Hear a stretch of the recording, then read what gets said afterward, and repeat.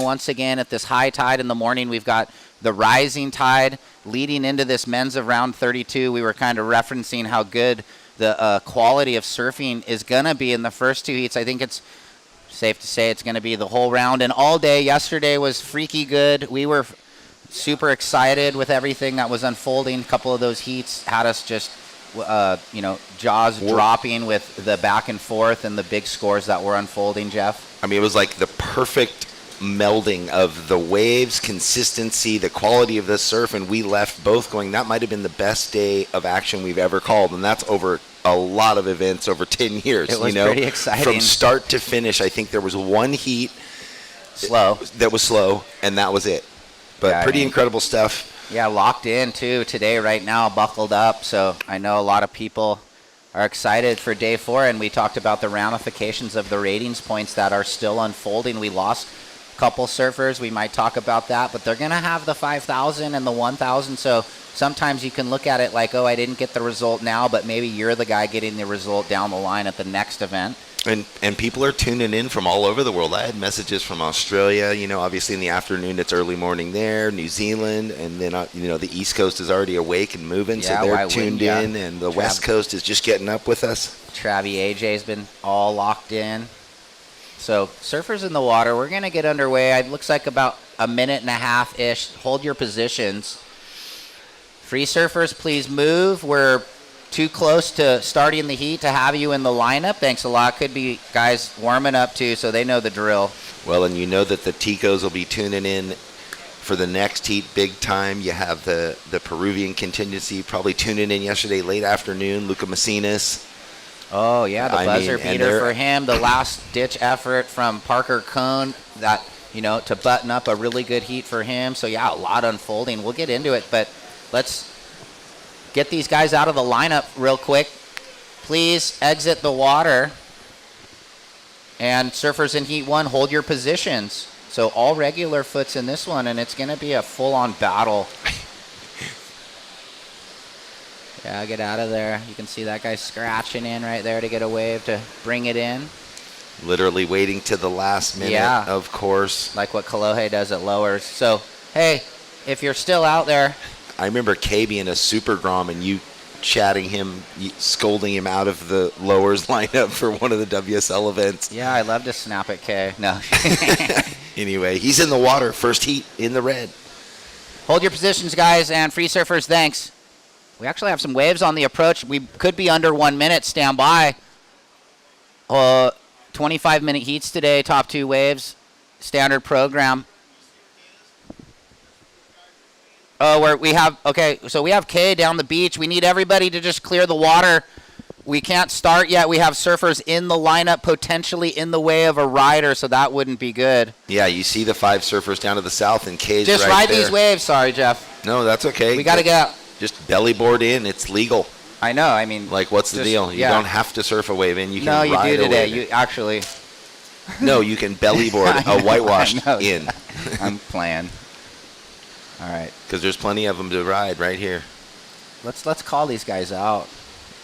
All right, hold your positions. We're getting ready to kick off day number 4 here. We got to clear the lineup. We had still 5 or 6 guys in the lineup, but I think maybe now people will get the picture, hopefully. So, yeah, they're duck diving, not bellying the other way. So hopefully they just start moving way south. I think we'll be good. Is that Kay there? Just left of the pole. Yeah. All right, sounds like we're ready, Jeff, so here we go. We're going to count in day 4. Slow Cal Open at Pismo Beach. Hold your positions. 9, 8, 7. So we're in the countdown here, and it's going to be a really good heat. 3, 2, and 1. Keiko Bayashi in the red, Kyan Yang in the blue, Taro Watanabe in the white, and James Swerkowski in the green. Check-in heat 2. It was raining last night. I didn't expect that, but then it passed over, and look at this beautiful day ahead of us with super fun waves. Love the making for incredible photos as we were talking about. The surf is pumping, that offshore breeze, lighter than it's been so far this week, but still that big flag right there in the central court behind us, right at the pier. It's kind of like when blowing offshore. When you wake up and you see the waves like this, you're just excited. I don't know, as surfers, I get that way, like, whoa, it's firing. Look at this thing. Tingling. Who's going to be in the zone? Looks like white from way back, Taro, but kind of where you want to be. Oh, that almost rhymed with his last name, Watanabe. Where you want to be, Watanabe. So, well, yeah, we got Kei Kobayashi electing to start further south like he did in a few of the heats so far. That's been his go-to mode, paddle out instead of assisted under the pier, just out through the beach break, down to the south end of the playing field. And here we go, Kei Kobayashi eyeing up that wave. It drifts under him. A quick wave for Taro. What a heat. Oh, my gosh. I mean, you got San Clemente. I got to get my rating Encinitas, Malibu. Jabe is... he's like Ventura. Ventura. So we've got the whole Ventura down covered in this Cali heat of regular foots.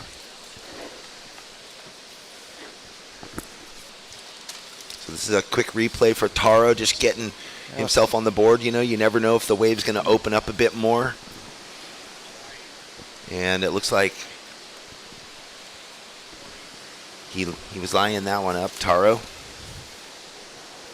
Yeah, Taro sitting in 6th with no 5th result right now, so looking to really put a good number on the board here in this QS 3000. So 4.67 for the opener of Watanabe. Well, you got to say, not a bad way to kick things off. The judges have been here since about 6:45, eyeing up the free surfs, getting a good look at like what's out there, you know, what's the potential on the worst waves and then the best waves to come through. Yeah. So under an average score, but still right when the clock started, and he's on the board. Yeah, he gets a first wave. Hunt around the lineup with everyone else in that low priority, since the other boys you can see there. 4th priority next to his white singlet color. So for me watching it so far this morning, you got the really mushy inside ones, and then there's those bombing outside ones that are so far out, like what we see in the webcam now coming.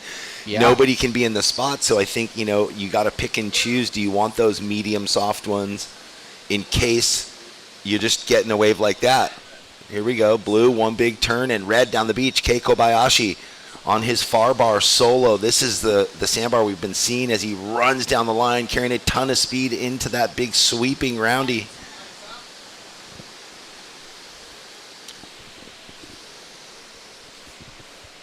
Taro out the back, Jeff. So Kei got the long runner, and then we transferred back to Taro.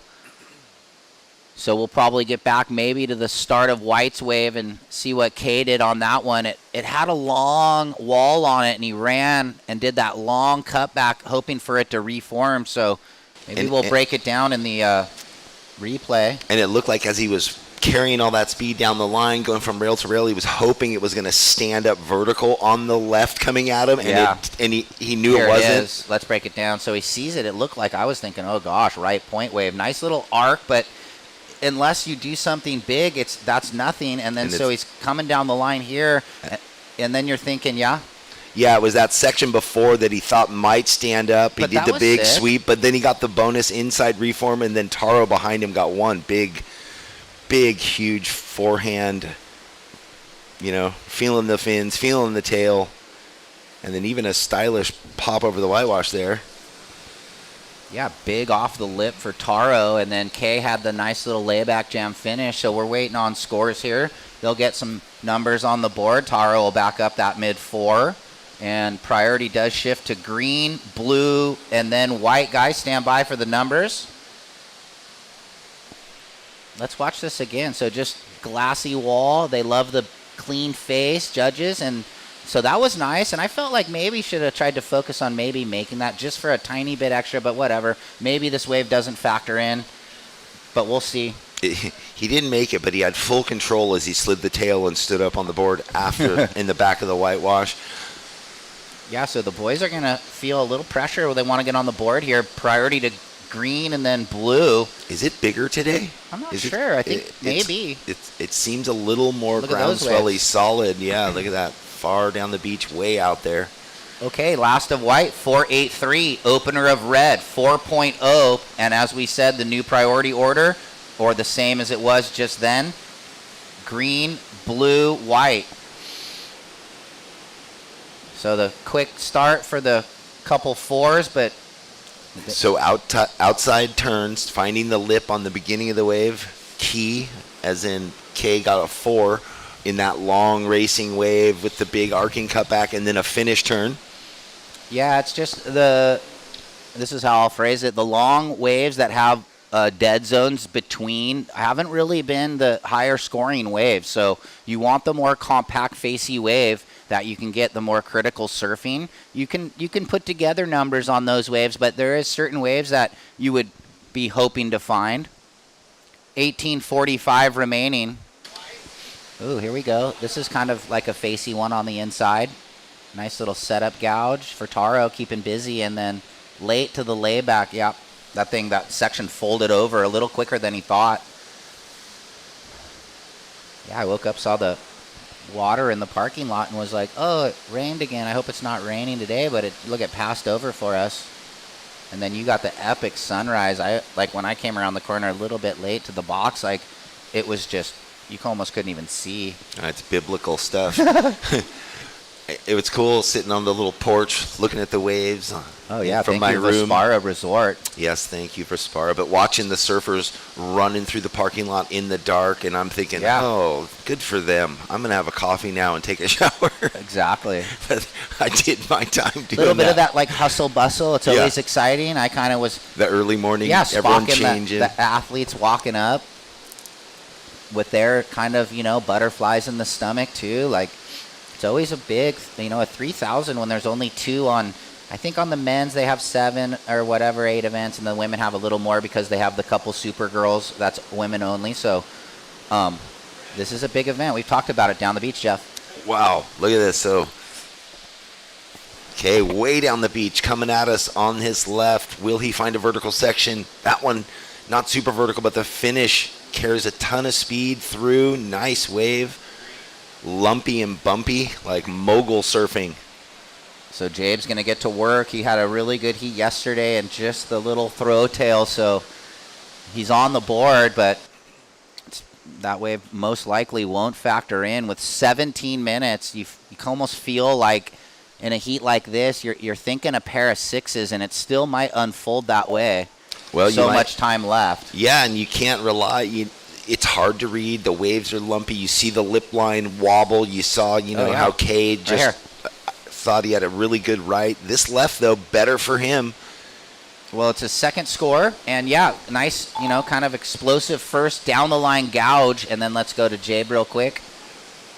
See exactly. He'll hop, but Loya bunny hop bottom turn. Here we go out the back. Oh boy, Keon, he waited for a while, and this is a beauty for him. Explosive. Does he come out of the foam? No. Oh. So tricky lips to read, it seems. We're carrying a lot of speed into a really mushy, soft top of the wave. You got to just be on perfect form and composure when you hit those sections because they're tricky.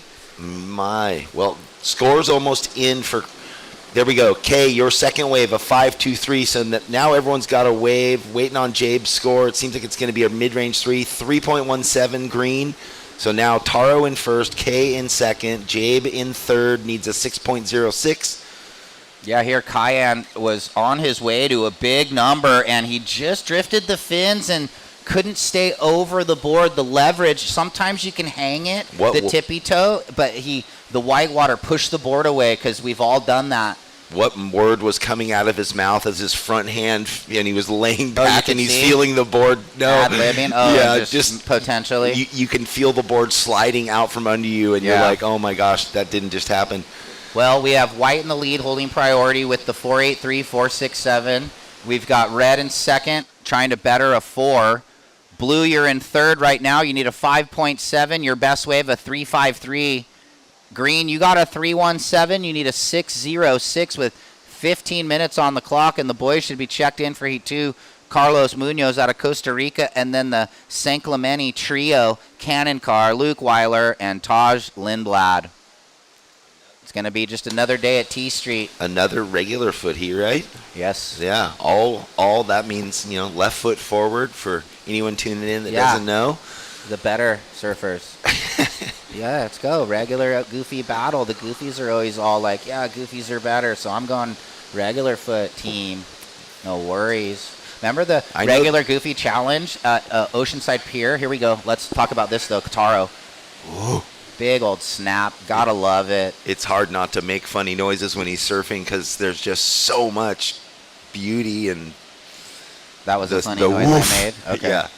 And okay. Whoa, big old lip line finish. Well, that was the easy finish. He could have easily pushed it, thrown the tail, gone for that layback extension. He's like, no, I'm riding through, conservative finish, smart. Well, yeah, and he's creative and spontaneous. That's kind of like Taro's forte, where he's always going to give you kind of a different look at a finish. Sometimes he gets locked into that huge Taro layback thing that's absolutely psycho, and we trip out on how gnarly it is. But look at this thing. Here we go. Just another day at Topanga. Nice big first turn. Gouges down. He looks like he's on form right now. I think he might be riding his Pisalian, but I don't. It's like the little bit wider Pisel model. Nolan rides it, and he goes fast in small waves. So you can see right there the flow that board has, Jeff. Yeah, I mean, he's been on those boards for 5 years now, 4 years, the something Pisels. like that. Yeah, and doing just amazing surfing. There's 7.17 Taro. White gets a 7.17, so out into the lead. K in second. Keon, nothing's changed. You need a 5.7, and Jabe with priority, you need a 6.06. Ooh, there's a couple like. Well, you think that, Taro fell on those first two waves, didn't finish them, so left meat on the bones, and he's finally like, okay, here's the score I could have gotten on those. Yeah. well, there was so much time that I was like, oh, he'll probably better. Look at this thing, though. Stacking up, you can see. No guarantees. Jabe, he's looking at a right point wave. So here we go, coming around the corner. Nice down the line gouge. And up and over, and he's a little late. You can see it. The board fell out of the sky, dropped out, and he just couldn't keep his feet connected. So good attempt, though. And the tail went out down the line just a little bit more than he expected, and that made it so tough in the landing.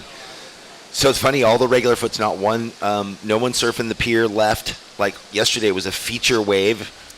Major part of yesterday, but here we are settled into today, and it's mostly all rights except for the far one that Kay got, and now Kay sitting with everybody over here more by the pier. 11 or 12 minutes left, surfers. Taro out in the lead with a 4.83 and a 7.17. Kei Kobayashi with a 4 and a 5.23. Priority is with red. Second priority with blue. Keon, your last wave, a 3.53, and you need a 5.7. Waiting on that. Wait, did Kay just... Well, it might just be sometimes it does that. He didn't ride a wave, right? No, that's just up in there in blue. So let's see who's down the line. We've got those first two heats. We talked about it. Heat 3, look at this one. Levi Slawson, Michael Dunphy, Jacob Zake. Time check, 11 minutes, surfers, 11 minutes. Yep, priority red, blue, white. So back to that Heat 3, Levi Slawson, Michael Dunphy, Jacob Zake, and Jake Davis. And then in Heat 4... Regulars, all regulars again. Okay, White. Taro, your last wave went 7.17. You're backing it up with a 4.83. Red is in second. He needs a 6.8 to go to the lead. Green, you're third. You need a 6.06. Your best wave, a 3.17. And blue, you need a 5.7. Your best wave, a 3.53 with 10.5 remaining, guys. There you go. Break it down. They were out the back. Sometimes you don't hear it. We know that. Heat 4, Blair Barton, Kai Kushner, Goofy, Lucas Ostin, and Kalohe and Dino. So, wow, Heat 5, Grayson, Grant Wheeler, Hasberg, Philip Chagas, and Owen Moss. I almost said Moss Owen because it's backwards on the draw board. Dimitri Poyos, Sam Reedy, Josh Burke, and John Mell in Heat 6. Rex Hennings, Tal Rodriguez, Corey Arambidi, and Luca Messinas in Heat 7. And hold on, we might have a wave. I think it's too far out. Smells like good Brecky, homestyle kind. And then Heat 8, Rylan Rubens, Ryan Huckabee, Alan Cleland, and Parker Cohn. So Rylan, the lone Goofy with lots of regulars. And then we've got the ladies, round of 32. We'll talk about the incredible women's side of the draw that heating up. We got my rating sheet. We're going to talk about the top 5. I saw a cool post from Ella McCaffrey. I think it was yesterday, paddling out. Maybe someone shot it from up here, paddling out in the dark, and it just, back at it. Yeah, she's the defending champ. Or no, just that she was, just on it, just back at it. She won up in Morro Bay though. Yeah, after 3 semifinal finishes, she or 3 runner-ups. She finally got it. Here we go. 2 surfers up. Is this Taro? Oh no, this is Jabe down the beach. He had the lower priority. Taro had the higher priority. Whoa. Coming at him. There Drifts the fins. We got to get to the recap because my eyes were going back and forth there, Simo. So White using his higher priority in that situation. Jabe had to acquiesce and cut out. Taro looking to get rid of the 4.83 and extend his lead. Priority with red.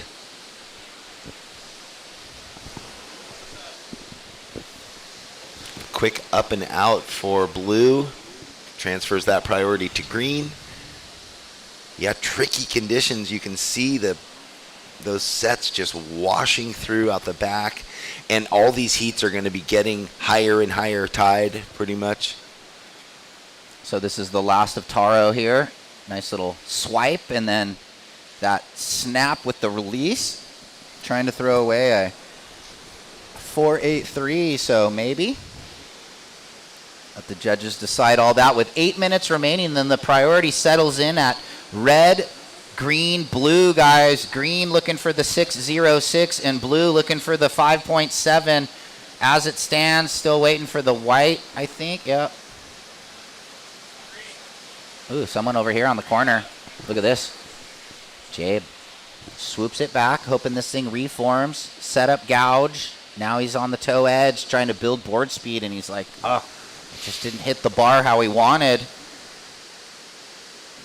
That sandbar, that right, seems to really define itself once the tide draws out and it bends in.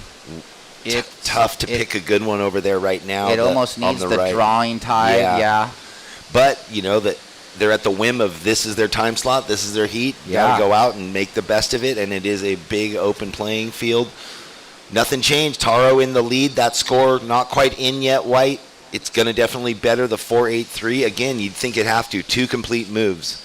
All right, here we go. Cayenne's going to go on the backhand. Quick slash, and his wave going a bit through the dead zone, but he's going to stay active and try and pin it at the end bit, and he does with a nice turn in the lip line snap to glide out. So he might get his best standby.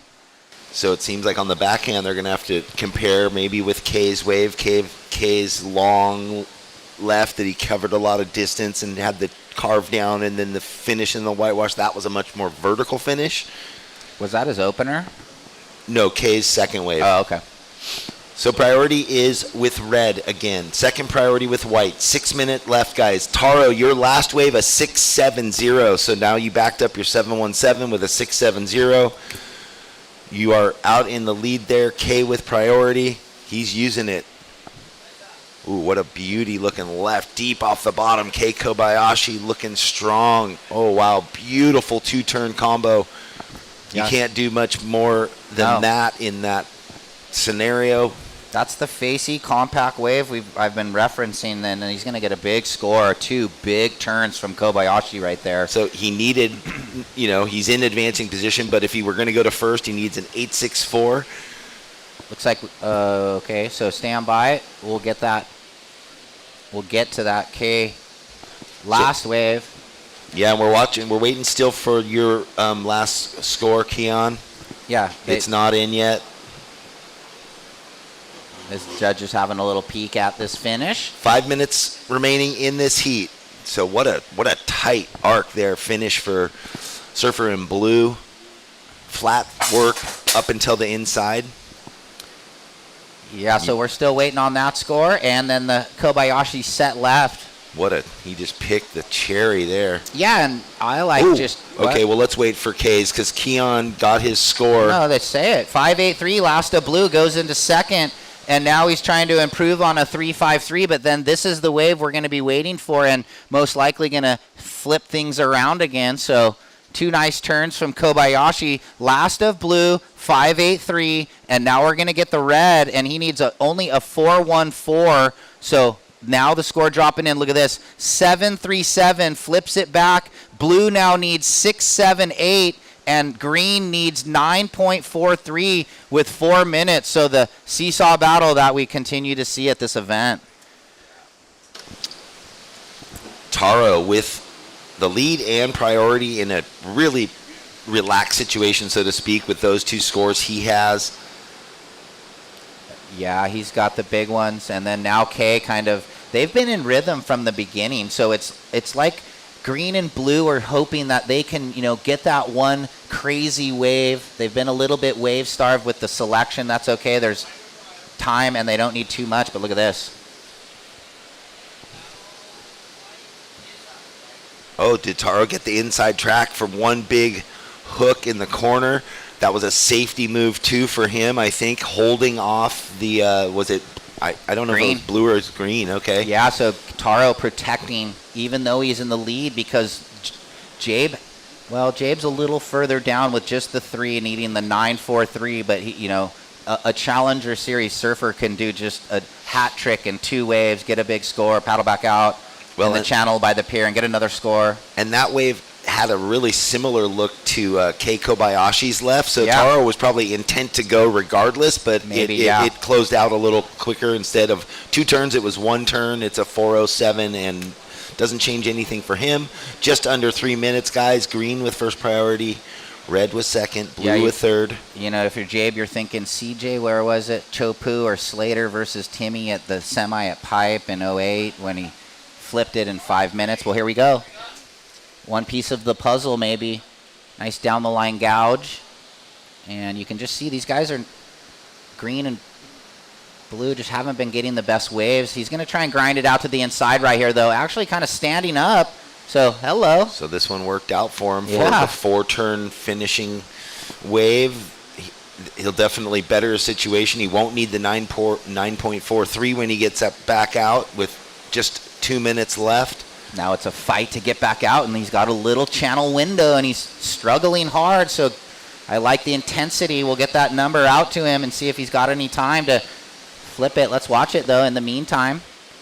Ooh, down the line snap. He's the point surfer, so he's just like, this is the routine. Floats it there. That's all you could do. He's going to shake off the little water droplets in the eyeball and then goes, snap. That was sick, and then click. Okay, so the last 2 were pretty gnarly, down the line small wave, but and you can already see the boys out the back like moving. It's a 4.7, and now he needs a 7.9, so that's a good job, and he needs like an excellent range score, 7.9 green.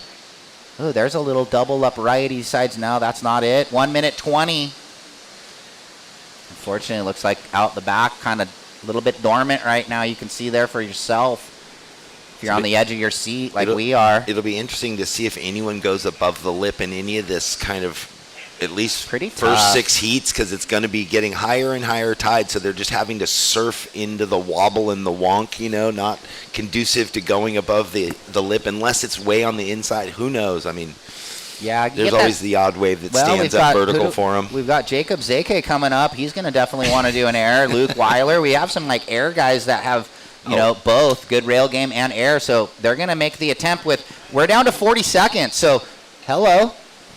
Wow, Kay in a great place there with priority in the red. He's definitely going to use that priority. Yeah, he's over here with blue and white, and then green kind of left alone out the back. Just a little bit of the story unfolding as we're still watching red right here. Ooh, up and under. Now go forehand. Hammer time, and then Jabe get an opportunity. Doesn't those waves just feel so good free surfing? That was a super nice wave for Kay to come in on. We're down to 10 seconds, surfers. Yeah, looking to better the 5-2-3. That wave matters, and he's finishing on the inside. 4, 3, 2, 1, and nobody can get it.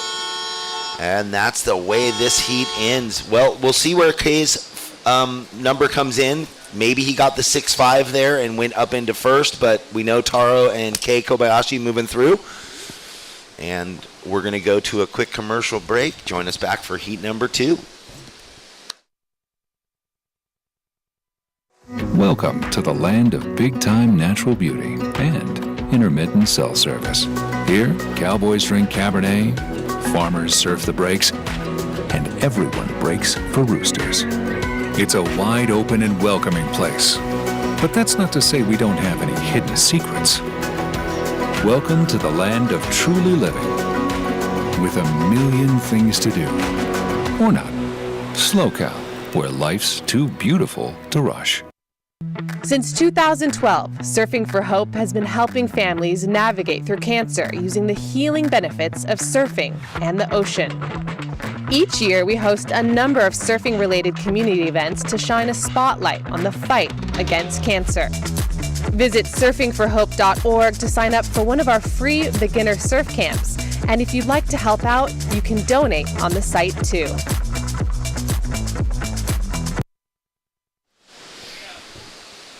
Welcome back, everybody, online. Thanks for joining us here at the SLO Open, Pismo Beach, the QS3000 right now on screen. That is Taj Lindblad from San Clemente.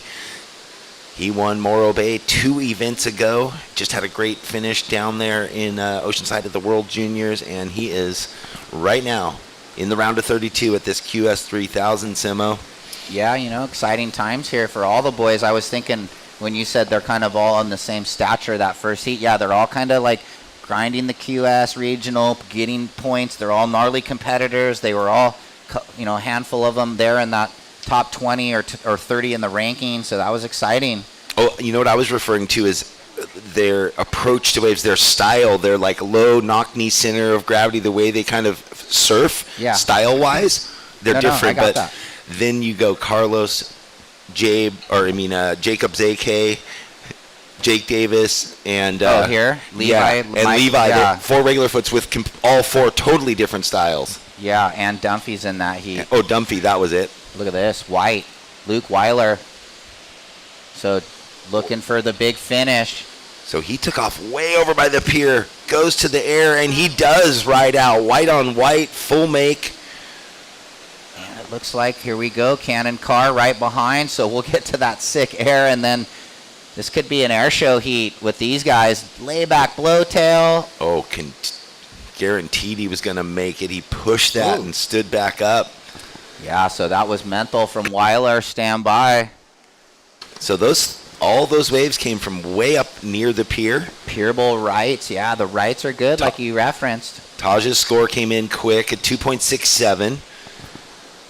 So Carlos with first priority and Taj back out in the lineup with second priority. Scores coming in for our surfer in white and blue. Let's go replay Cannon, Grom. Here we go. He did well because he had to just sticky face, and then there, the layback drift. Pretty sick. I like it. For a single. Little throw tail on the whitewater to the fall off. And then, okay, well, let's rewind it back. This thing was mental. Up and over for Weiler.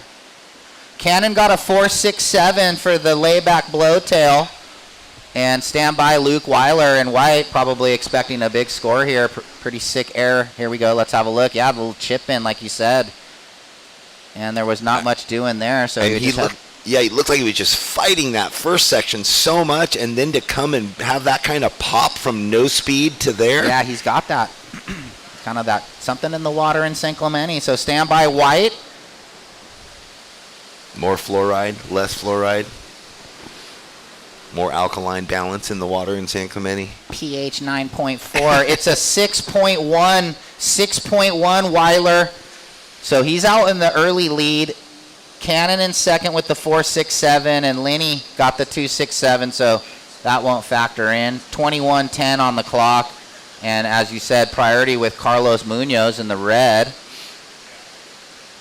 So a healthy score, dynamic surfing, just nothing to lead up to it, like an ultra sticky, goopy wave leading into that air. Yeah, mental air gets into the good range. They have to leave the door open in case he goes big carve, and that air. That's what I mean. Yeah. Yeah, so I think it's gotten reined in a little bit where they don't, someone does a crazy air and they're not just going 8.5. It's because you want to leave room. These guys are so good. That was so mental, but they'll keep it to scale, right? So we know it. Yeah, 20 minutes, 25 remaining. And that's it. Exactly. We're identifying they have to leave room for the first big turn. There was just a lot of dead time too. Yeah, right? that's like what, pump, and then mental air. So you can look at it like I'm stoked I got a 6 out of that. Here we go, green. Just working this slopey slow, and he's gonna get to this inside and try and light it up. Oh, there's that big swoop. It's almost becoming his patented Oh, two-turn make combo. it. Come on out. Oh, he does. there There you we go. Taj Lindblad disappears but rides through. Little hang. All right, well, we love it. We'll throw down in a minute to I guess. take it away with Taro, our last heat winner. Good morning. Congratulations on that heat win. Thank you so much. How are you feeling? You got a big grin? Yeah, I'm happy. Any heat I make, I'm really happy. And the waves are tricky out there, but yeah, I found 2 good waves, and I'm just happy to make both the waves and to make it through. Absolutely. And now you're a step closer to the Challenger Series. How does that feel? Yeah, it feels good, but there's still so many heats to go, and still this event in Barbados and also Dominican, and there's just still a lot of events to go. So I'm not going to be too happy, but it's always really good to make heats. Absolutely. You won Morro Bay 3 years ago, the first year we had that competition. If you won Pismo and Morro, how would that make you feel? Feel amazing. I love winning, and it's really hard to do with all the great surfers we have. And I'm happy to be in the round of 16. Well, congratulations, and we'll see you later. Thank you. Back to you right. guys. Thank you. Great job there, Taro. Good win. Heavy heat, yeah. So we had a few waves ridden in between. Taj Lindblad nailed a 6.33 on that right, where it looked like he might not ride out, and he did, of course. That 2-turn combo, the big arc sweep. Luke Weiler found a nice little left of one of the first ones we've seen towards the pier today. Maybe that's going to come more into play as the tide slowly rises. Yeah, nice little smooth 3-turn combo right there. A backup of a 3.57 and Cannon Carr on his opener. Well, we gave him his score, a 4.67, and red with priority. And then Cannon blows the tail, backhand reversal. So we're waiting on that second wave of blue. So Weiler, once again, you're back up, 3.57. You're in the lead with a 6.1 and a 3.57. Taj Lindblad on that right, 6.33. You're now trying to get rid of the 2.67. Cannon, your next wave is coming in. Backhand blowtail reverse. And scores look similar to your opener, actually. Might even rival it. 4.83. So it's white first, blue second. Green is third, needs a 3.17. And red yet to get going, but he's got the first priority, and there's 17 minutes, so all good.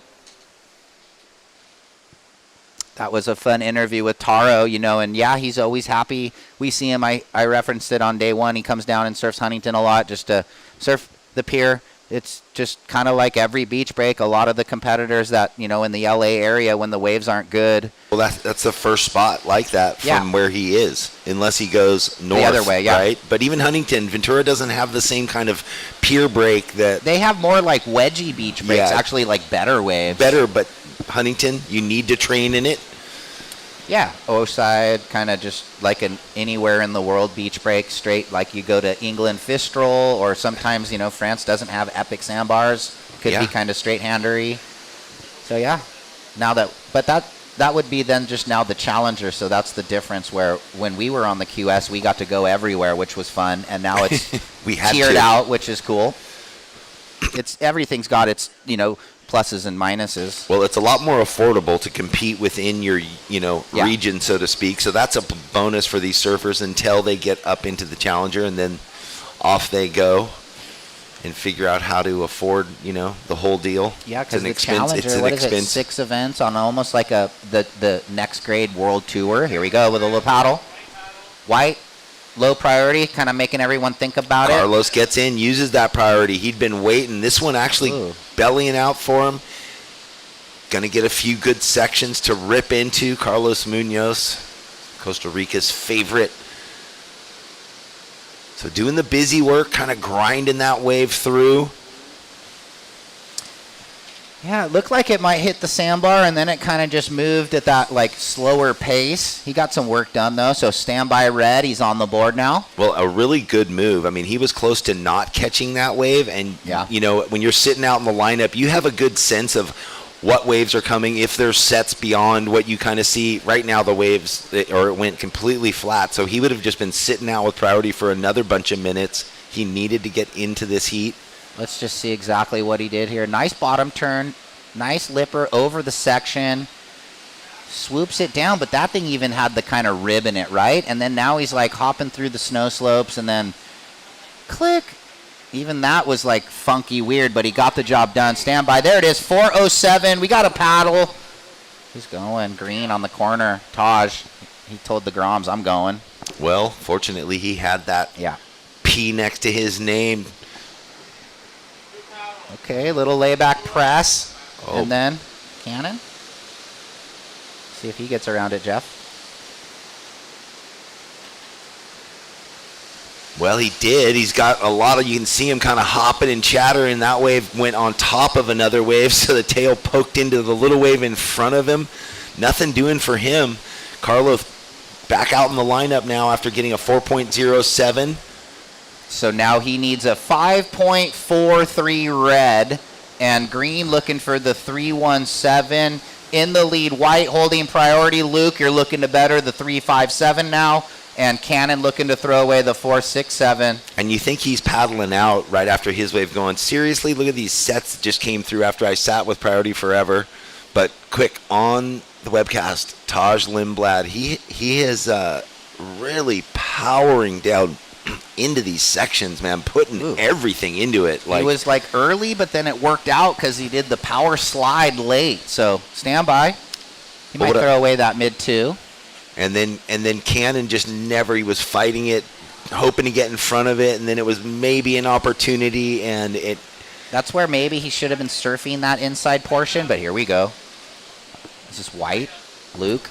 He's got a kind of a facey one. He's trying to set up the inside track. So here we go. Nice gouge. And nice lipper. It's not done yet. See what he's got on the inside. And he goes for the layback finner. Oh, and there we go. Yeah, he's going to call it complete with a little struggle, but he's definitely, going to throw away that backup wave. So stand by. Things are going to shuffle around again. 12 and a half minutes. That's halfway through. That's halfway through. So that wave, Luke looking to better his 3.5. Carlos, after he got his opener, is going to get back out there, need a bit more than a 5.61, I would feel. But yeah, things are going to change. Here we go. Let's break it down. Weiler knows he's got the 6. So here we go. He's going to go to the rail. That was clean. Had the blue wall up and through. So these waves, you have to pace them, though. You can see you can't get too excited. So I like the pace. Whoa, that was funky, just the way the board got kind of sucked from under his legs, but he was able to hang on. And just, the judges want you to ride out very, clean and commanding of what's going on. That one you saw him kind of poke the butt down, jump back up, hop. It's still pet the kitty. 4.8. And I think that's why, it wasn't just a ride out finish.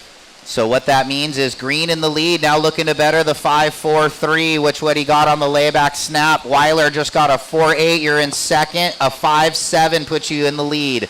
Blue, you're in third. Cannon, you need a 6.08. And Carlos holding priority 1, you need a 6.83 with 11:15 remaining. That was a lot of activity in the first half of that heat, so this is exciting. Everybody get that? Thank you. Yeah, looks like we're good. Carlos with that priority knows what he has to get done with 11 minutes. I guess what I was saying, too, after Carlos got his opener, he kind of had to utilize his priority at that point in the heat. He couldn't wait, but then he gets the waves. I was thinking paddling the same back thing. out. Those sets come, but nothing really changed much. Like Cannon's wave didn't do much, so, Yeah, you could say, he dodged a little bit there, but... Well, yeah, no one in Cannon and Luke didn't run away with a 7 out of that set that came right after he used his priority. So down to 10.5 coming up next. Levi, Mike, Dumphy, Jacob Zake, and Jake Davis. And that's Levi Slawson in the red singlet. Little break there, but now some waves are kind of stacking. Priority red, blue, so the guys that need scores, and it looks like Carlos is committed. Oh boy, what a funky wave to look at. Yeah, he thought maybe behind the peak, get that driving bottom turned into something good, but it doesn't. So Priority no longer with red, and 10 minutes left. It goes to blue. That wave will be a 1, throwaway, nothing. Carlos having to reset. Ooh, look at this thing. Is this thing going to have So any here we roll? go. He snuck away onto the inside. So now he just switched, out of that priority mode into I'm in a free surf mode. Okay. Carlos Munoz.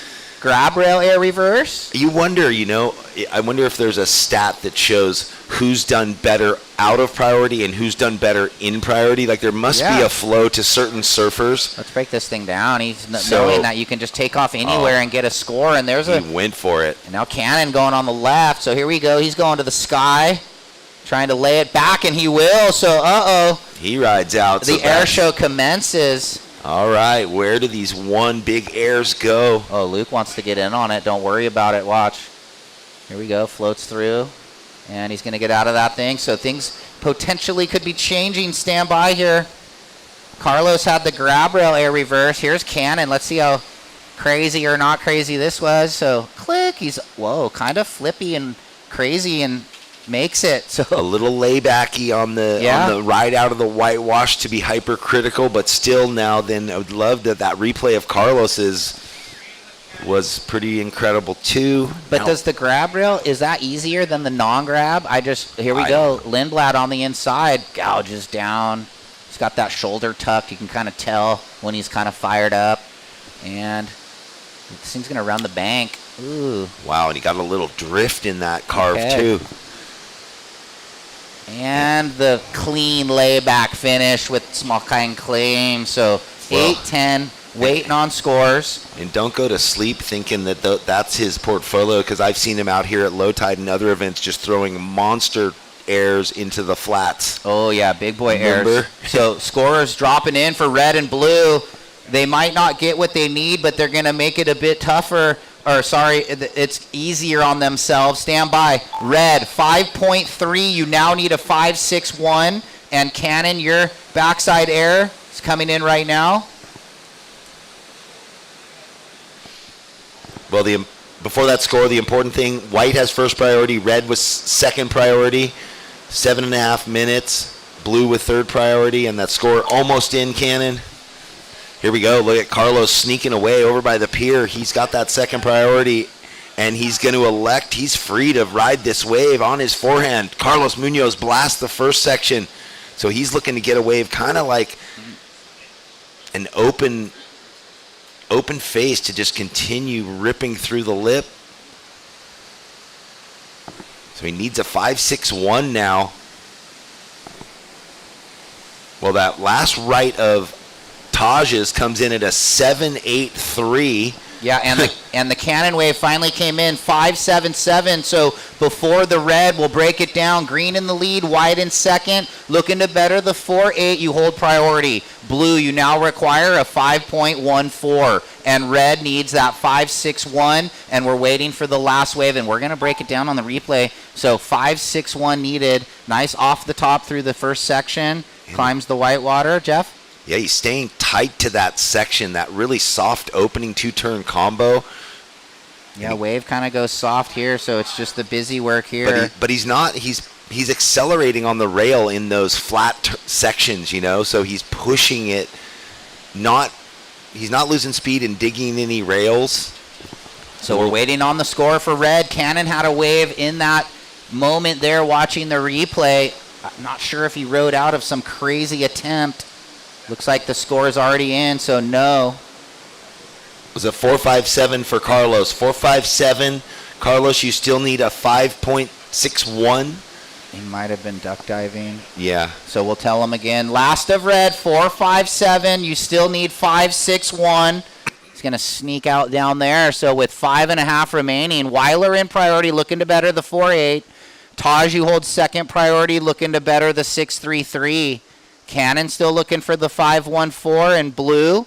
And Carlos, if you can hear me down there, you now need a 5.61. So This heat's far from over, Jeff. Oh, it's so far from over. And as the tide rises and, the surfers are paddling back out, that far bar, there's those inside ones that sort of stand up, offer some potential maybe.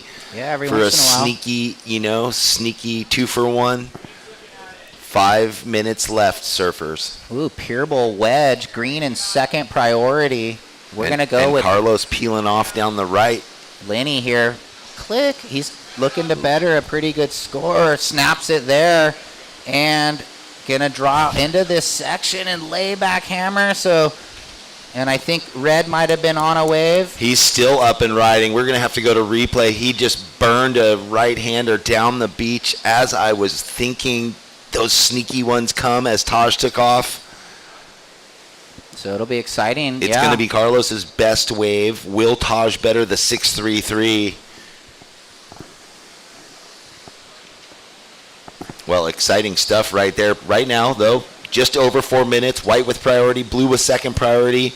Drum roll on where this score goes for Taj and for Carlos. I don't know if they got it on the camera for the replay. Oh, they got a couple angles. Oh, they're looking it up. Okay. No, they got it. They got camera angles down the beach. So that's right. I saw the big boom. Here we go. We're going to go with green.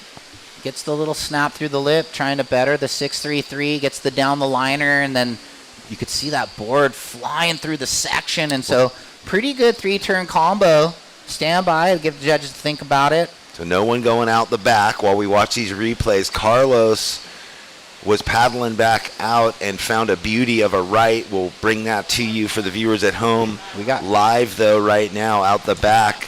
Luke Weiler, he needs a 5.14 at this point. Coming around it deep. Oh, tough sections to time. That whitewash kind of slapping him. But he's just going to continue with it. The inside's starting to hang. Whoa, he does ride out there. So we saw that earlier, the score that Lee got, finishing with an air, but nothing before it. So priority shifts to blue, and he needs a 5.14, and if anything changes, we'll let you know. Just under 3 minutes. Still waiting on that score for red. This is the wave, I guess, over here. So Carlos gouges it. Yeah, he got a really beauty. Nice down the line snap. Hits that white water. And he got the bonus. He got around the section. Oh, went behind the sign right there. But he did get one more big blowtail, like really explosive, similar to the first turn. Okay, stand by. But in the finishing section, this wave turns it. Carlos gets a 6.57, goes into second.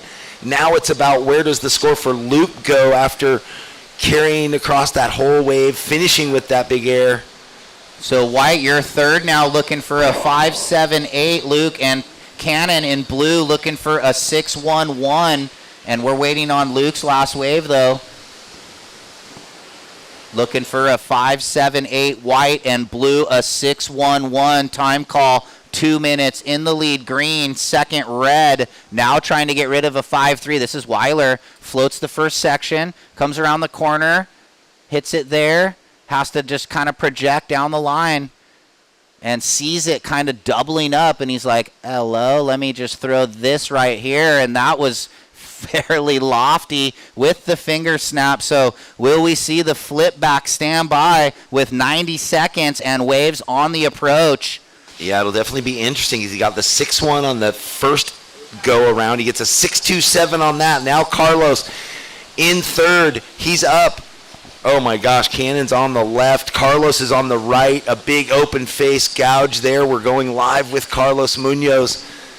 Needs a 5.8. This thing lining down the sandbar for him. Another big wrap. Does he make it to the inside? Oh, it fades on him. Critical moment in the wave. And Weiler with a minute behind him might have found a runner. Gouges down, and he's out of it. And so stand by. So after Weiler flipped it back on Carlos with the 6.27, Red now needs a 5.8, and blue, you need a 6.6 with 40 seconds. It's not over as waves are still approaching. Crazy heat. We've seen it change hands 2 or 3 times in the last 6 minutes. Let's go back to the replay of Cannon. Blows the tail. I don't think any of those waves are going to factor in, but here we go.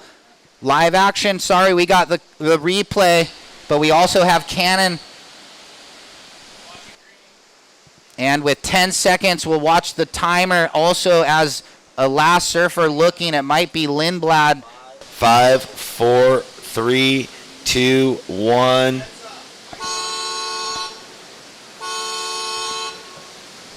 All right, well, we might have even had white or red down the line. So next heat, we know we're going on hold. Well, he got 2 turns off. He did seem to get up before the horn. We're going to maybe even have a couple replays. Let's watch Cannon's last-ditch effort. That wave, nice fin drift there for him on his backhand, and then the wave backwash and pier bump. Almost did the Archie layback barrel attempt. He could have maybe fitted it in. And here's Lenny's on his last one. He's going to feel maybe safe, as I don't think there was 2 gnarly waves ridden in the end of the heat. So, yeah, there's that backhand you referenced earlier. That wave won't factor in, and then we're going to throw to the commercial break and be back.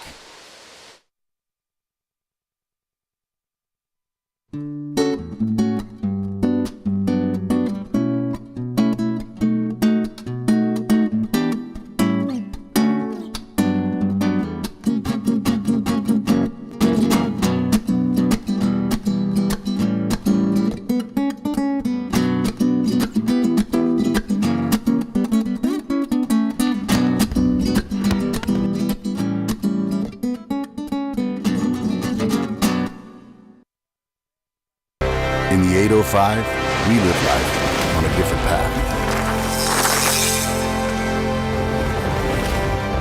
Where medals aren't given, they're earned. Where stories aren't written, they're lived. And legends aren't born, they're made. It's not just what you do, it's who you do it with. This is 805 Beer. Hey, welcome back, everybody. Day 4 here. It's the middle of the event. 3 days down, 3 days to go, and the waves are super fun. We just saw the finish crazy to that last one. Taj Lindblad hanging on, and Luke Weiler. So, Taj, you'll be on the glass and in the water now. Let's set the stage. Baldy, Levi, Dumphy, ZK, and Big Jake Davis. So, another good heat just rolling through. Yeah. The ratings leader, we've got Dumphy, who has just second and veteran, been on and off the Challenger Series. Levi went on there and off. ZK with the antics yesterday that have gone viral. The board switch. That gone viral around the world. Pretty funny. I saw a few places picked it up. Jake Davis, St. Clemente riding those beautiful Proctors. Bigger surfer, tall, strong. Here he is. Here he is. So it looks like he's going with the clear board, not the mint green and blue one from yesterday. Oh, he rode a different shorty? Yeah. Here we go with red. Levi. He's been all on fire, huh? Well, we've talked about his consistency in the beginnings of heats, and building from solid scores all the way through. He is determined to make this across to the inside. He will finish, ladies and gentlemen. And he's going to get maybe the bonus chip on the backhand. Big vertical finish there. Redirect to the redirect. Nice hook. Jakey boy. Oh. Yeah, Jake Davis had that back injury and was out for, I think, 3 or 4 years. And so, that is a long time to be out for. Definitely for someone, that was on our junior world teams and, 16, 17 and, just a really bright future. But it's okay. The future's still bright. We're back. Here we go. It's still bright. Well, Levi opened with a really beautiful first turn and then that arc and kept himself in it. Did a lot of work to get across this flat, soupy, snowy face. And then this was where the wave looked tragic, but he got there somehow, got that, and then it reformed on this bubble for him. He's like, hey, hello. Why not? Oh, yeah. So nothing doing for the opening two. All right, stand by for the opener of white and green, and then the second of white, couple little snaps on the backhand, and then Levi got that opener. So priority shifts into blue's hands. Last of white, 2-6-7. Opener of red, the grind, 4-1-7. Such a grind. I mean, he's stoked he got that finishing reform on the inside for the backhand jam because that was the only thing that felt good. But, the first turn. Bookends there for Levi. Now it's Dunphy with priority. Yeah, it was fun. The boys, after the comp ended, it was just oil glass, low tide, the rights, and there was still good lefts, and it was fun. I saw Cayenne Yang and Ellie Temperi and Brother and Dunphy, and they were all out there, and handful of the girls competitors. They were all out there ripping, trying to figure out the lineup. So did you go out on the pier? No, I was just watching. I walked out on the beach. The tide was about almost at the end of the pier. Oh, you went way out. Gotcha. Yeah, I just walked out on the sand and watched everyone free surf for a little while. When I was trying to get you to go golf, you were in coach mode. No, just watching. I'm not coaching anybody. I know. I just meant. Yeah, I can't turn off the surf brain. Yeah, I guess You're I'm like, always in that I have mode. to walk out and be closer, see what's going on. It was nice. I got some pictures. I'm a photographer yesterday afternoon and got some beautiful sand and sky view pictures. Feed the soul, right? Ooh, White in the corner. Who's White? Ooh. Jacob's AK. La Jolla's finest. Yep, on that. Rusty that he trusts so much. His Caio belly model, will he go above the lip? He does, and he rides out. Well, he rides backwards and can't spin out. Got so much weight on the nose of the board, he couldn't engage the fins to spin. Yeah, it was odd. Usually the make ratio's fairly high, almost never falls on those. So we'll see. He's got a jersey on in a different arena that he's been a competitor over the years, but not as much like the other guys that are fully committed. Ooh, double upright maybe. Hello. Well, he wants to be committed. He talked about it in the first day of the event. Here we go. Jake Davis. And Zeke. That's what I was saying. He picked a little inside under. Oh. Yeah. I looked out the back and he got one under me. Oh, there we go. So couple turns, the little blowtail reverse and the finish. And so we're going to throw down to Kelly and Taj. Take it away. Thanks, guys. Yes, I'm here with Taj. Congratulations on that heat win. Thank you. You warm? A lot of work out there? Yeah, too warm. I was overheating. All right. So I have to ask you, what would it mean to you to join your buddy Jet on the Challenger Series? Oh, yeah, it'd be epic. Give him a travel buddy. I don't want him to do it by himself. Travel buddy. Okay, so a couple years ago when you won Morro Bay, you came down the beach on the horses. You have anything up your sleeve for Pismo Beach? Oh, I don't know if they let that here. It would be hard to get a horse up the steps. We'll have to wait and see. Yep, I guess so. All right, well, congratulations to you, and we'll see you later. Thank you. Back to you guys. Thank you, Kelly, and good job, Taj. Yeah, we'd love to see him and Jet Jet's out there. Good luck, Jet, on the Challenger Series. We love ya. Just World Junior Champion. Last of White, 3-4-3, the inside under, the grind.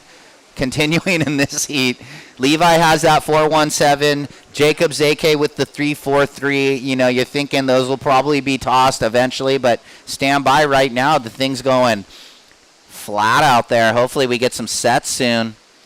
Priority order is up. Blue, red, green. Good morning to Lisa Dunphy and Glenn Davis and Levi's parents. Not sure if they're here, but they're always tuned in. Here's a wave. Nope, boys are going to let it slide through with 17:30.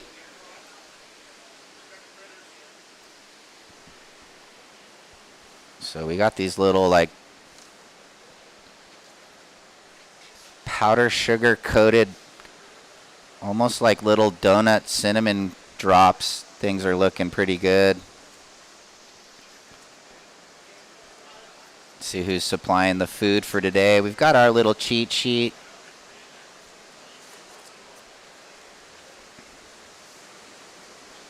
Sunset's on the pier. Located 50 yards from the Judges Tower on the Pismo Pier. Casual pier dining with delicious comfort food and epic views of the ocean. Third year they've been...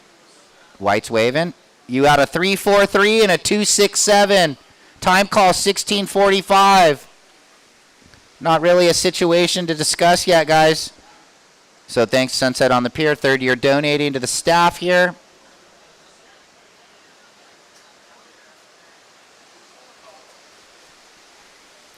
So for those of you out there on the pier, good morning. Welcome out. Thanks for watching the show. And then everyone tuned into the broadcast.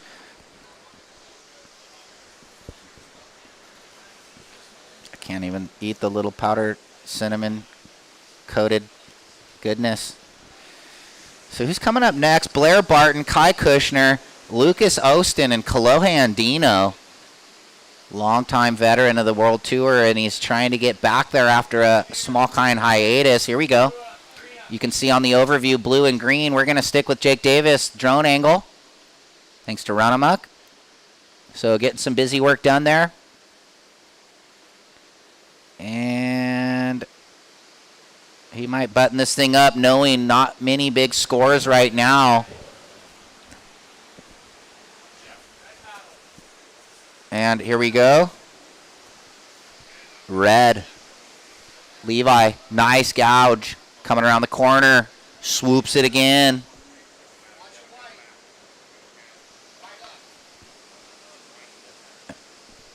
And we got Levi finishing, but then Jacob Zake gouging to the lipper, and then cracks the lip, and oh no, looks like the back foot slipped out from under him. He was on his way to a bit of a score there. So stand by. We might see some better numbers. Those last few exchanges.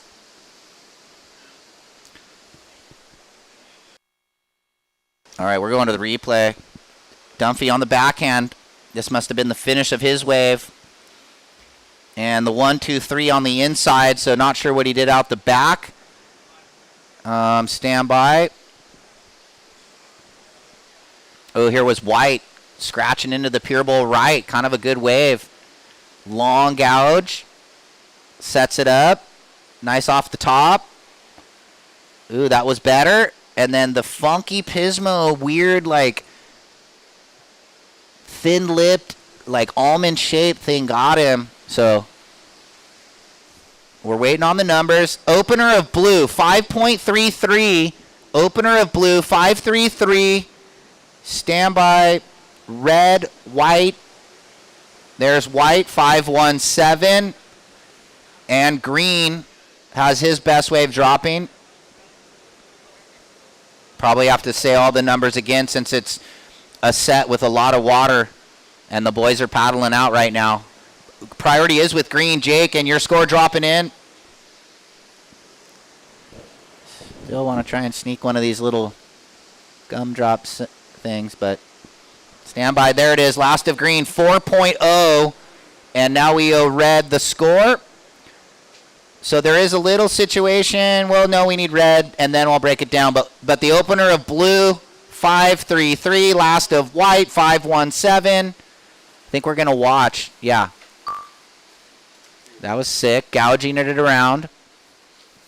Oh, so two nice cutbacks. And he's got that replay.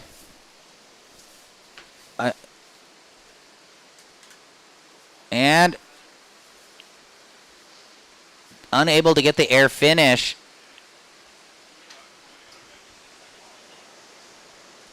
Scores are in for red, 5.43. So we got to ride her up, and then I'll break it down. It's blue. Priority change. It's white, red. So the situation is red in the lead. White in second. Blue your third. You need a 3-2-7. We've got paddlers, though, and riders. We're going with red. So Levi with the late hit. And then we're transferring over to Zeke here. So a lot unfolding.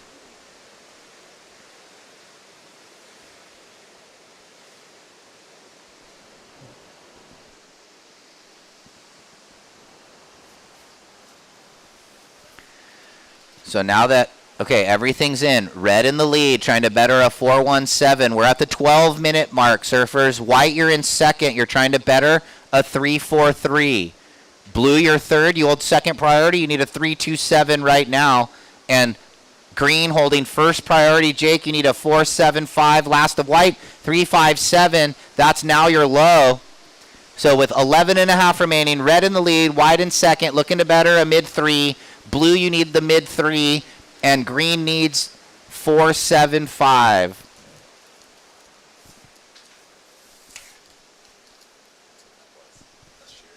Yeah, I've been talking about it. Little gumdrops of cinnamon sugar. I can't even get one in my mouth. The fire, it's just been action after action. But we're going to throw one in here and do what Mom says. Don't eat or talk with your mouth full. We're over it. No, just kidding. Iron Wolf, huh? Yep, thank you to Iron Wolf. They're stationed right down there on the pier, so if you need a nice warm cup of Java or espresso cappuccino, they're killing it down there for us. Thank you to Iron Wolf. And yeah, fireworks out in the water. ZK in second, Levi in the lead, a fractional lead. It is a close heat, right, with Dumphy needing just the 3-4-1. Oh, it's and a Jake grinder. The 4-7-5. It is one of those grinders. Maybe that tide affecting it a bit. And here we go. Jacob ZK. He's not going to stay dormant. He's going to keep surfing. Goes above the lip, lands it with ease. Will that replace the 3-5-7? He doesn't need much to take the lead to go from second. It's funny, I got a little Instagram message when those were delivered, best cinnamon rolls in town, and I didn't know what it meant. Now I know. Jake Davis, green on green. This is a beautiful wave. There's that power from the forehand surfing of Jake Davis. No back injury affecting him on that one. Wow, big boy found big wave, so stand by, 9:45. That's going to be nice. That third turn, he pinned it and just threw tons of water. Let's break it down. Here you go, Glenn. Here you go, off the bottom, through the lip, sets it up, snaps it there, Christmas tree fan, and then watch this. Wolf, even bigger fan. So, okay, 2 and 3 solid, 1 and 4, cleaning it up. So we needed a 5-6. While I was getting our coffees, where does that go? Kind of against maybe. Was Levi's 5-4-3 a right also? Wow, I don't remember, but last of white, 5-6-7. That's it. No, white, 5-6-7. ZK on the air on the inside. Red, you're in second, trying to better the 4-1-7. Still waiting for the green wave. He needed a 5.6 standby. We've got surfers looking. Blue with priority, and it looks like Michael Dumphy going to roll into this one. Well, things definitely coming together out there with the tide rising. That wave doesn't work out much for Michael Dumphy, unfortunately. He wasn't going to make it across the section to find something good on the inside. Jake Davis got the better of those rights outside. Big score coming in for our surfer in green. This is going to put some serious pressure on Levi now. Levi with priority needs a 5.42. Jake, you got a 7.5. You went into first. Jacob ZK in second. Levi needs a 5.41 with priority, and Dumphy needs a 5.52. So a tenth of a point separating third and fourth in this heat to go into second. Yeah, sets stacking at 8 minutes. Dumphy, you need a 5.52, and Levi with priority looking for a mid-5 also, a 5.42, guys. Big set closing out outside of all of them. That Proctor under Jake Davis's foot, that epoxy looking sweet for him. Getting a lot of projection off the top of the wave, carrying speed really well. What do we got? We got Levi with the sharp eye, Dumphy with the sea eyes. Oh, he's on a Mayhem, I think. Oh, he's on a Mayhem. Yeah. Oh, that's right. I saw that yesterday in the interview. That's right. He's on a Mayhem. That lost for a while. That's right. I know it was CI for a long time. Yeah. My bad. And then ZK on the Rusty, Jake on the Proctor. Yeah, so once again, green in the lead, looking to better the 4. White in second, looking to better the 5.17. Red in third, looking for a 5.42.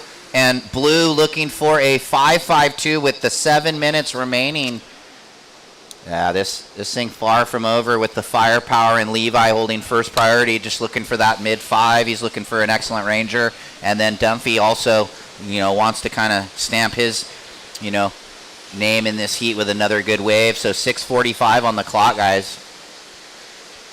Well, this is when they dig deep, they focus, take those few, calming breaths, settle in, erase the beginning of the heat and just settle into this moment. Stay present. Definitely. Right now, big point jump from this round into the next by it doubles basically. So quite a lot. You make the quarters and you're almost in the same point range as winning a 1,000. Yeah. Way down the beach. Green had a little look at that, like left. It's Phantom Mirage or it's Dream. So that one was Phantom Mirage, and he saw that. Well, good morning, everyone. Thanks for joining us down on the pier here. A beautiful day in the Central Coast at Pismo for this QS3000. Ain't it? Round of 32. And thank you to Visit SLO, our title sponsor, and Surfing for Hope Foundation.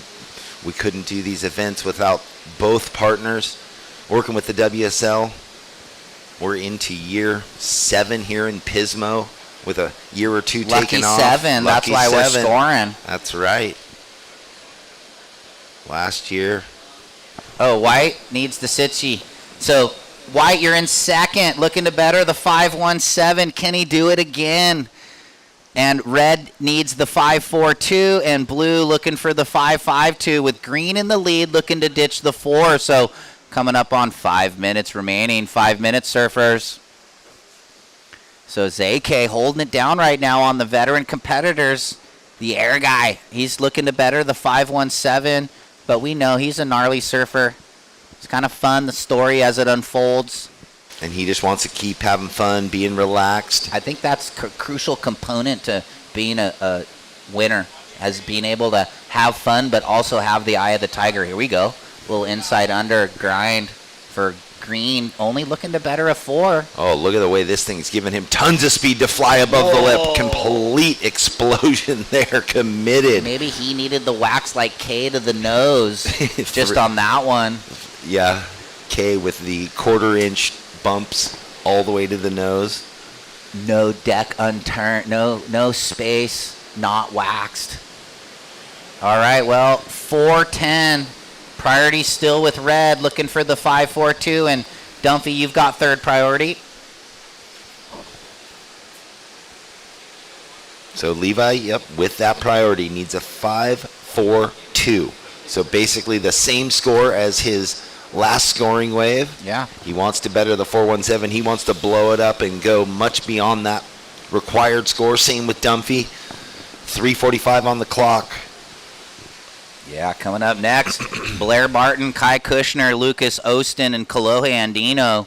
So just another one. Oh, it's my first little donut bite since I've been up here. You should have heard me just harping on the thing. I finally snuck 2 in. T-Dog. I haven't been up to the famous Pismo, the Surfside Donuts yet. That was my routine all those other years. Where you been? You've been sleeping. I've just been coming down here because Iron Wolf is supplying the juice. I know. No need to get a coffee before. We're on cup 2. Time call, 3 minutes. Good morning. Welcome out to everybody tuned into the broadcast. And everybody out on the pier. I see a lot of my crew. Wallace out there. What's up? Dad always wins. Groms, come on. Don't even ask the question.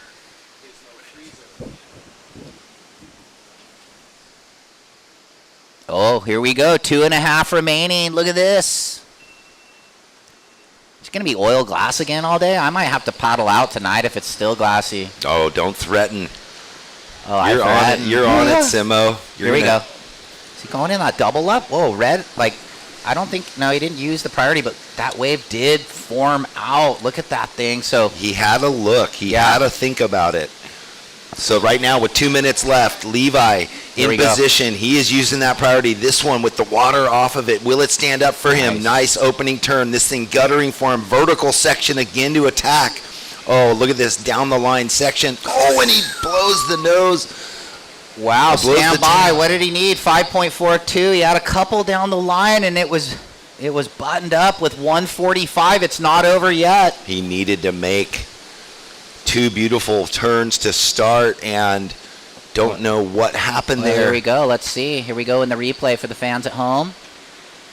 Snap down the line. Little setup turn, and it was all about this right here, and it was...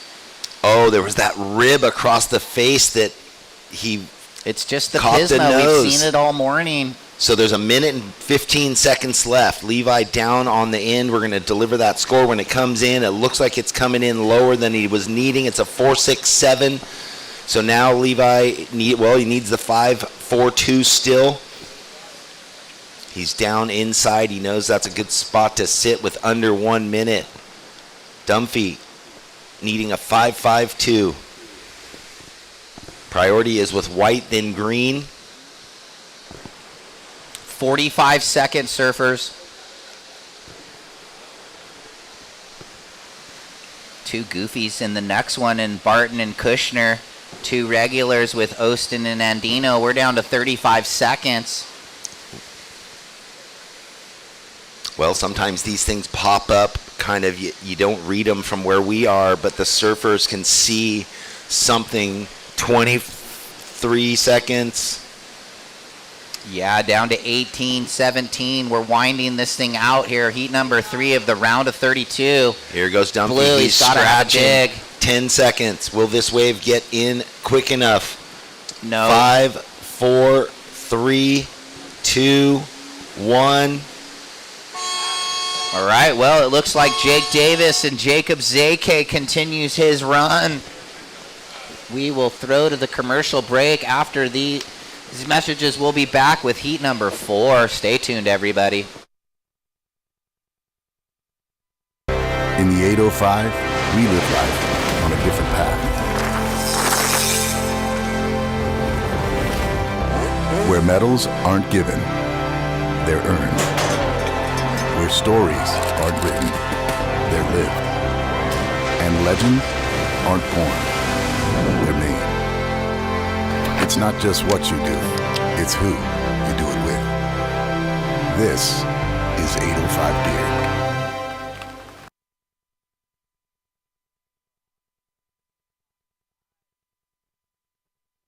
Heat 5, great. Hey, everybody, welcome back. Day 4, Slow Cal Open at Pismo Beach. We just saw Jake Davis and Jacob Zake grind through that one. It was a pretty lulled out heat, we will be honest. Not really many opportunities, so it was kind of the luck of the draw. Good job to those guys. Jake Davis had that one good set wave that he took advantage of. Well, and you got to say, I mean, kind of an upset heat in that Levi and Dunphy were ranked 1 and 2 coming into this event. They're going to be, taking 480 and 400 points out of this into the next series of events. So there's a 1,000 in the Dominican Republic in a few weeks, and then there's the 5,000 at Soup Bowl. So good luck to those guys in those events. And we got a paddle right here, Blue. And he's going left. Snaps it there. And, and the wave was just so slopey, he couldn't slide that thing around. But look at this. Now our other goofy foot, Blair Barton, almost digs the rail and pokes a nose, kind of got a wobble. I don't know if there was really a second turn in that wave anyway, so both first surfers have a bit of a wobble to start. Was that Kalohe down the beach on the far bar? I think he went for the big backside hanger on a closeout set, so I'm not sure if he rode out, though.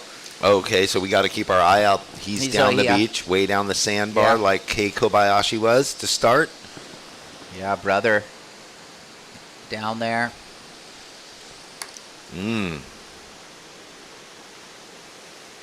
So not much doing here to open up.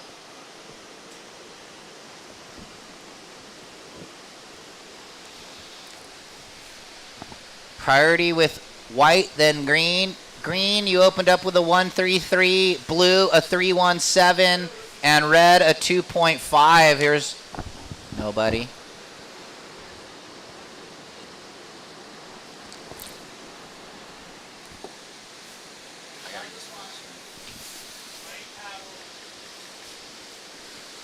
Ooh, a bomb. Look at this set wave. Our surfer in white, Lucas Ostin, using that priority, flying down the line, big ripping rail turn. I like that, even putting power into the down carve. This one's setting up a lot of water on the inside, and he's going to get a big finish, layback carve combo. What a way to start the heat for him. So definitely the best wave of the heat so far.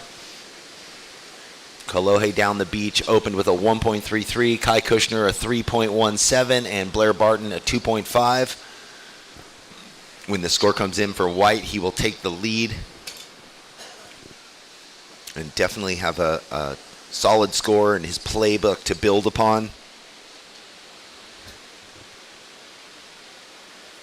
Yeah, for everyone watching at home, a nice finish there. Here we go, Blair Barton up on his forehand. I like that foot on the tail looking so lively. He knew there was just the one turn in that wave.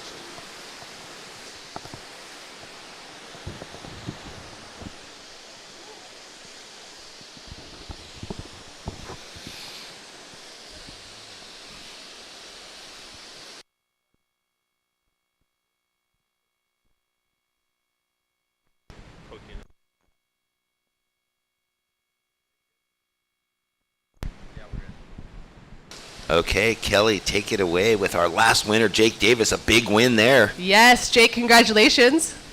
Thank you. We got to get the microphone around for you. Here we go. Let's talk about your board a little. What are you riding this morning? I'm riding a Groveler Epoxy Proctor surfboards. It's a model we've been working on. And it flies through the flat sections and still has a lot of control in the sections that are steep and have power. And just been working so good in this contest, and it's hard for me to get on anything else, honestly. All right, and epoxy compared to your other boards. Are you usually an epoxy guy? I like to ride epoxies in waves like this. Like, it just makes me feel like I'm going faster, and if I make a mistake, it can kind of make up for it, and I can ride through it any flat sections. It's just, I'm almost addicted to it, and I always ride it at home. But it's funny, in the free surfs, I've been riding it poly just to feel like I'm weighed down a little bit. And then when I hop on this, it just feels that much more lively. So who's here with you this weekend? All the 2% grounds from San Clemente. We got a house just down the street, and it's been classic, to say the least. Just really just fun hanging out with a bunch of kids. These days, I'm 27, hanging out with usually my wife or my family or my older friends. It's just really fun to hang out with the kids, and they keep me really excited. What do you say to them before their heats? Oh, I don't like to say too much because you never want to say the wrong thing, but just don't let your competitors do what they want to do. That's what I try to tell them, really. And do you live by that? Yeah, I mean, it's hard. Like today, I easily could have stayed on my competitors a lot harder, but I felt like there was a peak that people weren't utilizing, and I wanted to take advantage of it. And it kind of messed with me at the beginning, and then once I got into rotation of priority, it actually worked out in my favor, and I got that really good one from the pier bowl all the way through, and it solidified my position in the heat regardless of the mistakes I made. Well, you surely did it. Congratulations, and we'll see you later. Thank you. Back All to you right, guys. congratulations. Great interview there. Moving on into the round of 17, Jake Davis. We've had a bunch of waves ridden. We'll have to recap right now, though. Up live, Kolohe Andino. That wave fades away on him. Lucas, you had a wave. We couldn't give you the score because of the interview. Your opening ride, a 6.17. Blair Barton, your second wave, a 3.73. We're waiting on that last big right of Kai Kushner. Solid surfing there. That happy every day, looking so good under his feet. Gaining speed all over the place. So a big score to come in there. And then up right now, we've got Kolohe Andino again cutting out. So none of these waves that he's chosen have really worked out for him, unfortunately. Red with a little fade check, knowing that wave was just going to give him one potential turn. Big score coming in for Kai Kushner. Almost in, guys. A 6.67. So now with that, Blue in the lead. Blair, you're in second. Lucas, you have first priority. You're in third place, but you just have the one wave, a 6.17. Kolohe needs a 4.13. And here we go. Lucas wasting no time. Oh, wow, ripping through. Full pressure on the tail. This wave looking beautiful for him. Oh, my gosh, expressive surfing here from Surfer in white. What a wave to pick and rip. Just under 17 minutes. That's going to be an incredible second wave for Lucas Osen, possibly foreshadowing the first wave. Kai, your opening wave was a 317. Your last wave, a 667. You're in the lead at the moment. Lucas just got a really nice forehand right. Looking at it. Yeah, that was a nice replay. Lucas just tucked it in everywhere he could. A 767 for Lucas Osten, so he is out in the lead. Kai with priority in second. Blair with second priority in third needs a 612, and Kolohe hasn't really even started yet. He needs a 774, but Green only has a 193 and a 2.1. Funny how it goes. Kolohe just hunting around, nothing working out for him. Lucas, 2 waves, a 617 and a 767. The last wave for Blair, a 2.43. That one, check down, backside snap. 16 minutes left. Priority is blue, red, green. Cool interview with Jake Davis. Not only about his equipment, the takeaways were riding the polys in the free surf. Feeling, it's kind of like when you train and you have those parachutes behind you and you sprint on the field. He felt like riding that board makes him feel slow. But right now, Blair Barton, what can he get done on his forehand here? Big ripping tail drift. Wow. Extended the tail 2 times. Solid. And out the back now, Kolohe finally finding something to give him an opportunity to get a score, and he does right out of this one. So Kolohe now in this heat with 15 minutes to go.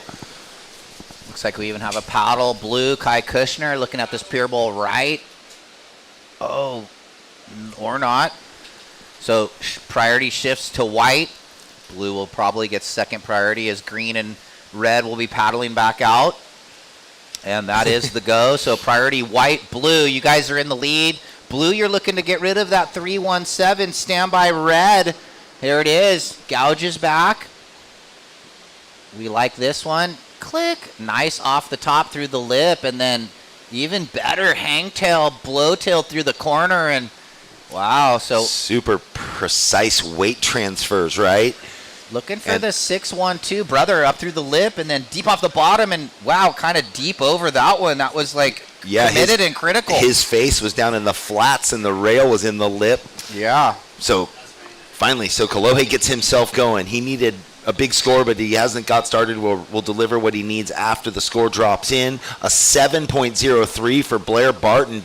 Still in second because he has the 373, but what a left for him. No, he went to second. Kai, you now need he went to second. Okay, well, Kai, you now need a 4.1, and Green waiting for your last wave. Your score's dropping in right now, brother. Stand by. It's a 6.3, and now you need a 4.47, and Blue looking for a 4.1. White in the lead with the 767 and the 617, and red jumps to second with the 703, but he's got that low score of the 373 he's going to be working on with 13-15. So the whole dynamics of this heat have changed with brother now getting the 6.3 and blue and green just needing mid-range 4s. Another good heat here, Jeff. Another good heat, yeah. A slow start for Kolohe, but he's in it. 13 minutes to go with that 6.3 finally on the left. Some really solid surfing there from all our competitors now. He just let the boys get a little lead on him. Sure. Make it tougher. It's always fun to put that mental strain on yourself and have to come from behind, right? Well, which he's probably more familiar with than any of them. That was just halfway through. He got his one score. So I know. Here we go. White, blue, green, and we've got a couple combo. It looks like we're sticking with Blair on this pier left. What's he got for us? Oh, that would have been mental. We might shift over to white. Lucas Osten is just He's getting so much extension off the lip, like he's almost coming down on his tippy toes when he rides through, and he's going to get the bonus section. No, it doesn't. Well, there you go, over the tippy toes. But, yeah, the work was done. He's one of those fifth-gear surfers, huh? Always kind of just winded that thing out. Yeah, well, when we get to the replay, we'll see what I was sort of talking about. Funny that here we go. So and this is like in slow motion, it feels like, but that down carve, when he got into this section, it bottomed out. He hit it so hard right there, that transfer, he almost was on his tippy toes. Like the tail of the board was scooting out into the flats really quickly. So what's he trying to throw away? 617. Yeah, he's out in the lead feeling good, so that might extend that. I was classic Jake Davis talking about, the VRBO with all the Groms, the 2%ers, and he's the old man at 27, I know. And I'm wondering, what is he saying? Is he's like, get off the video games, it's time to go to bed, be quiet in there. Yeah, is he dadding out? Well, this is what I have to say, Jake. Remember in Ecuador when I had to keep my eyes on you and Kanoa and the crew? Welcome to the club, and Nikki H. does. There you go. Yeah, it's never fun to be the chaperone. So 11 minutes, and that score came in for Lucas. It's a 5. And it doesn't change anything for him. He's looking to better the 617. So white in the lead, red in second. Blue, your third. Looking for a 4-1, but he probably thinking he wants another good Ranger. He's got the 667. And then Kalohe looking for the 4-5. But he knows, again, looking for a wave, probably 6+. Put some pressure on the boys with 10.5 remaining. And you just think he's sitting there going, oh my God, did I talk that much when I was a Grom? Did I really seriously just never stop talking? Is that what he was saying? No, I didn't hear the interview. He wasn't saying that, but I was picturing that, like oh, yeah. the house full of Groms and he's the older one. Maybe it's his credit card. The boys kind of, maybe if they muss it up, if things might come back on. Old Jakey boy, you don't want that, so who knows? And Kalohe handed the torch. He's like, no, you do that. I'm going to go hang out in the hotel. 10 minutes, crew.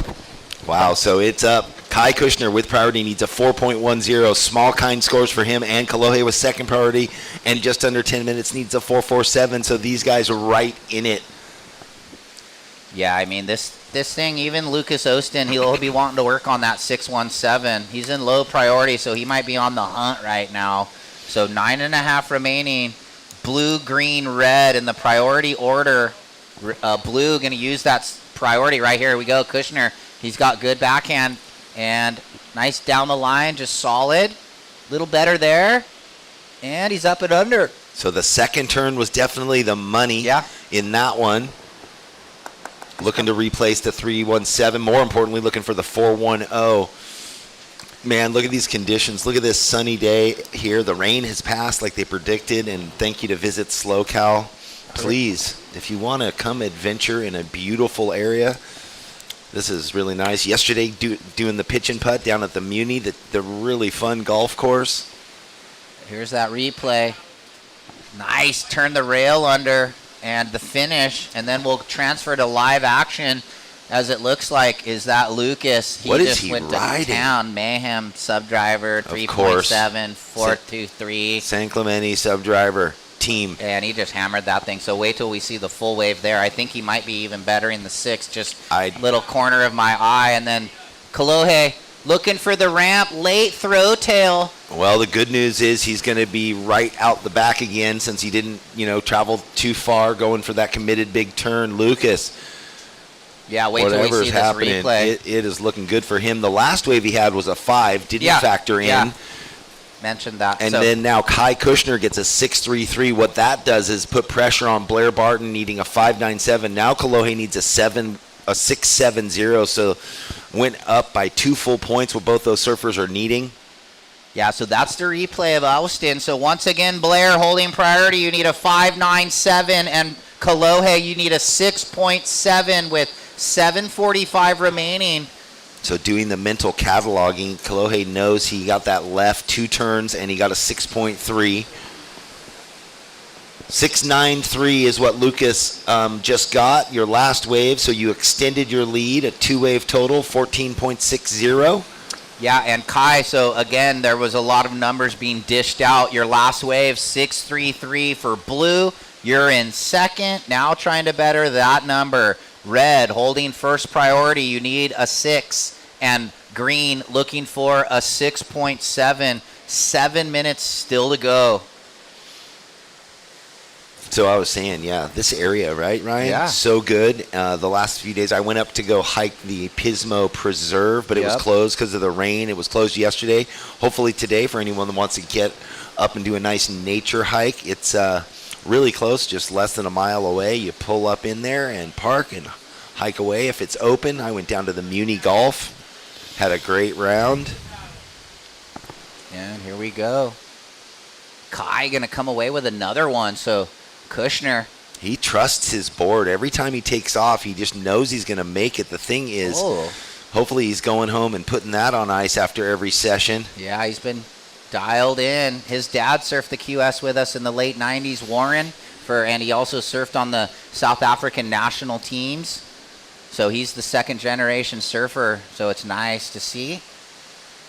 His parents are big supporters of his whole program, as all the parents. So with 6 minutes remaining, let's see if he betters the 6.33 on that last one. So, yeah, we're looking for that score, and that might put a bit more pressure on third and fourth place. Kalohe down to the south alone. We're still at home with the replay, but we'll let you know what happens if there's any live action. So he goes to the long rail, up and under for Kushner, and finishes with the little fin drift. So standby blue. 5.5 remaining. Priority with red, and you're looking for that 5.97. Call it a 6 or better, Blair. And brother looking for the 6.70, guys. But stand by, last of blue.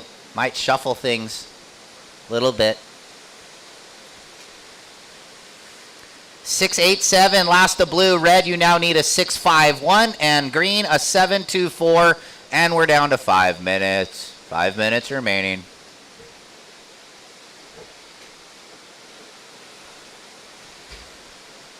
Coming up next, Grayson Grant, Wheeler Hasberg, a couple young up-and-comers from down your area, South San Diego. There is a little... North County San Diego, I should say. And then Felipe Chagas, the Brazilian, who surfs really good in this type of conditions. And then Owen Moss, North Carolina's brightest hope to get onto the Challenger right now, or one of them. Well, yeah, yesterday I almost lost my biscuits there on that 7.33 that Grayson got to get himself into the heat. Oh, yeah. That forehand lofty reverse. And Philippe had the 6.8 buzzer beater or whatever it was, 7.1 or something at the end of his heat. So, yeah, crazy. Wow. Yesterday there was some heats that we were just baffled. Here we go. Well, we couldn't keep up with it, and it would go down to the wire. Again, Kai in a rhythm, finding wave after wave. Pinning it. And then look at this little wedge up. Whoa! Oh, he's got to make that, and then... He did. He overturned it, but had enough momentum to carry him down the face. How was that little reunion grower section that came at him? Well, now that the tide's pushing up, we've seen a few more of those lefts bend in at the pier. Goofyfoot's taking advantage of it. Priority is still red, white, green. It's just been Kai getting a few waves with that fourth priority. A little hung up, and then, but the last, stand by. Well, yeah. Trying to better a 6.67, and here we go with some opportunity out the back. It's right there. It's a 6.87, so pocket 6.87s for Kushner. Blair now needs 6.71, and Green looking for 7.44. 3 minutes still. Well, we saw Kalohe looking at that last wave and stays in third priority since Kai was on the inside. 2 minutes and 45 seconds.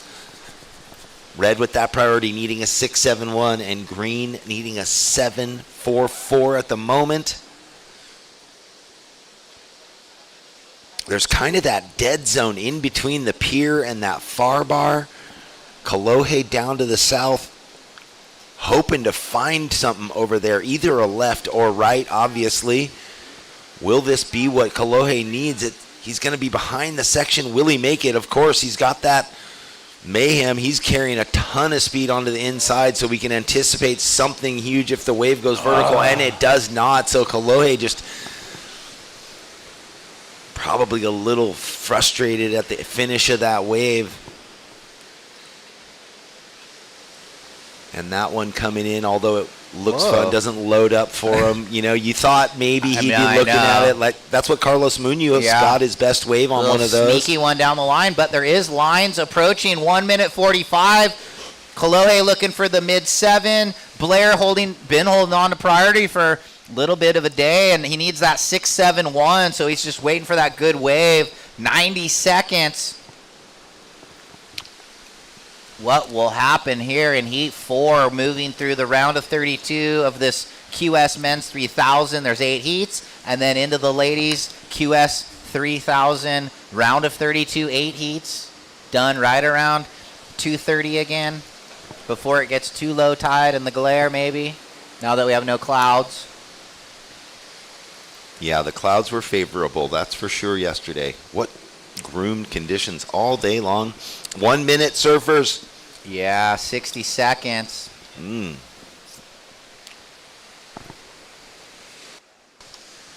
So Lucas Ostin feeling comfortable where he's sitting. Kai also probably feeling pretty comfortable. Blair needs a 6-7-1 and Kolohe needs a 7-4-4. Yeah, it's been a little stop-start with the waves in this heat. 35 seconds. You see Blue has decided to paddle down and visit with Kolohe with the higher priority. Kolohe's so dangerous. He just has not had the opportunity on the waves that have come his way today. 20 seconds.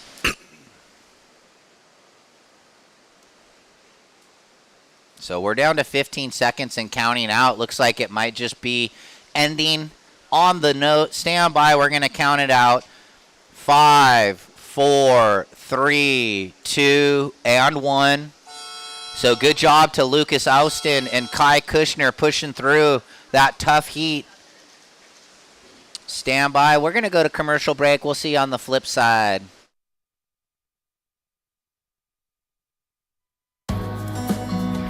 In the land of SLO, you can go from kicking it poolside to snuggling up seaside.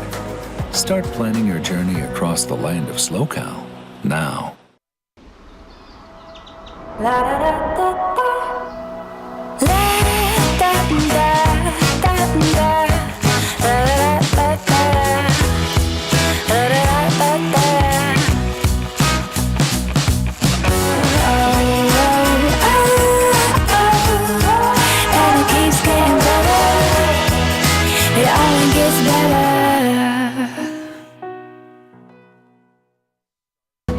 Welcome to the land of sunken gardens and elevated afternoons.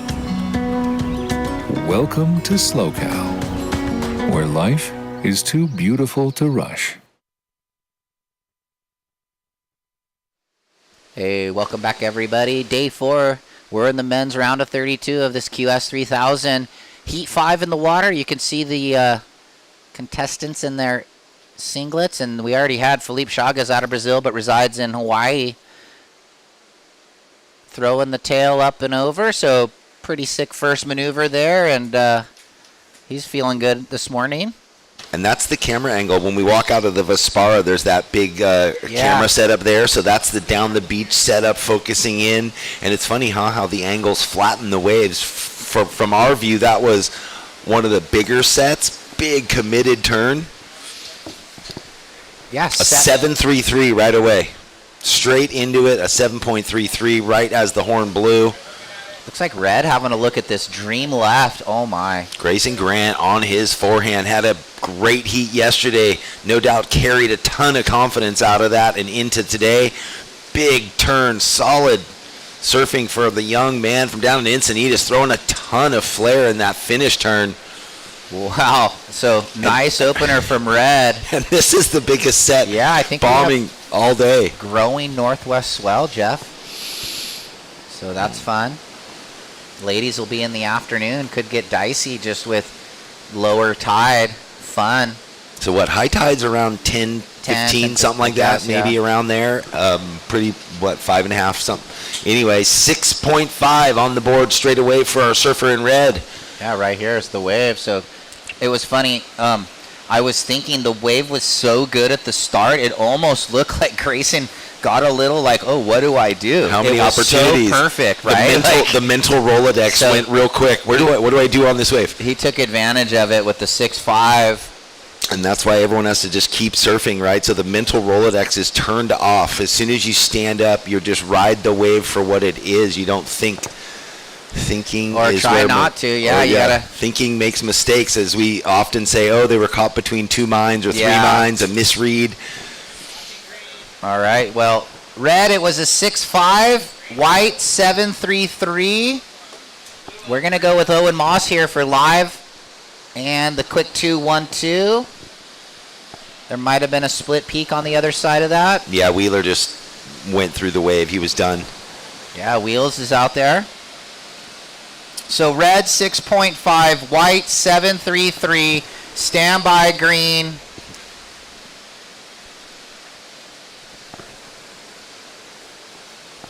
It's a 4.33 for Owen on that last wave. So quickly before we go to interview, Philippe Chagas in the lead, Grayson Grant in second. Philippe got a 7.33, Grayson a 6.5. Owen got a 4.33, Wheeler a throwaway, and priority is white, red, blue with 21 minutes and 10 seconds. We're going to throw it down to Kelly with Lucas Ostin after a burner of a heat. Yes, thank you. Congratulations on that heat win. Oh, thank you so much. Okay, so you were runner-up in Morro Bay. What would a top finish mean for you here in Pismo Beach? Yeah, it would mean a lot. I mean, it's a lot of points, and it's really good for your rating, but I'm just taking it one heat at a time and just one wave. One wave at a time. You did it, and you got a fan club over there. Who's here with you? All the boys from Oceanside, Ryder, Mason, John Daniels, his wife Jenny, all of them, girlfriend Grace, everyone, and yeah, I'm just super thankful for them. Your coach? Yeah, John, look at him right there. Yeah, John. He's very excited. Okay, what are your goals this year? My goals are to make the Challenger Series, but just to get a lot of experience and just learn a lot more about competing and myself and just the game, you know.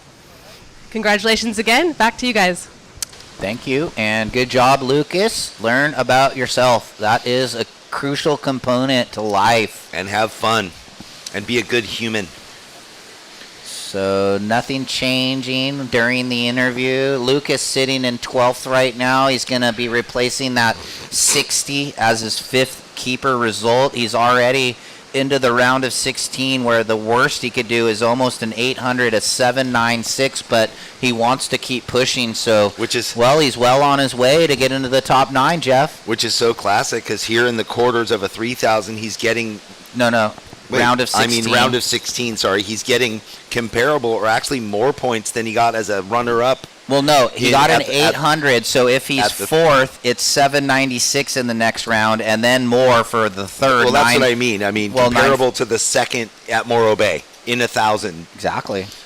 So we were having a cool conversation going over all the restaurants he'd been to and where he'd kind of touristed to while he's been up here, having a good time surfing around, eating at all the local restaurants. He went to that Italian place, Giuseppe's, he said, but it was kind of upscale. I was a little underdressed. All right. Yep, they went up to Avila and had a cool dinner up there. Yeah, the Groms might have not put the button-ups in. Who knows? That's right. He might have forgotten them. But he and his girlfriend looking like they were having fun. And then in the end, he said, I think Hoagie's is my favorite. And everyone loves Hoagie's, right? Oh, I seen full crew there last night. I was 2 nights in a row. Don't worry about it. I just had my sandwich that the Pequeen had. Yeah. The Pequeen had supplied for lunch. It's so funny. I woke up a little sore this morning, even though it was just the 9-hole I hadn't golfed since we were here the other year. Oh, gosh. Seriously. Yeah. Had a few, like the little stretch, a little warm-up, but the mud wasn't bad, man. Oh, cool. Well, you were there the day before. Yeah, before the rain, though. Oh, it was before the rain. Yeah, the only area was on the 9th hole from the tee box going towards the fairway, that big Yeah, you got to walk there. between those trees. Yeah, that was the worst of it. Got a little mud on my shoes there. So 18 minutes, and it's feeling the high tide, but we did have some nice sets approaching, so probably turn back on here in the latter part of this heat number 5. Funny to look at it right now, right? And it well, seems flat. And we just had the biggest set of the day come through, steamroll. Philippe got one right on the buzzer, and then Grayson got that glorious looking left. You almost thought he was so excited he wasn't sure where to go on it. So many opportunities, so many different lines flying through your head right when you stand up.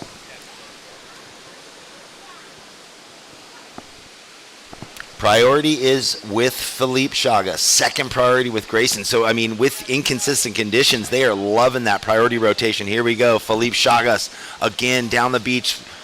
Big section to work with. Top to bottom surfing. Flowing, drifting the tail, and dropping out of the sky to finish. You got to think he's feeling really happy that he was sitting there with priority in that situation. What a backup that'll be for him. Yeah, I'm interested to see the replay right here, so we'll break it down. I didn't really catch that live. So running on a facey one, and little compacted. He wish he could have opened up a little bit on the opener, but you're right. It's a nice 2-turn combo, and it's a second score to the 7-3-3. Stand by, White. We're going to deliver that number out to you, and he's going to be in a pretty solid lead there. Early days, though. I think because when I was watching it live, the way the wave was moving down the line so fast, he had to do that compact kind of layback down, quick transfer over to the rail to get to the finish. He couldn't do a big sweeping down carve and find that second section. Well, it's a 6.7 White, so he's out in the lead on 14 points, and look at these waves. So just as we referenced, it's not going to be looking flat for too long. As Wheeler, we wanted to see him get started. Big, powerful young surfer riding that Xanadu. He's going to get a finish turn, a little cut back before he finishes there. So now Wheeler in the heat. Yeah, he set left into the pier. Kind of a tricky wave to surf. He did his best on it. Stand by. Blue for that opening number. With that much time off the clock, sitting alone, and you have a big open face left, you might as well go. He knows he only has a .93. Oh, yeah, I agree Build with you. from there. So, White, your last wave went 6.7. Here's Wheels wave. So, around the corner, gouges down. Read it right, had that weird little warble, but, he surfed well through the whole wave, and so he is going to get on the board with a decent number here for Blue. Waiting on that score. Stand by, Blue. Here we go. It's now drawing into the computer. 4.17, and now you need a 2.34 with Red in second on a 0 for his second score, and Green, you need a 2.18. That most likely will change eventually. Yeah, in the flow of the heat, much better to start off and get a mid-range 4 than to wait 4 more minutes for a wave, right? And possibly have the competitors build on their scores. So yeah, well, I remember you don't want to dig yourself out always. You want to be on the front foot. Yeah, like 5 or 6 years ago, Slater was in the broadcast booth at an event, just talking about, he just made a statement that kind of rung true. He's one of the best. Guy knows how to surf a heat, so he just said, if you get that 3.8, 3.9 early in the heat, you might not need it in the end. And in these heats, we've been seeing the totals around 11 or 12 or higher. So, but there's the 4.17 that he might need in the end of the heat. So that's what you were referencing. And he didn't have to chase it; it came right to him. Why not surf a wave right in front of you when you have nothing in your score line? Yeah, that's the motto we had at the ISA World Games with Brother, Griffin, Nat, and when Kira won, it was sea wave, ride wave. Meaning if something stands up in front of you and you think you can get a score, you might as well just go, right? Rather than let it go by. But here we go. Oh, someone's looking at this thing kind of wedging up. Well, it's going to be a split peak. We're going to go on the broadcast with Wheeler. Oh, man, does he surf sharp. So a good 2-turn combo for him. Looks like Owen Moss split the peak with him. And he's form carving. You're going to go right here. Dual angle will stick with Owen as he's finishing, I think, a pretty good wave for him. And unfortunately, a little wobble on the blowtail there, but there might have even been someone out the back. Yeah, So it was Grayson got a left behind as we could see that. Yeah. As Owen was going right. Wheeler got the best of the exchange. Or well, he got 2 turns. I mean, it seems like, and we'll wait for the replay, but Yeah, we got to see what Owen did at the beginning of his wave. But Wheeler did fit in 2 nice, spicy backhand snaps quickly, and let's break it down. So he's got the clean wall. You could see looking over his shoulder to make sure. And just the 1-2 punch. So he's probably going to get rid of the 0.93. well, and you got to like that on those lefts, knowing you're going to take off. It's a compact area. You're going to get 2 or 3 turns and quickly be back out in the lineup. The right, here we go. This is Owen Moss. As you said, he was like weave carving through. He had an opening really nice turn straight off the peak. Oh, that's what you were talking about. So he slid the fins, and did he ride out? Yeah, he made it. Okay, he rode out. Yeah, so stand by, everybody. We got those scores dropping in. Maybe we'll get and see what Grayson did at some point, but live action, priority with white, blue, red.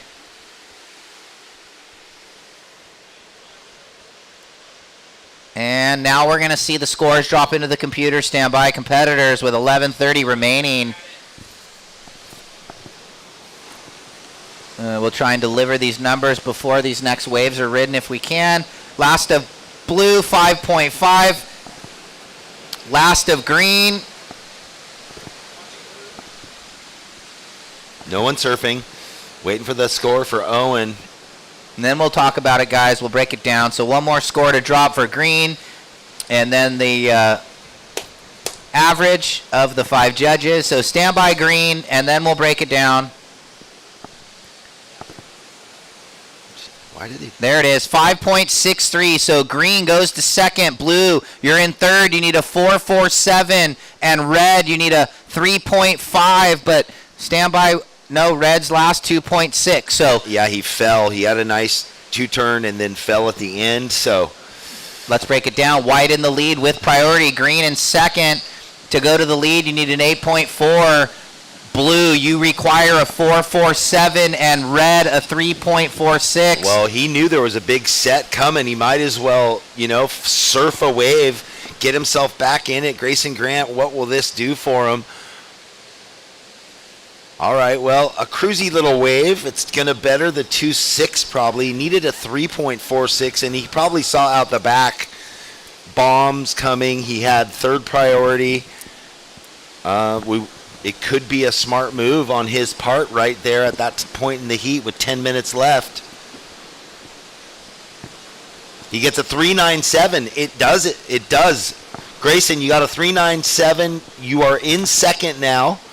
So smart move by him just to chip away. Little positive reinforcement in the mental hurdle to go back up into advancing position. And at that moment, no one else was going to be surfing as the closeout set was coming.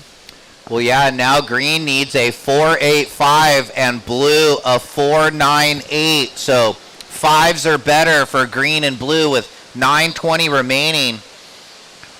And white with priority playing the patient game as he's got 2 big numbers already. Well,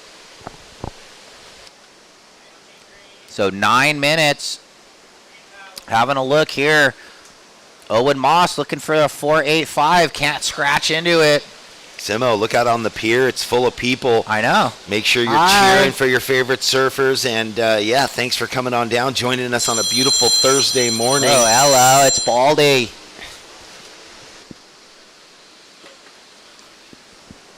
So 8 minutes 40. Green looking for the 4.85. Blue looking for the 4.98. Ooh, inside under. Red. Backhand snap for Grayson. Comes around the corner. Up in the lip again. Oh, and he just little misstep there. Catching the edge. He was maybe on his way to better the 3.97. So here's a little bubble. White says, nah, you guys can have it. So green says, all right, we'll take it. Here we go. Owen. Whoa, okay, that was spicy. One turn. We saw where was it? Cannon Carr got a few of those in his heat. Yeah, I mean, there's been a lot of like blowtail air reverses this morning, and guys are netting like 5 threes to 7. So definitely, you want to have it in your arsenal to be able to get the quick score. He got a quick score, a 5 straight away. Okay, last of green, 5.0, and you turn the heat. Red, you now need a 4-1-3, and blue, you need a 5-1-4. Priority white, blue. So this thing is seesaw battle. Where is red in the lineup? Oh, he just had a right and got a 3-3-3, so Yeah. didn't better anything on that. When you had the phone call. Yes, my daughter calling, checking in. Here we go. Daddy, did you get me a room? Looks like green, not going to go there. White had no look either. He'll hold that priority until he needs to use it. 7 minutes. Well, thanks again for coming down and joining us here. Beautiful Pismo Beach for the QS 3000, the SLO Open, brought to you by Visit SLO. We couldn't do it without them, and Surfing for Hope Foundation. While you're walking back and forth, make sure you stop by the Surfing for Hope merchandise booth, because they've got all kinds of event tees, hoodies, hats, current, past. They've got signed jerseys. They've also got the Pedigo e-bike raffle that's happening all week, $5 a ticket. 5 tickets for $20. Put that in, and the drawing happens on Sunday around noon, and you do not need to be here for that. All right, here we go. Wheels up and riding. He swizzles left, comes back right. That was a sick throw tail. Comes down the line, gouges it, and trying to set up this inside track. One more little throw tail out the back, and looking for the 5-1-4. Ooh, green. Look at this double up. I know, it's setting up so nice for him. Like the water from Wheeler's Wave took more water off the sandbar for this one of Owens. Grayson was paddling at that one too, thinking, if you don't go, I want it. So stand by for the last exchange for blue and green. Oh boy, and look at this. What's happening with Philippe on the right. Grayson goes through the left on his backhand, our heat leader. Big double carve. I love those relaxed, open face carves. Throws it vertical.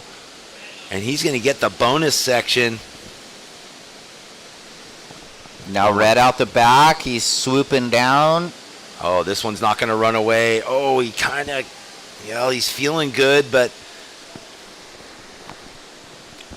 well, he only needed a 4-1-3, but everyone has waves, so I have a feeling that's going to change, because Owen's right was good. Wheeler's was possibly better than, maybe it was around that score that he needed. Last of green, 5.8. Red, you now need a 4-9-3, and blue looking for a 5-9-3. So a 6 or better for blue, and red looking for a 4-9-3. Yes, Jeff? Oh, Wheeler's wave came in at a 4-5-3. Okay, that right so that he had before Owens was a 4-5-3. Owen got the better of it with a 5-8.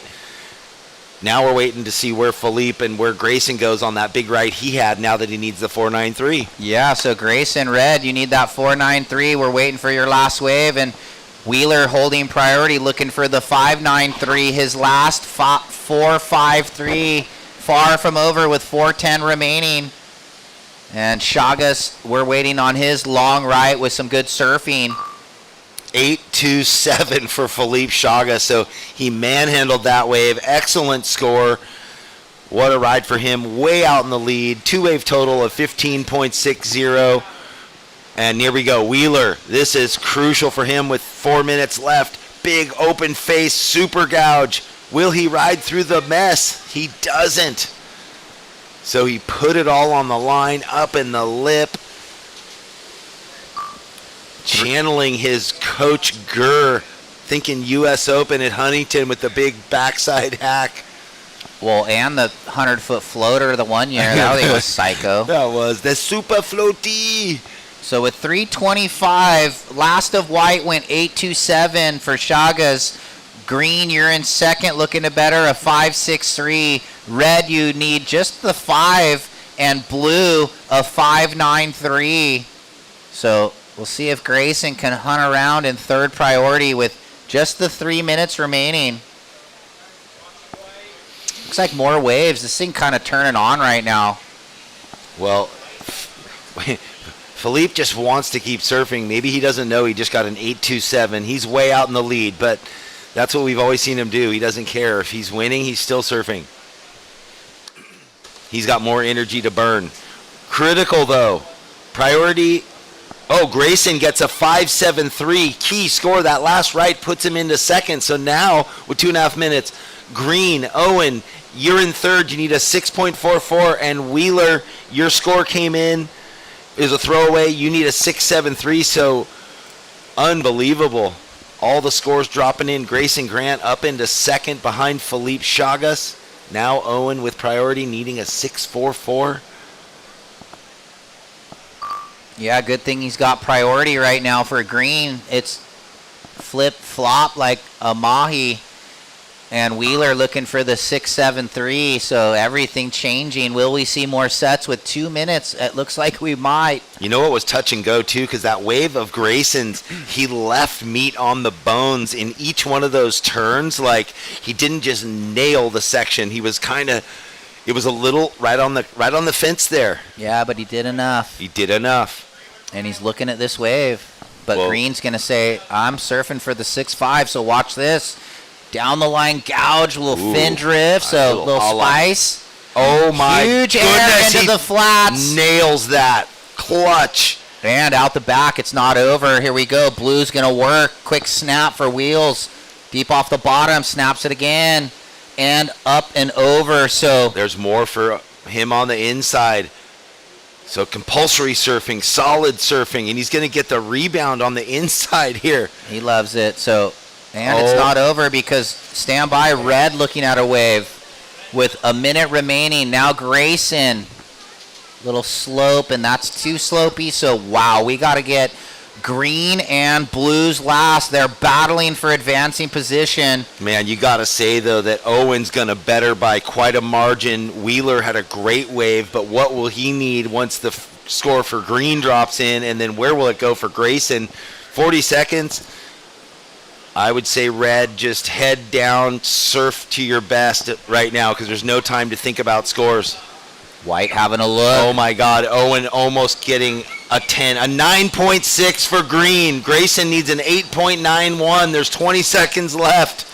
And Wheeler needs a 9.9, but stand by. We owe him his last wave as White finishing.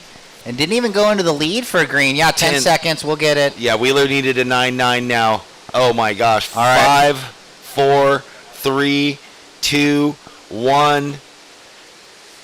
And you think right then Grayson right under him in priority had to watch Owen get that wave. We're going to go watch this last wave of Wheeler. He ripped it, but now he needs a 9.9, so I don't think it's going there, but it was great surfing.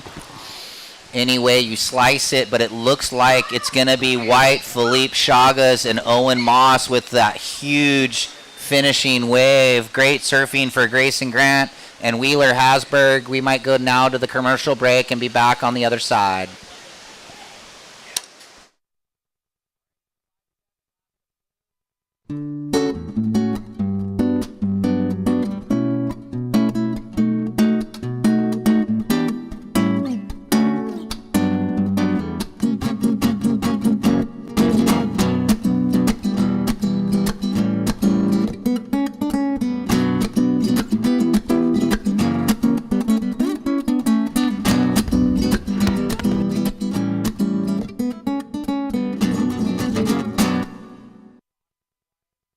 The world has changed, and the workplace has evolved. The option to live free of the commute and busy work life is here. Midstate Containers specializes in custom remote offices ready for your new journey. Customizable in every way. Our team is ready to reimagine remote working with your specific needs. We are excited to help create the new workplace so you can embrace more of life. All right, welcome back for all the viewers at home. We just opened up with an incredible first wave for Red. Dimitri Poulios, our past champion from last year, and we finished with Owen Moss, 9.6, but this is Dimitri. Goes right, slams the tail, sliding the tail, drifting, and then carved down there, gaining a lot of speed to do this. What a way to open for our surfer from Ventura.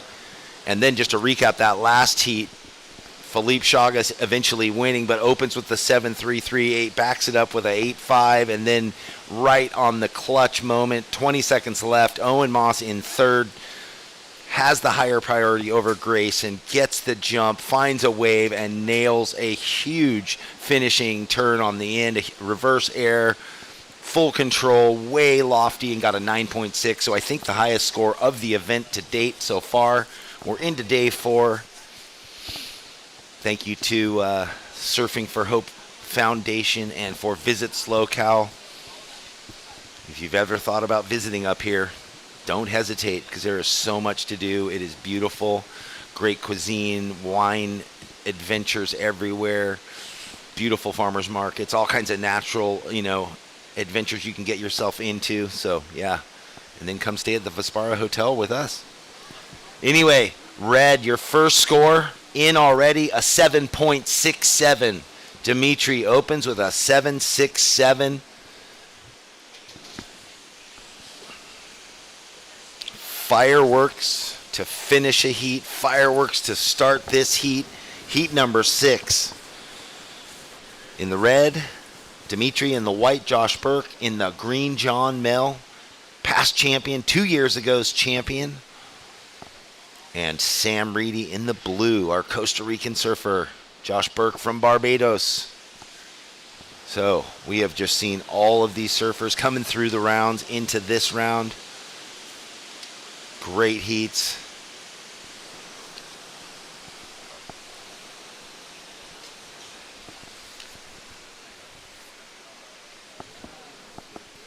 All right, Kelly, while there's no one, wait, hold on. Maybe Dimitri's going to surf at the moment. We'll watch Dimitri. So getting his backup wave. Dimitri Poyos. Always so loaded up. Lots of power coming through that midsection of him. Oh, man, layback drift. Nonchalant, full power a la Richard Cram of old. With that, we will throw it down to Felipe Chagas, our heat winner, and Kelly. Thank you. Congratulations on that heat win. Thank you. That was a high-scoring heat. How'd that feel? Feels amazing. I've been putting some sessions in the morning before the heats, and this morning I felt like I was going to surf in a high tide, so I knew it was going to be kind of slow, and then I didn't want to just be hoppy on the inside looking for small turns. I wanted the big waves. I wanted to go big and just finish the heat right there, and it seemed like it worked. It did work. You found them for sure. Talk to us a little bit about your goals for this year. I lost pretty much the whole season last year due to many personal things that happened in my life. So I just came back the last 2 events of the year, starting off this year right now, and I still get Barbados. So mathematically, like doing the math, I still have chance to get to the challenge. So if you ask me the goal, that's the goal. That's what I'm surfing for. But just going heat by heat, just surfing, getting loose. I'm feeling good. I've been doing amazing work with my team. I want to say huge thanks to Market of Choice. I don't know if you all know, but they are like a grocery store in Oregon. And these guys been believing me for the past 3 years. Plus Futures, Fuax, Sharp Eye Surfboards, my coach at home, Pedro Balino, my wife, Samara, and my kids. Kainalo Serena, big kiss for you guys. And then my team in Brazil, Personal Boards, the guy that's been keeping me all my preparation for the events and everything. So, yeah, shout out to all those guys. Without a team, we're nothing. So I'm really glad to be just putting the work and surfing and having fun. Well, it's surely fun to watch. Congratulations to you, and have a great day. Thank you so much. Back to you guys. All right. Nice interview, Felipe. That's right. Takes a village, and you got to believe in it. He's got his family, his shaper, his support crew. It's hard to do things on your own and feel alone. Still waiting on that second wave for Dimitri. 19 and a half minutes left on the clock. The other 3 surfers have not got a wave, and seriously, if Dimitri gets a third wave, he is just locked in, ladies and gentlemen. Feeling so comfortable. Surfing with fluidity and poise. A 617 is what he got on the second wave. That will be a quick throwaway for him, a 2-point ride or something. But right away, Dimitri with a 767 and a 617. So he gets to just fish around in the lineup, Ryan. I mean, he's going to have fourth priority, and he can just tuck away and surf his brains out if he chooses to. Anything that comes his way, like that last right that looked like a good beginning, and then it was going to drift and fade away on him. Here we go. Is this Josh Burke? Well, Josh on the inside goes for the club sandwich. You got him through the heat yesterday. Yeah, Sam Reedy down the line here. Well, yeah, okay. Good opener there. Nice finish. We call it the club sandwich. I think that was a Josh Kerr created maneuver. I remember him doing that, bringing it from the air tour, talking about it, and then it was one of the years, first year on tour at Snapper, and he might have been against Andy or I Wardo. think Andy or Wardo might have been the ones before that. I don't think Josh Kerr created it. Like he might have named it. Are you sure? Well, Andy is like way older than Kersey, and Andy might have been doing those back. I thought, I think he might have been doing it different, where Josh was going like upside down in the barrel, tail out to the flats, like he took it to a whole new place. I don't know. Got ya, yeah. And then, so for me, 2 takeaways that Snapper event, it was when Wardo did the gigantic flat airs and got second. His first year on tour. And Josh Kerr doing that. Club Sangy. There we go. So the history of that move, when it kind of hit the map in a super powerful, impactful way. Oh, they didn't go on that one. Little double up right. So those are actually kind of the waves you want to look for. Well, that's what Dimitri had. I guess they don't look good, and then it was almost like Dimitri's opener. You had walked away. Was it? Yeah, no. Oh my God! I'm powdered donuts all over me. 52 card pickup up here. He just blasted the cinnamon sugar donuts all over our desk. No worries, though. This stuff doesn't come off either. The powdered sugar. So blue got a 417. We've got a rider. Green. Oh, my God. Mel. Backhand jamming. Whoa, a little bit of a wobble off.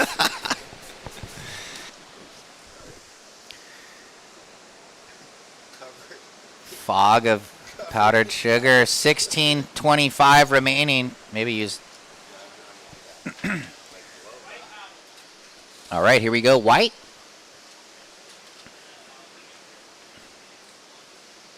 And I guess I better say over the broadcast that if Josh did create that maneuver, then we'll make sure we give him the props. I'm going to have to do some surf history.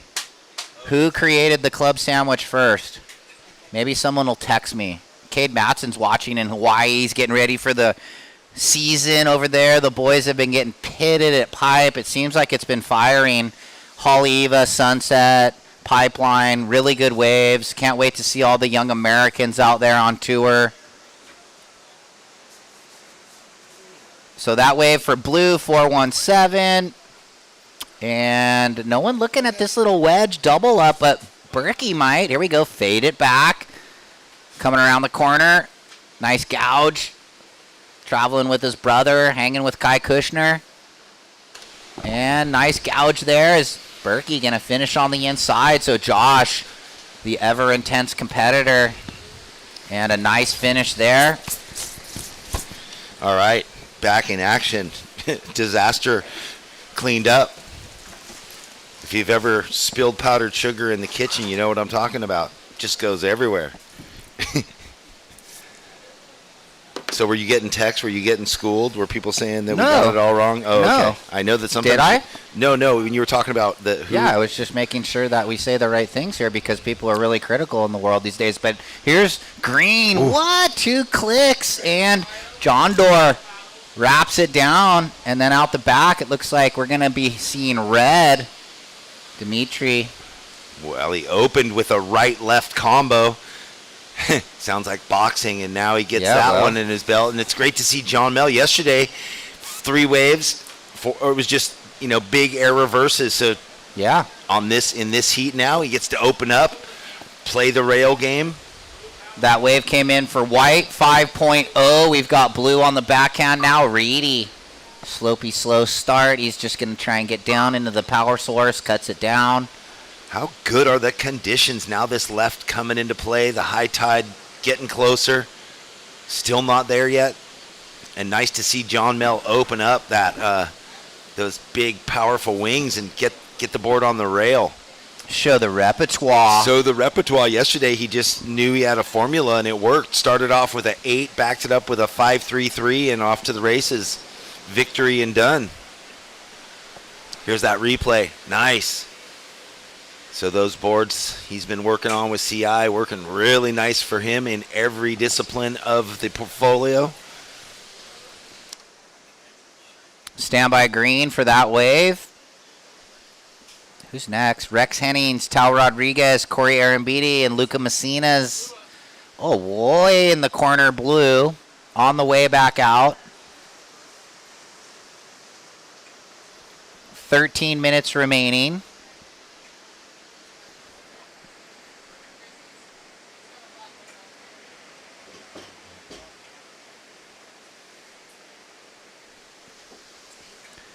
So in the lead, red. 7.67, 6.5, Dimitri. Second, blue. You have a 4.17 and a 3.73. White, you're in third. You need a 2.9. And John, your opener, 4.43. You now need a 3.47, green. Halfway through the heat, 12.5 remaining right now. Checking in heat 7. So a couple more heats of the men's QS, round of 32, and then we're going into the women's QS round of 32.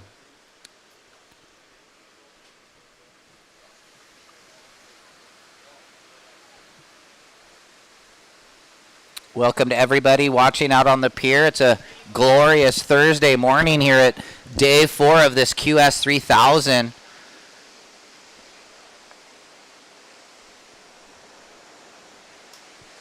Look at these waves stacking. Priority white, green, red. No one really in the zone on that one. So we've got Rex, Tal, Corey, Luca coming up next. And then the last heat of the round, Rylan, Ryan, Allen, and Parker. And then ladies, round of 32. We'll start talking about some of those draws here shortly. Looks like in that first heat when we get there, Bella, Reed, Kiana, and Olivia. So just straight out of the gates, solid one. All those heats are stacked too. The women's QS 3000 with the rankings unfolding. We've got Zoe Benedetto in the lead, Kira Pinkerton in second. Sawyer's in third, but she made the tour, so we'll skip right past her. Ella McCaffrey fourth, Bella Kenworthy fifth, Talia Swindal sixth, Mia McLeish seventh, Sarah Frere eighth, Linnea Mons ninth, and Noah Clapp 10th. Just rounding out the top 10, who all would, considering, have a chance at the Challenger Series with big results in Pismo and Barbados. Well, we would just love to load it up with as many as we can, right? The depth of American surfing is growing and growing. For a bunch of years, that wasn't the case. It was down in Brazil. They had the massive run forever. They've kind of plateaued. They've settled in. America caught the pace. Australia, who kind of went dead for a while too, has got a really strong crew coming through on both sides, men and women.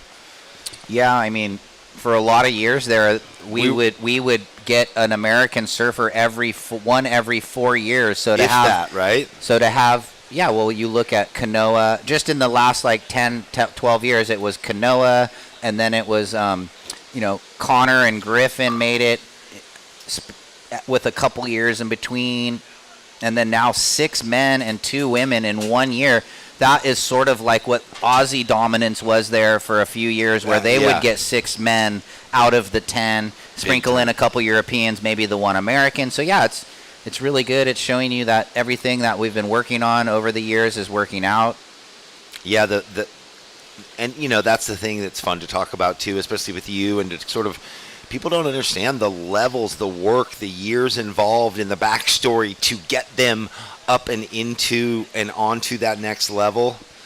Yeah, it's a constant, grind and being grizzled and making sure you're making the right decisions and having the right people in place. We don't win silver medals and get 3 of our girls in Brazil into the medal final without having the right people in play and making sure that the athletes have all of the access to do their best at the event. So, yes. Big time. And like you've broken down before, having goals, many times I've broken down. Achievable goals and game plans over many years. Not, this is this is going to happen quickly. But right now, all eyes. Split peak. We got White, Josh Burke. He's using that priority. Surfing to a 2.9, so we know he's pretty close to that if all goes well for him. Whoa. Blows the tail. Does he ride? He's bouncing. He rides out. He had to. He knew. No way am I falling off here, only needing a 3. Yeah, mental finish. Had to hang it in the layback, but still such a gnarly turn. Stand by. Priority change is now red, blue, green. So John Mel with 3rd priority needs, we'll see. Well, it might change if Joshy gets the score, but here's nobody. So stand by. We might need to go to the replay. Judges might want to watch it is what I'm saying, so we might get to look at it again for the fans at home. And yes, let's go. Here we go. Burke on the right, looking for the 2.9, but really trying to put a nice number, just a cutty. And you see this thing just crossing through the dead zone, but then it stacks the sandbar, and he goes kind of the patented. He's got that throw tail, and he rides out, so stand by. When he fell back the first time, you thought, oh no. Then when he fell back the second time, I'm thinking he was so determined to bounce back up. Like, I'm gripping my toes in the wax right now. I'm finding it. Yeah, and Dimitri got a 6.5 on his last wave, so I don't know if you delivered that. We had so much going on. Last of White, 6.07. White in second. Blue, you need a 6.9. And green, a 6.64. So the requirement went up.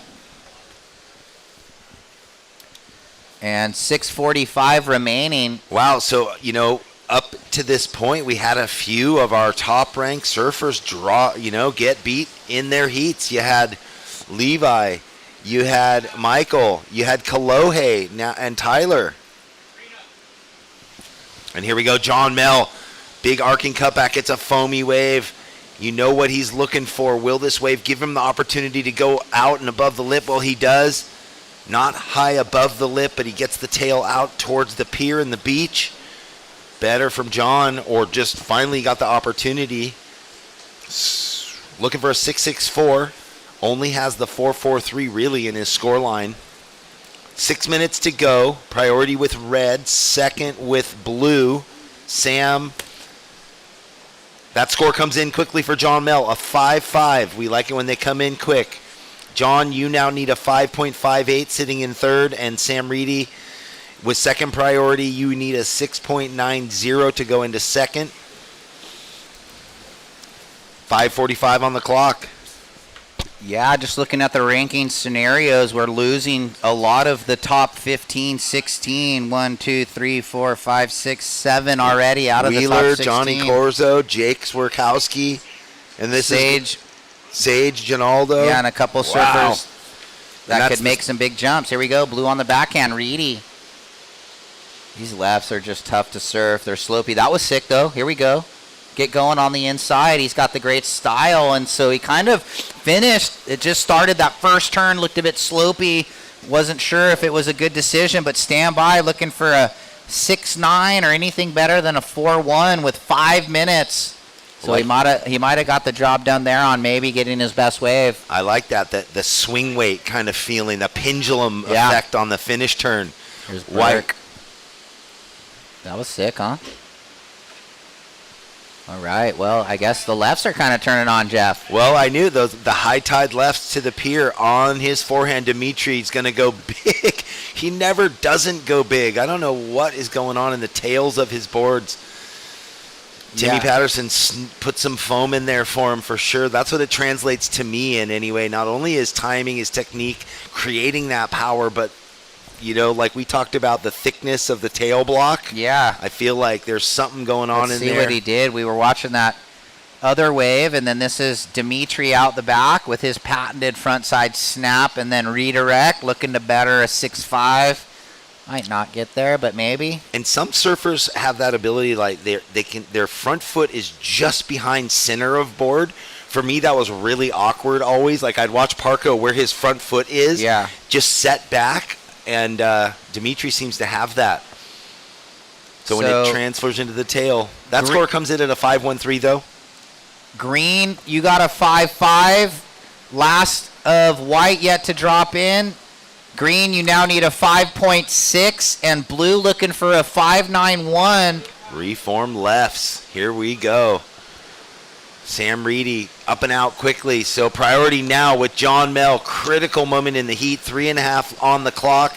John, you have first priority. You need a 5.58. And if it changes, we'll let you know. Here's Josh Burke looking to better a low number. Last of white, 5.17. John, you now need a 5.75, and Sam, a 6.08 with 3 minutes. So it's red in the lead, white in second. Green looking for the 5.75. John Mel holding priority 1. And Sam Reedy, you need a 6.08. You have priority 3. So right after I gave John what he needed, that score comes in for Josh. It ups it by what? 0.2 of a point maybe. So not much. John looking for a 6 or better for sure. 2.5 remaining.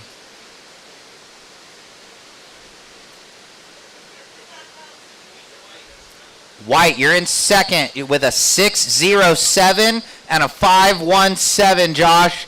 Time call, 2:15. You're looking to better a 5.17, White. So Josh and all of that, he needed to hear it again because he just didn't get it. And that happens. There's a lot of water. You get water in the ear. You're kind of focusing on things. But he's got a little wedge on the inside, and he will go. Burke. Speed line gain. Layback smash. And then, and he's in rhythm right now. We love it. He says, settle down, boys, Bajans. Will this change things? There's a minute and a half. John needed a 5.75. We'll see if that changes it. You got to think he's just sitting out there in green focused with that minute and a half going, okay, let's just surf to a 6.5. Well, stand by. If this throws it more on the board, this is pretty sick. Layback speed gouge to the perfect rotation of the and I like how, that throw tail technique of dropping that back knee all the way onto the deck of the board to compress and spin around. A minute left, guys. It's a 7.07, and now green needs a 7.64, and blue needs an 8. Red in the lead, white in second, just dropping a 7.07. Green now needs 7.64, and blue needs an 8. Pressure cooker.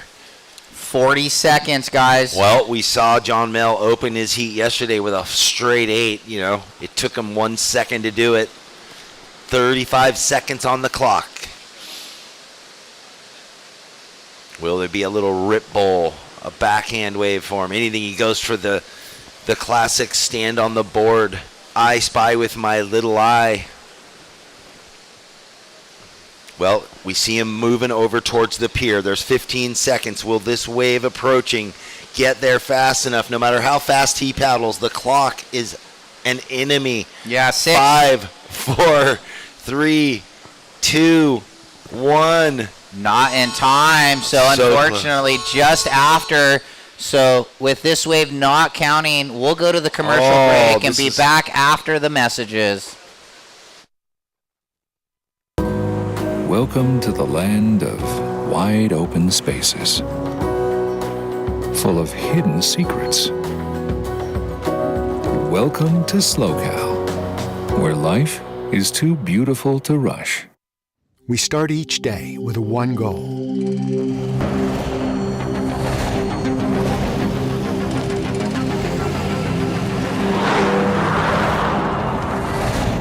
With our state-of-the-art network, we provide reliable, high-speed internet to the Central Coast with no contracts and no limits.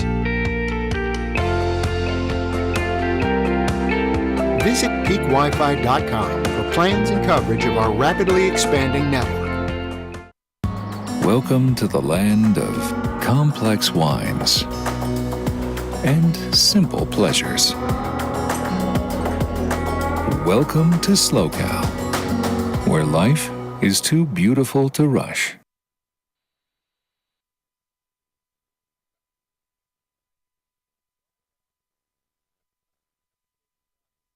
Love that as a the Grom trucks, the huge at Anaheim truck. Stadium where they fill it with dirt. Yeah. Here we go. 8,000 cubic tons. Whoa. Aaron Beatty with the long gouge and then the late float. So I always liked when I went to ECSC and the pro skaters were surfing the half pipe. I love the skateboarding announcing. You got like the ex-pro kind of grizzled guy talking about it, and it's kind of free form. So I love that. And the rock and roll is just blaring. I mean, at the U.S. Open too, all those years that Vans was a part of it, it was insane. The dirt bike jump, like Ox Cargola and all the old legends. Well, you mean the moto? Remember the moto? We had that last jump. year. Whoa, the huge, We had crazy. What was the team? Monster Army. I'm forgetting, but they were there doing their high flying. They're flying like 120 feet plus. Yeah, it's sick. And then landing and stopping somehow. High octane. Yeah, we're trying to keep it fun, is what we're saying down here. Monster Jam. Some of these sections though, they need the 4-wheel tires, right? Yeah. All right, well, real quick, we'll get back to the action. Blue, your opener, 4.67. Corey, stand by. You had that long gouge. And then the late float. So no priority for green and red right now. The youngster out of San Clemente, Rex Hennings, clawing his way through some QS heats. He was on that silver medal team down there in Brazil for our USA Junior National team. Man, I wish my phone could do smell-o-vision. I could do a little video of we got a little bacon and eggs cooking right now. The kids getting hungry. The smell coming off the little restaurants on the pier. Oh, it's so good.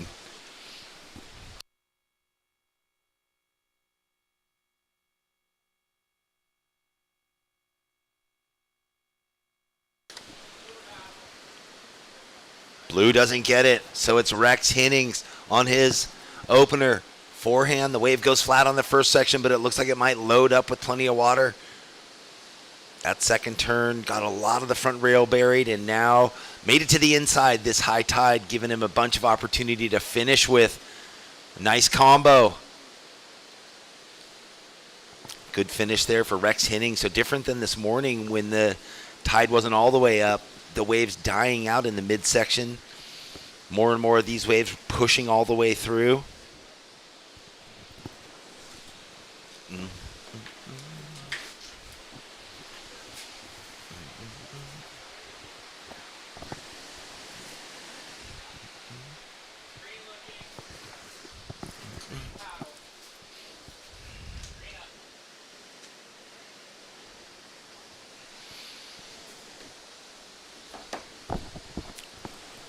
Luca Macinis, whoa!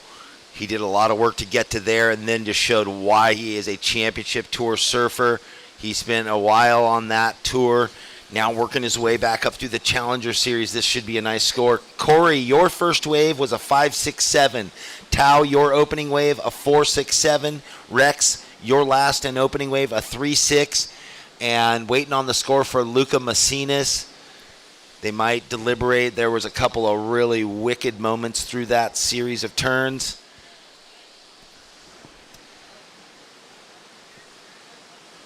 Just under 21 minutes. I was hoping to get that score to Luca before the interview.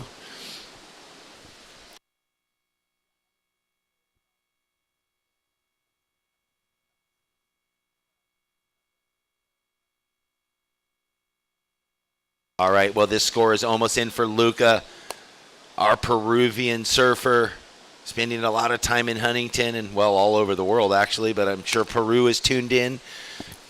Thank you to all of the Peruvian surf world tuning in. There we go, a 6.77, Luca, your opening wave. So now we'll set the heat.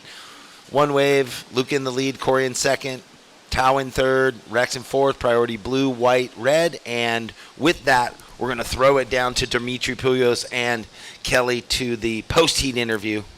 Congratulations on that heat win. Thank you. I get the feeling you want to be back out there right now. Yeah, honestly, it's super fun. Kind of reminds me of a fun day at home, just rippable little, kind of feels like wind swell, but it's not. So, yeah, I mean, so much fun. All right, and you're one and done today. So what will you do with the rest of this perfect day? Probably go get some good food and just kind of hang out with some friends and, yeah, just cruise. Talk to us a little bit about your goals. Honestly, my goal is just have fun, put a couple heats together, get a couple good waves. Just been trying to focus on not putting too much pressure on myself for results or end of the year challenger wise, and yeah, just take it heat by heat and have fun. All right, well, you're definitely doing that. Thanks, and have a great day. Thank you so much. Back to you guys. All right, thank you, Kelly. Great job, Dimitri. Defending champion on into the next round. Good stuff from Dimitri, man. Flowing with rhythm. So, all the surfers moving out of this round go into the round of 16.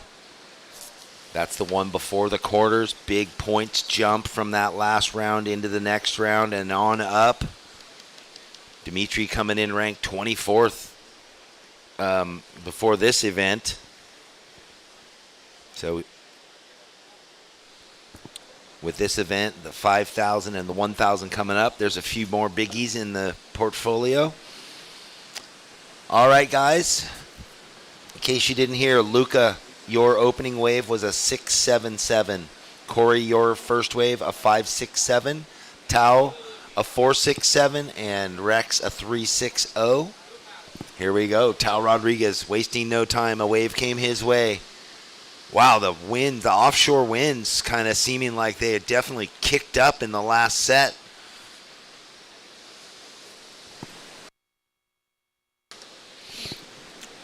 Can you believe it? We're into the Heat 7, round of 32 here at the Pismo Pier. SLO Open. Brought to you by Visit SLO and Surfing for Hope Foundation. Thank you to the Vespara Resort on the beach. We are loving staying there. Thanks to all the community for coming out, hanging out. What a cool area this is. I tried to go hiking up at the Pismo Preserve, but it was closed. Me and some of the other worker bees here because of the mud. So hopefully today or through the weekend it dries out and you can get up there for a beautiful hike. The vistas from up high are incredible. I went down to the Pismo Muni Golf and that was super fun yesterday. Solo session. Nobody out there, just a few people. I don't even golf at home. I just wait to come up here and go to that really nice course.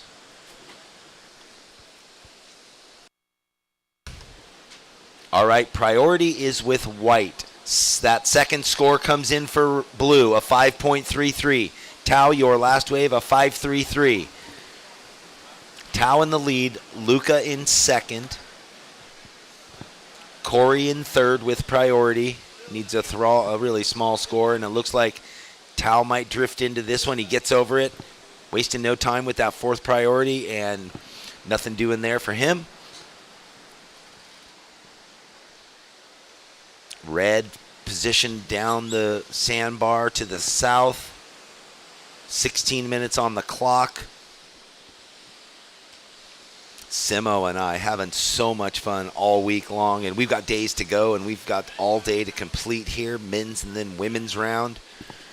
Rex Hennings paddled up the beach, looking at that sandbar, the left that comes off that peak down the line. Kind of a lot of flat, busy work for him, but he's going to get a complete nice finish. Knowing he needed a backup, which is always a part of it, just the strategy.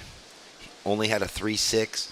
Right now, priority with white. Corey Arambidi looking like he's definitely going to hold off Luca. Use his priority on his forehand. Our surfer from down the way in Ventura with loving those sea eyes. Ooh, I like that little transfer of weight. Kicks the tail up, hops down into the flats.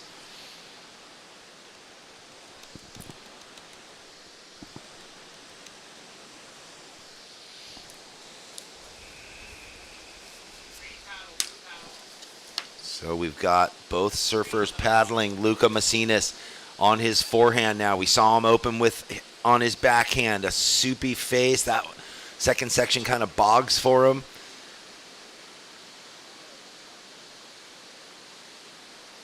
Ooh, and an uncharacteristic non-finish there for Luca Macinas. Regardless, though, he got some work done. He'll get a mid-range score to back himself up. Corey, your second wave, a 5.27. So as soon as this wave comes in for Luca, we'll really have a better understanding of the heat. We'll break it all down. Luca, green, a 3.97. So after all surfers have two waves, Corey Arambidi, you're in the lead. Luca, you're in second. Tao in third with priority, needs a 5.42, and he is paddling in on his forehand. Look at how groomed this wave is.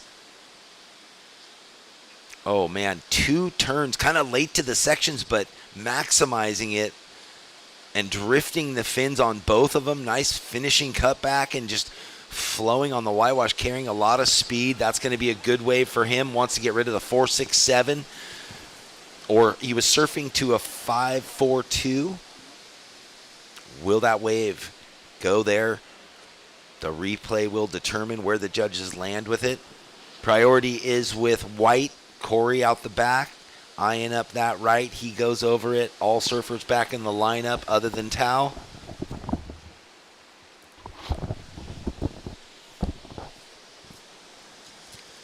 Well, thanks for joining us online. WorldSurfLeague.com. So much surf action happening this week here. And then obviously the World Championship Tour kicks off on the 29th. That's the first day at Pipe. So that should be really exciting. You get to transfer right out of this, watching this, into that. Tao's last wave, a 4.90. That did not get him out of third place. Blue, you still need a 5.42. Luca, your last wave was a 3.97, not the cutout. You're in second place. Corey with priority in the lead. Rex's last wave, a 4.07, but here we go. Rex down the beach on the deeper peak. Oh, white coming at him. Corey, you had the higher priority. Whips it down, and again. So money in the first turn, does well to navigate all that foam. His Channel Islands looking great under his feet always. Priority to green.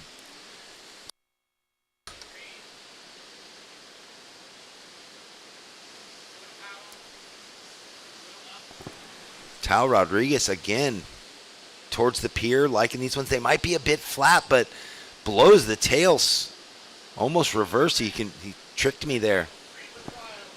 Green with priority. Luca Macinas elects to use it. Deep driving bottom turn. Always so tight to the pocket up high in the corner. And he will get a nice finish turn. Guarantee he will ride out of this. So that's better from Luca Macinas. He fell on the finish of his last wave. Not going to make the same mistake on this one. All 4 surfers with waves to come in. So a lot's going to change because surfers at the bottom needed scores, but now that both our surfers at the top got more rides, especially Lucas, that's really going to determine where the rankings finish after this whole exchange.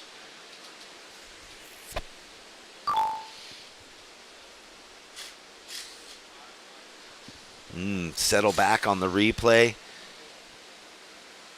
Again, I love how his foot was so far back there. Tao Rodriguez 2 times in a row. The first turn kind of really showed it more. Foot way back on the tail. All right, all scores are in. Tao, you got a 5.57 on your last wave. Corey, you got a 5.97. You're in second. Luca, you got a 6.70 on your last wave. Pushed you into the lead. Oh my gosh, priority change. Bomb sets on the head. Well, Red is alone way down the beach, so we'll watch. We'll keep focused on Rex Henning. Squirts off the top of that one. Big open green face surfing into the sun. Down and away. Blue has second priority. Right now, big finish there. Rex Henning makes the most of that wave. Way down from everyone, so fortune strikes. 10 minutes left. We had just delivered the scores, and now we got more to come. But currently, Green in first place with a 6.77 and a 6.7. Corey Arambidi with priority in second with a 5.67 and a 5.97. Now we have that score for Rex to drop soon. He needs a 6 point. Oh, okay. Score dropped in, a 5.6 for Rex Hennings. Rex, you're needing a 6.04 to go into second, and Tao, you need a 6.07. Well, there it is, ladies and gentlemen. Here live and home on the web. Hard to keep up. Beach break conditions, super consistent swell. A full tide. I think we're peaking at high tide right now, which really has only made it more fun. But we've had great heats through the day. We have definitely had plenty of waves in the mid 8s, and we did have a 9.6 earlier. So there's big scoring potential out here for all the surfers, goofy foot or regular, forehand, backhand, whatever it might be.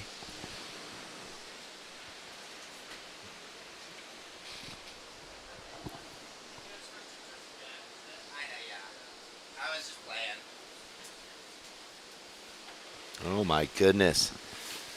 So that wave for the viewers at home looks so small and mushy and crumbly, and I mean some of it is, but when they stand up out the back, they're tall.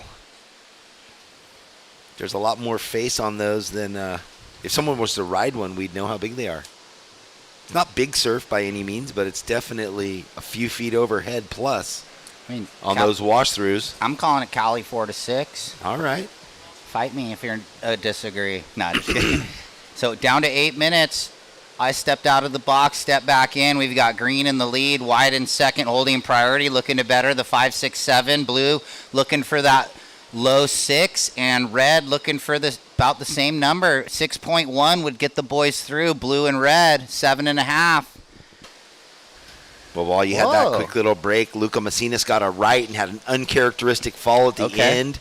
Got that 0.2, or I mean the 3.97, was on his way to a good score. Then he made sure he didn't fall on a left. Jumps up into the lead. Corey Arambidi doing what he does. The 5.97 had a really big opening turn on a set, but then had to just come to the second finish late, meet the whitewash halfway up the face. Still did well to ride out. Yeah, I mean, if you're up against a guy like Corey Arambidi, you almost guarantee he's going to post 11. And look, he's on 11.64. Tao again looking for that 6.07 in blue, holding third priority. And Rex in fourth priority, looking for the 6.04 with 6.45 on the clock. One more men's heat, Ryan, Allen, and Parker. That's a good one. And then into the ladies' QS round of 32, we'll see some faces that we haven't seen yet. So the ladies had to wait 4 days, and I wonder how that's going to play into the scenarios. I've just been seeing their posts and them running out at way before sunrise to get the early morning surf. So it'll be great to see them because they were the seeded surfers. Yeah, they've been here for days, just going all right. Green and the inside under. Luca Macinas always surfs full throttle, fast surfer. That one doesn't load up, doesn't give him enough push to even stay with it. He knows he's in the lead, and why waste the time and energy, effort on that one? Get out while you can.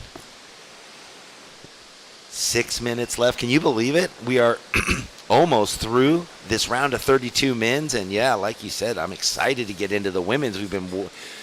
But we've had a lot. We had the first round, and we had the Pro Junior, so I mean, we've seen some of them. With 4 divisions in the event in this QS 3000, the Pro Junior, first event of the year, and so many things on the line. If you're top 2 after the 3 events, you're qualifying automatically for the WSL World Junior Championships, where we just saw those champions crowned, Sierra Kerr and Jet Schilling down in Oceanside Pier. Incredible little sandbar, super fun. Hopefully you were tuned in. Yeah, so we've got that first heat of the morning, Bella Kenworthy, Reed Van Wagner, Kiana Miller, and Olivia Storr. So 2 Santa Cruz surfers, Reed from North San Diego County, and Bella, She's out of the San Clemente area. She was on the Challenger last year, so she's looking to get back on the Challenger. The first event is Snapper Rocks, and that's one major reason for any surfer to want to qualify. Can't wait to even watch that. So fun. That's an event where you're just really excited. And Red having a dig, and Rex is going to try and create a score here. Up and over, cutting back, hoping this thing gels up on the inside and he goes to the sky, and he's going to maybe ride out of it. I'd say yes, he does, and then behind. Blue in and out for Tao, so standby for Red. He was looking for a 6:04, 4 minutes.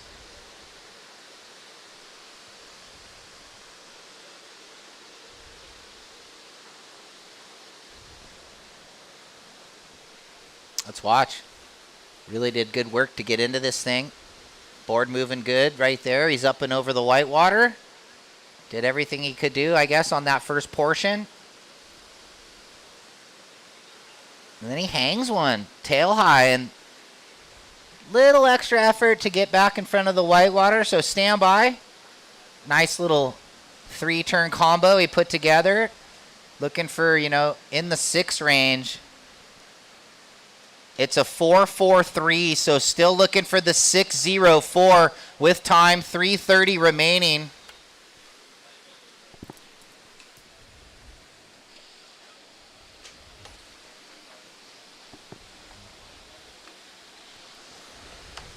So 3 minutes, Rex still looking for the 6.04. Tao looking for the 6.07. In second with priority, looking to better a 5.67. So this is the replay of what Blue did while Red was finishing behind. The boys were looking to grind out the numbers they needed, low 6s. 2 minutes 40.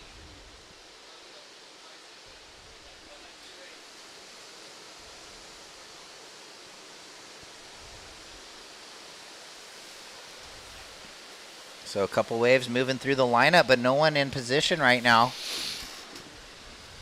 I think we're near that dead high tide in the day. It kind of feels like it. So, or have just passed through. Still plenty of good waves out there. We see a lot of mid-range 5s other than Luca bouncing up into the mid-6 or the high 6s. Yeah.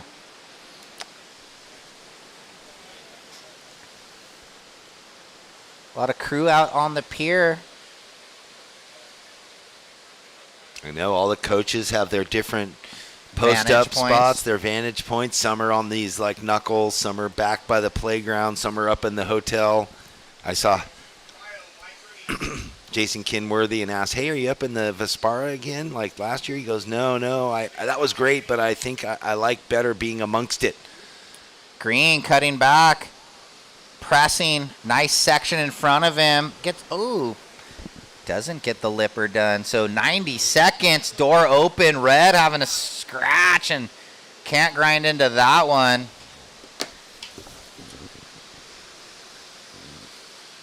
So we're going to cup up. Thank you, Andy McKay. Not only he deals with every detail of this event. 1 minute remaining.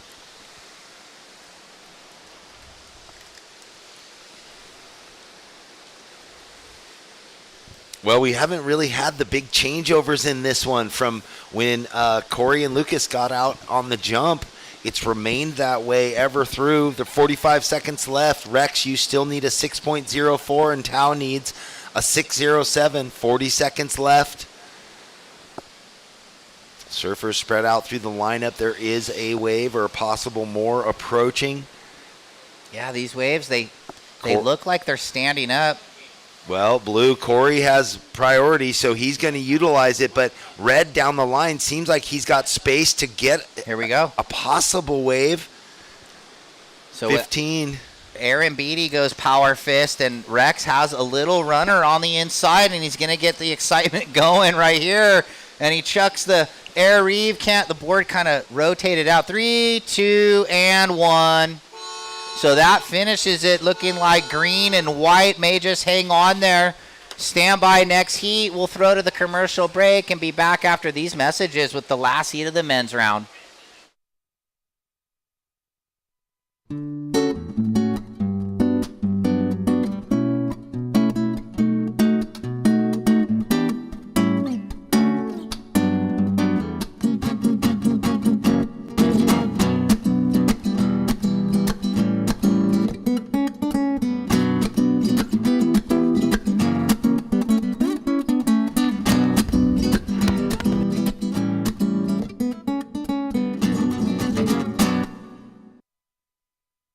Since 2012, Surfing for Hope has been helping families navigate through cancer using the healing benefits of surfing and the ocean. Each year, we host a number of surfing-related community events to shine a spotlight on the fight against cancer. Visit surfingforhope.org to sign up for one of our free beginner surf camps. And if you'd like to help out, you can donate on the site too.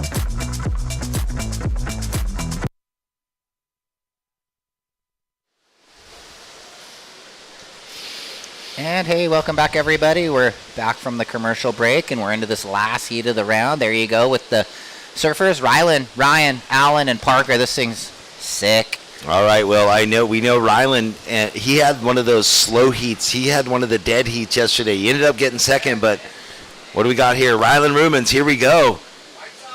Straight into it, riding a different board on the clear board, not the black one from yesterday. Big open turns, nice. Towards the pier, comfortable on those waves. He's got one of the most decorated amateur careers too, right? And junior careers. Yeah. He came through the system and was gnarly. So Allen was also up on that same wave down the line though. So Rylan getting on the board early and Al Cleland from Mexico. Saw the boys at Hoagie's last night. They were getting their ahi sangas fuel up for today. Ryland opens nice with a 5.33. And Al, 4.17.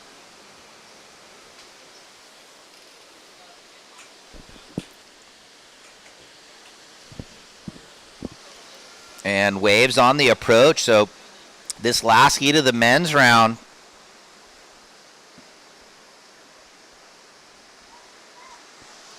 So we're going to pay attention here to the lineup.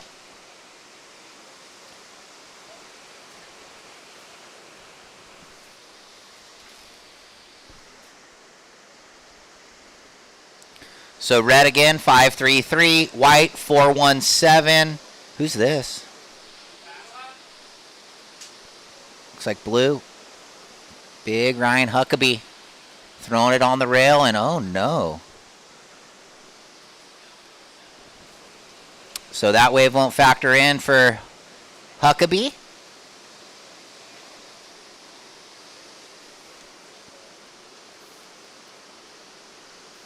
All right, take it away, Kelly, with the last heat's winner. All right, congratulations. Thank you so much. How are you feeling? Feeling good. The waves are really fun, clean today, and some waves. So yeah, stoked to make it again, and yeah, it's been fun here in Pismo. Is there anything that you like to do post-surf now that the men will be over for the day and you have the day off, essentially? Just rest and hang out with my family, and then maybe go surf again. The waves, like I say, has been really fun. So yeah, I've been just surfing all day long. Maybe get a free surf. So who's here with you? My uncle, Gino, my little cousin, and a really good friend, Gabriel from Peru. Yeah. Well, congratulations and enjoy the rest of your day. Thank you so much. Back to you guys. Thanks, Kelly. And wow, Ryan Huckabee with the big finish. And then looks like Parker Cohn will stick to the live of Parker behind. Already thrown on the rail a couple times. And he's finding that good right, stacking up. He's all formed out. And he gets the finish. So Huckabee had the big, expressive layback jam into the oncoming section. And then Parker Cohn behind. So stand by, guys. We'll get to those numbers shortly. Maybe we'll get some replays too. Yeah, put the donuts away. We've already had enough. Thank you very much. Okay, let's watch. This was Huck. Delightful. Big boy Huckabee. He was our team captain at our Junior World event in El Salvador 2 years ago. Whoa, that was sick. So the big single. And then let's see what Parker Cohn did on the one behind. He's kind of dialed into the waves, finds that peeling slow motion right. Looks like the Huckabee score came in 5.4. Standby green.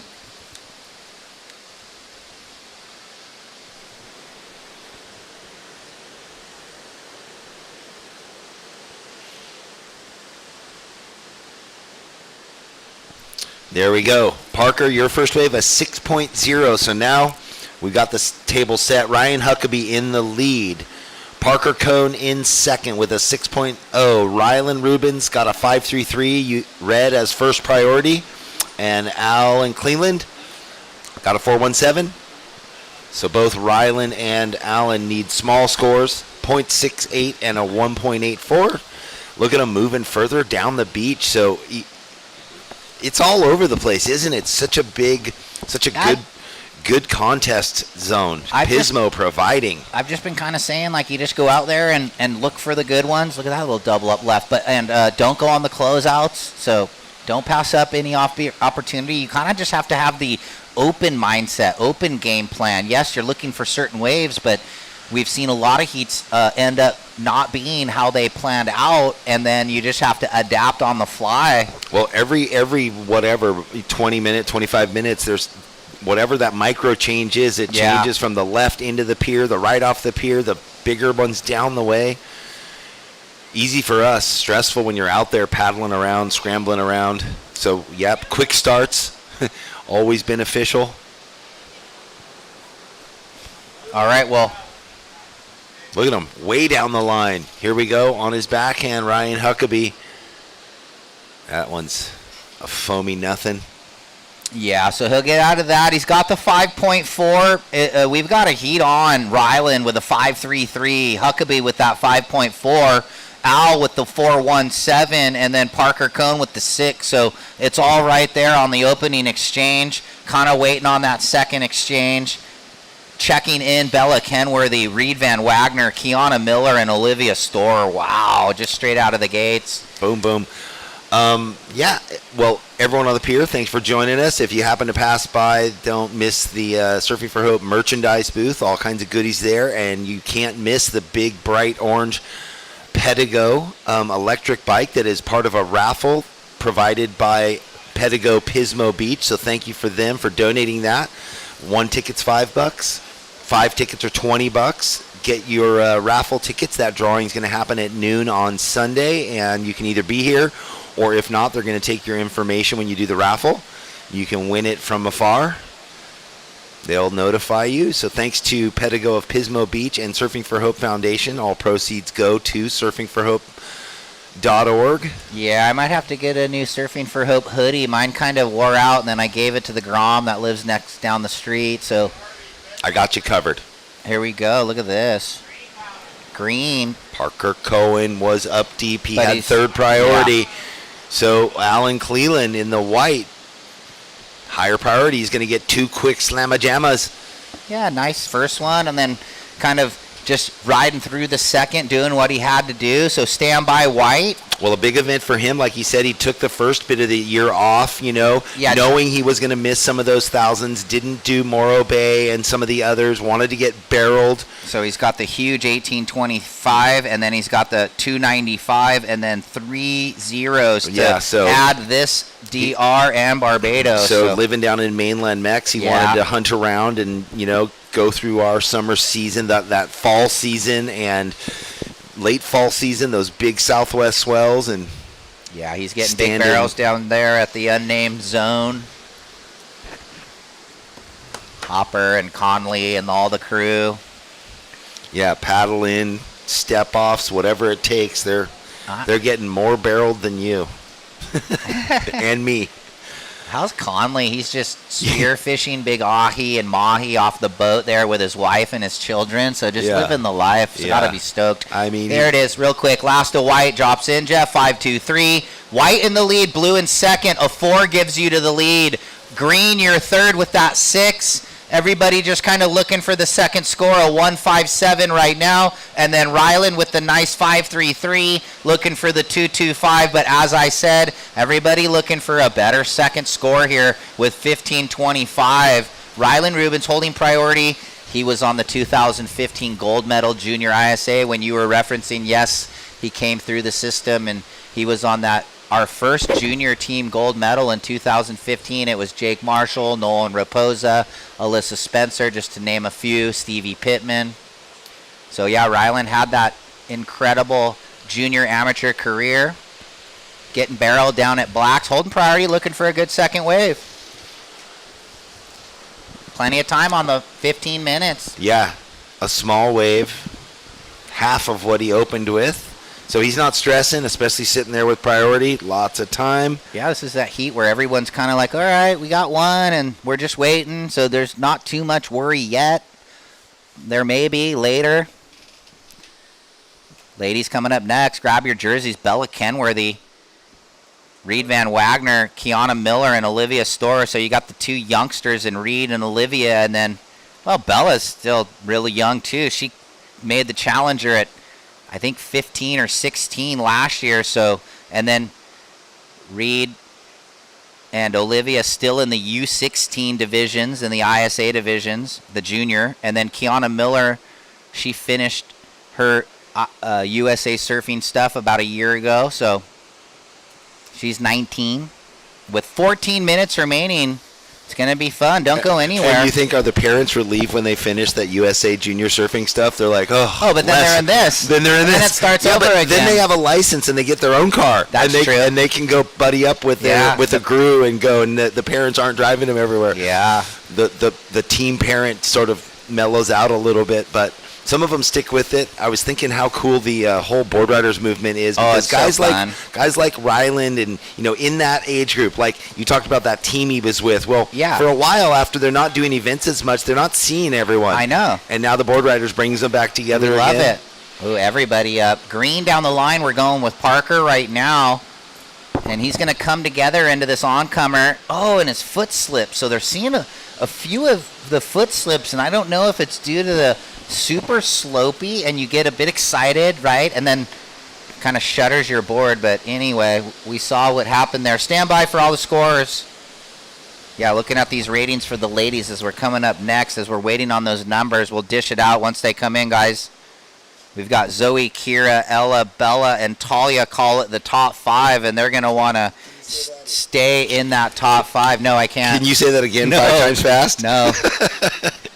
All right, well, Parker got a 2.27. It factors in, so we'll talk about it. That's now your backup. You're in second. Ryan Huckabee in the blue jersey at the halfway point. You need a 2.88. And Ryland Rubens been holding that priority, being patient. He needs a 2.95, but we already know, and we've discussed it, the boys are looking for good second rides. So priority red, blue, white, because that situation will change. And here we go. Northwest sets approaching. Pretty fairly consistent, even though we've had a few of the lulls. I mean, but there's head high plus surf all over the place. We're just working through the different tides and favorable tides. Here's that inside under. Al's been kind of dialed in on it. The rip bull right. So let's see if this thing gels up. He wraps it back. He's high line gouge. And this thing's got a little double up down the line. He goes click, blows the fins out. And right here's the double up. And it's going to allow him one more. As you see on the inside, he drifts the fins. And then Huckabee. Ooh.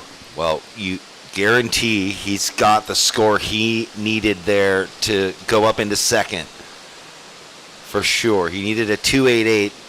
Surfed above that. So that's going to change what Ryland needs. Ryland knows he's surfing for something good, and he's been sitting there for quite a while. This is looking better for him. Red with priority. He's going to not go on that left because you could see it moving down the line. That wasn't going to offer much. Thought there was something I think better. it was just look. I think it stays the same. Yeah, he didn't motion for sure. I mean, he was sideways. No, I know. It. I was just going to say green didn't really make the attempt, so red saw that, and it was sort of a little bit of like hold and hold, so it stays the same. It's red, green, but now green looking. Why not? Here we go.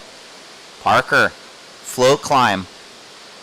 And he's going to go to the backhand reversal, and he comes undone, so looking to better the 227. We'll stand by, and we're still waiting for the white and the blue exchange. It's going to be interesting when we get those waves dropping in with 10:15 remaining. Oh, pressure cooker. Yep, it only takes 2 waves. Ryland aware of that. It's funny how the rhythm of heats go, right? You have people that we don't know the results, but end up winning a heat, and you're like, I barely saw you in the heat because they ride 2 waves. So going to get that green. It might better the 227. It's a 227. No change for green sitting in second. He's got the 6, and now we're still waiting on the this wave. We're going to replay for the fans on the couch. And a couple little carve, and then he got little better on that. Oh, and down the way, we have him on a second, a rebate. We're watching a replay and live. He's up. Yeah, on one of those big swingers that go down into the gutter down the way.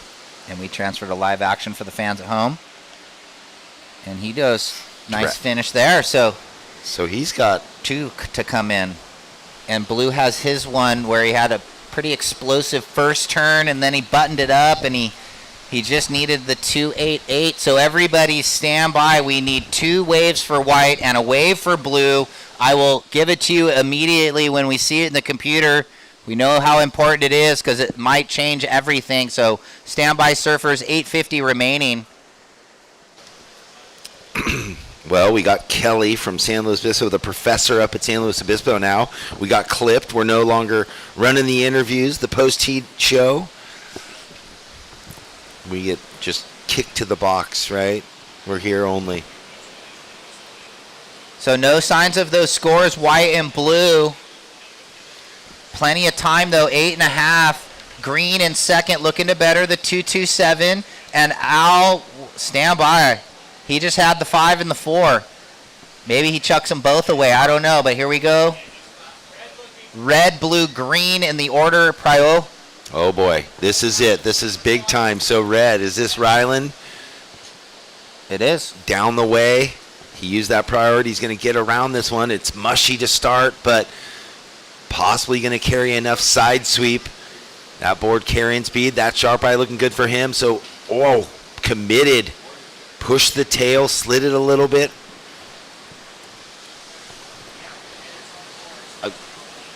It's hard to say what he's going to need because they still hadn't gotten Ryan's last wave in, but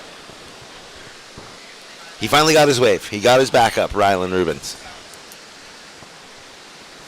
Yeah, well, yeah, we don't know because Ryan's wave hadn't come in, and that's going to change possibly what he needs. But we're waiting. Big sets continue to push through. So the surfers kind of working on their paddle duck dive skills at the moment. Okay, slowly trickling in. Al Cleland Jr.'s way, he has a pair of 5.23s. White, your last wave, a 5.43. We're down to 7 minutes.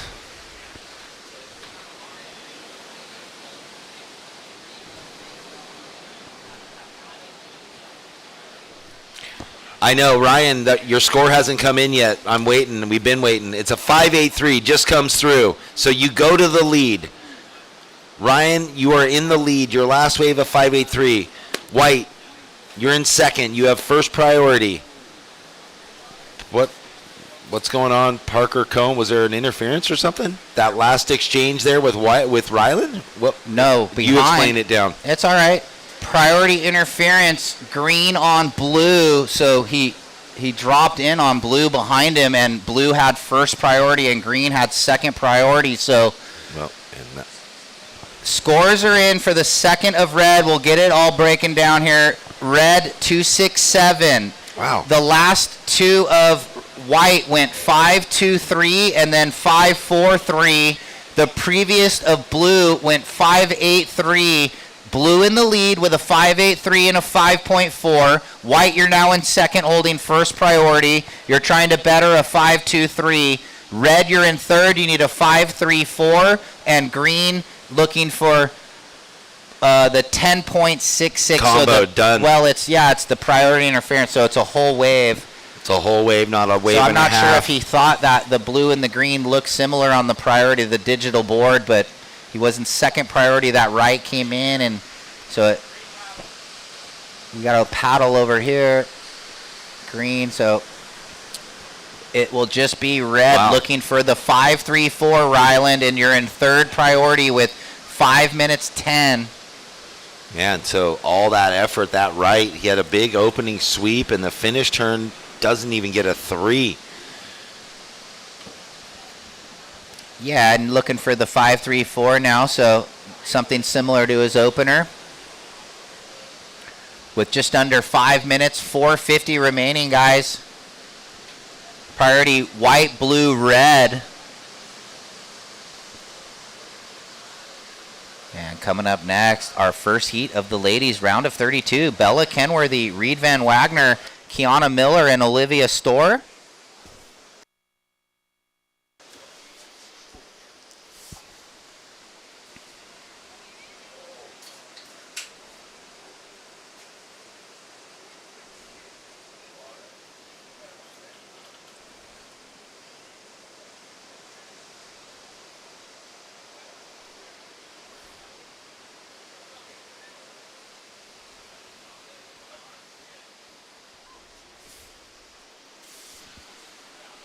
So the boys are moving out the back. We'll see what happens here with just under 4 minutes remaining.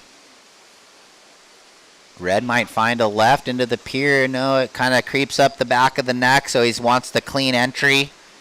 Still has time. Red just looking for that mid-5. So he's going to have to dig deep into the bag here and try and get it. But here we go with a paddle. Blue, Huckabee, current year heat leader. Oh, and that was insane. Super clean on the ride out, too. So looking to better a 5.4. The one sick layback blowtail, and he stands up. And White keeping a close eye on red. And White trying to get to the corner here, but he knows if red isn't going, why not? Let's take a look at this. Big Huckabee. Click. Oh, just perfect, actually. So let's see. Can he better a 5.4 on that? Gotta love it when it just all comes together. Judges say yes, he can. 7.5, extending the lead, Blue. White in second would need a 7.9 to go to the lead for reference. Trying to better the 5.23. White. Red, you need the 5.34.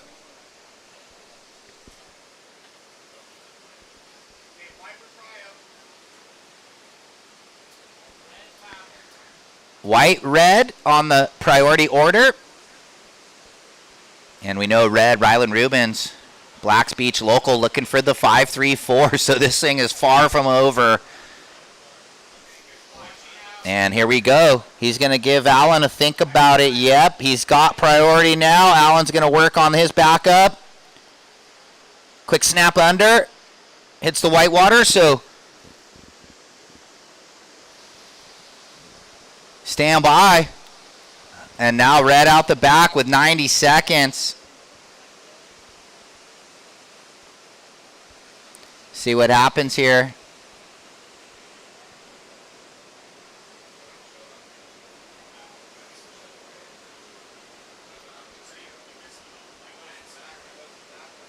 It's a 5.5. Ryland red, you now need a 5.6 with 1:15 remaining.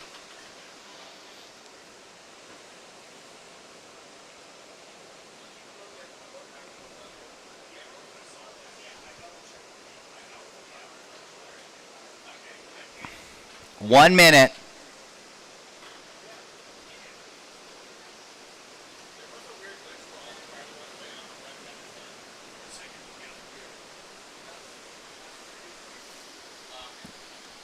Down to 45 seconds. Red's got priority, so he's just going to sit and be patient as he has all heat and hope for that wave. It's just a 5.6, but with 30 seconds, the ocean looking pretty flat. But there are some lines out the back. Will they get here in time? 23, 22, 21, counting down. And it looks like we're going to get 10 seconds. And we're going to count it out in 5, 4, 3, 2, 1. No ride. We'll throw to the commercial break for everyone at home, and we'll be back with the new division, women's round of 32. Welcome to the land of big-time natural beauty and intermittent cell service. Here, cowboys drink Cabernet, farmers surf the breaks, and everyone breaks for roosters. It's a wide open and welcoming place. But that's not to say we don't have any hidden secrets. Welcome to the land of truly living, with a million things to do. Or not. SLO, where life's too beautiful to rush. In the 805, we live life on a different path. Where medals aren't given, they're earned. Where stories aren't written, they're lived. And legends aren't born, they're made. It's not just what you do, it's who you do it with. This is 805 Beer. Hey everybody, welcome back. Day 4. SLO Open at Pismo Beach, presented by the Surfing for Hope. Title sponsor, Visit SLO. It's a happening day. We're underway in the women's round of 32 now. We just saw the men's round of 32 conclude. Ryan Huckabee, come on up. You're going to be on the glass with Kelly. Get the insight. Kind of a crazy heat. And in the water, Bella, she was on the Challenger last year. She's sitting 5th in the rankings right now. She's got no 5th result. So this and Barbados will nicely fit right into her 5-event tally. Reed Van Wagner, the youngster from North San Diego County in the blue. Kiana Miller from Santa Cruz in the white. And Olivia Storer in the green. Here we go. Someone having a look-see. It's going to be Bella. Runner right for one of our top surfers in America in the QS. Snap to the cutty. Wraps it back again. And she finishes with one more there. And she'll get out of it. So that's a nice opener. We got more waves on the approach. Green. She's in and coming from behind, but that sometimes is a good thing. She throws it on the rail. And again, so some water was drawn off the reef as Olivia now going to button it up on the end bit and gets there a little mistimed. Bit early there. You got to wait for it. So stand by, red and green. Warming up out here.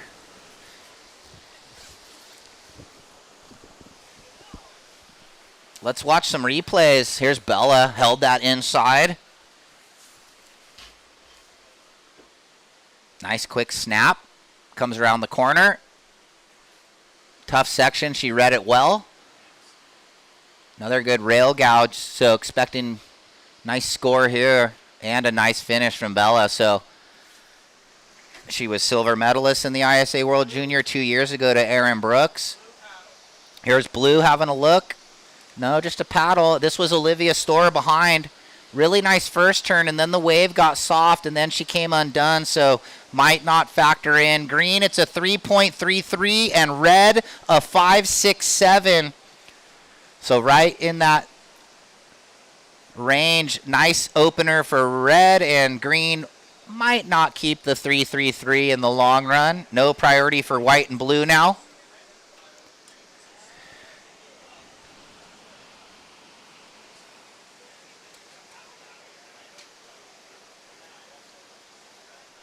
Checking in the silver medalist from the ISA World Junior in Brazil recently, Linnea Mons. Noah Clapp grabbed the blue. Cora Naumberg grabbed the white, and Avery McDonald in the green. 3-3-3 green, 5-6-7 red.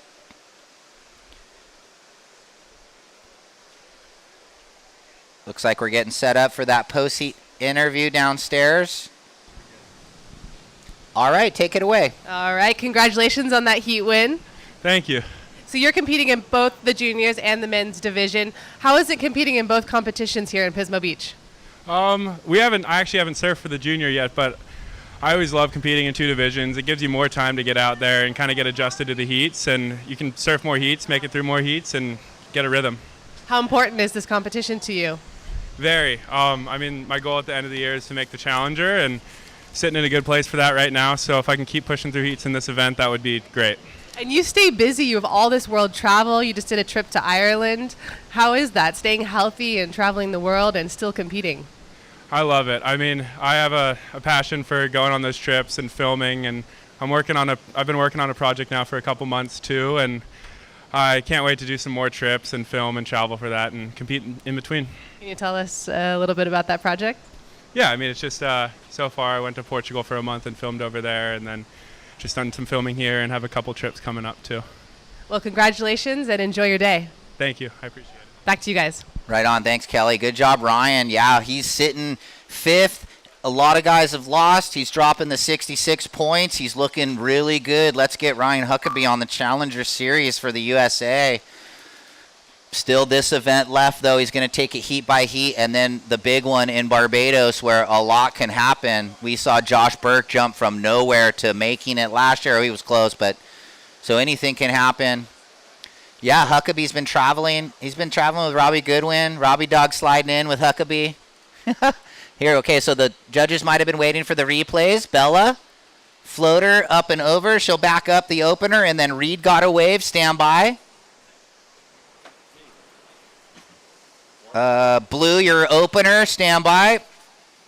Had the good finish, the big vert hack with busy work before.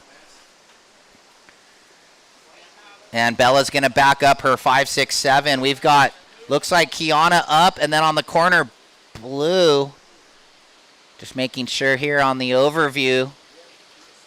And Reed picking up another one with a good little finish there. So opener of Blue, 4-6-7. Second of Red, 4.8. Bella, you're in the lead.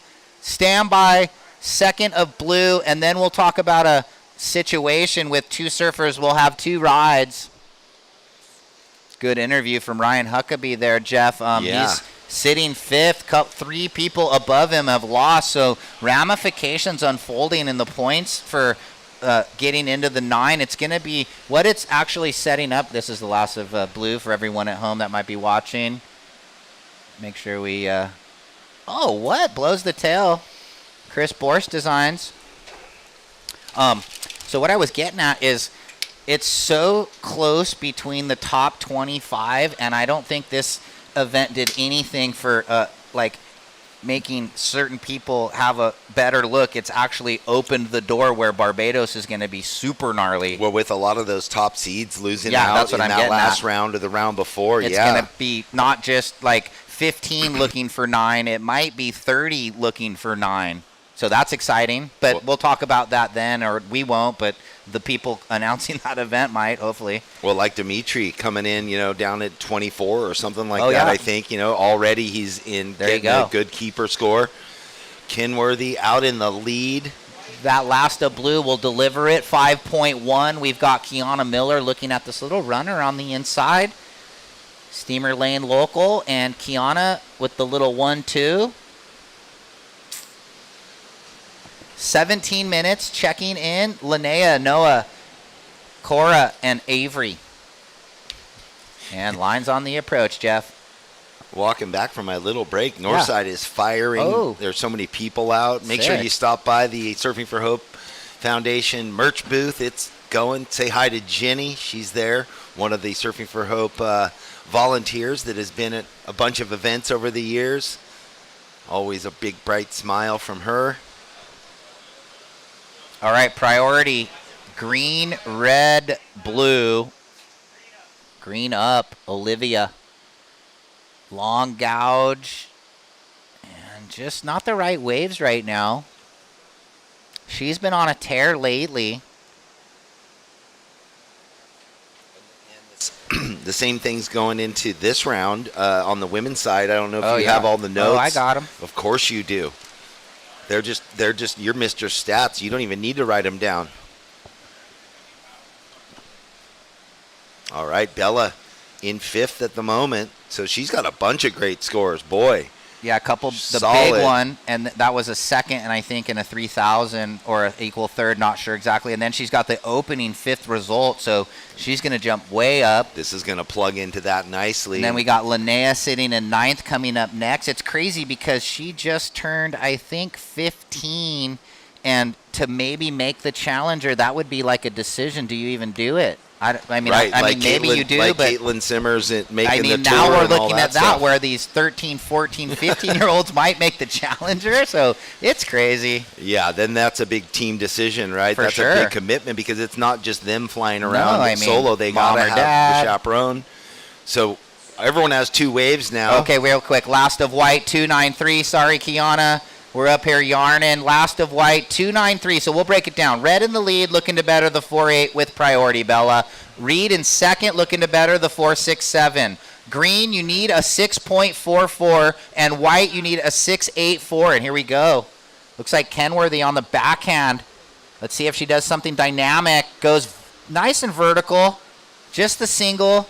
Looking to better the 4.8. And behind her, Green has a little wall. And just a quick slash out. So that wave didn't pan out. Yeah, so, you've got the top 10 in the girls down to Noah Clapp. And then you have the next 10. That's why I did it to 20. You have Sanoa, Taylor Stacy, Vela, Matea, Lily Colber, Alana Lopez, Leia McGonigal, Zoe Kina, the Super Grom, and then Reed sitting in 20th. So just a stacked 20 on the women's side. Leilani McGon, that surprises me that she's down there. She's been so high up in the rankings for years. I think she took a little time Just off on from the competition. Okay, that's maybe what happened. Feels like she hasn't been in all the events recently. I mean, she was on the grind for years. Ooh, Reed getting active.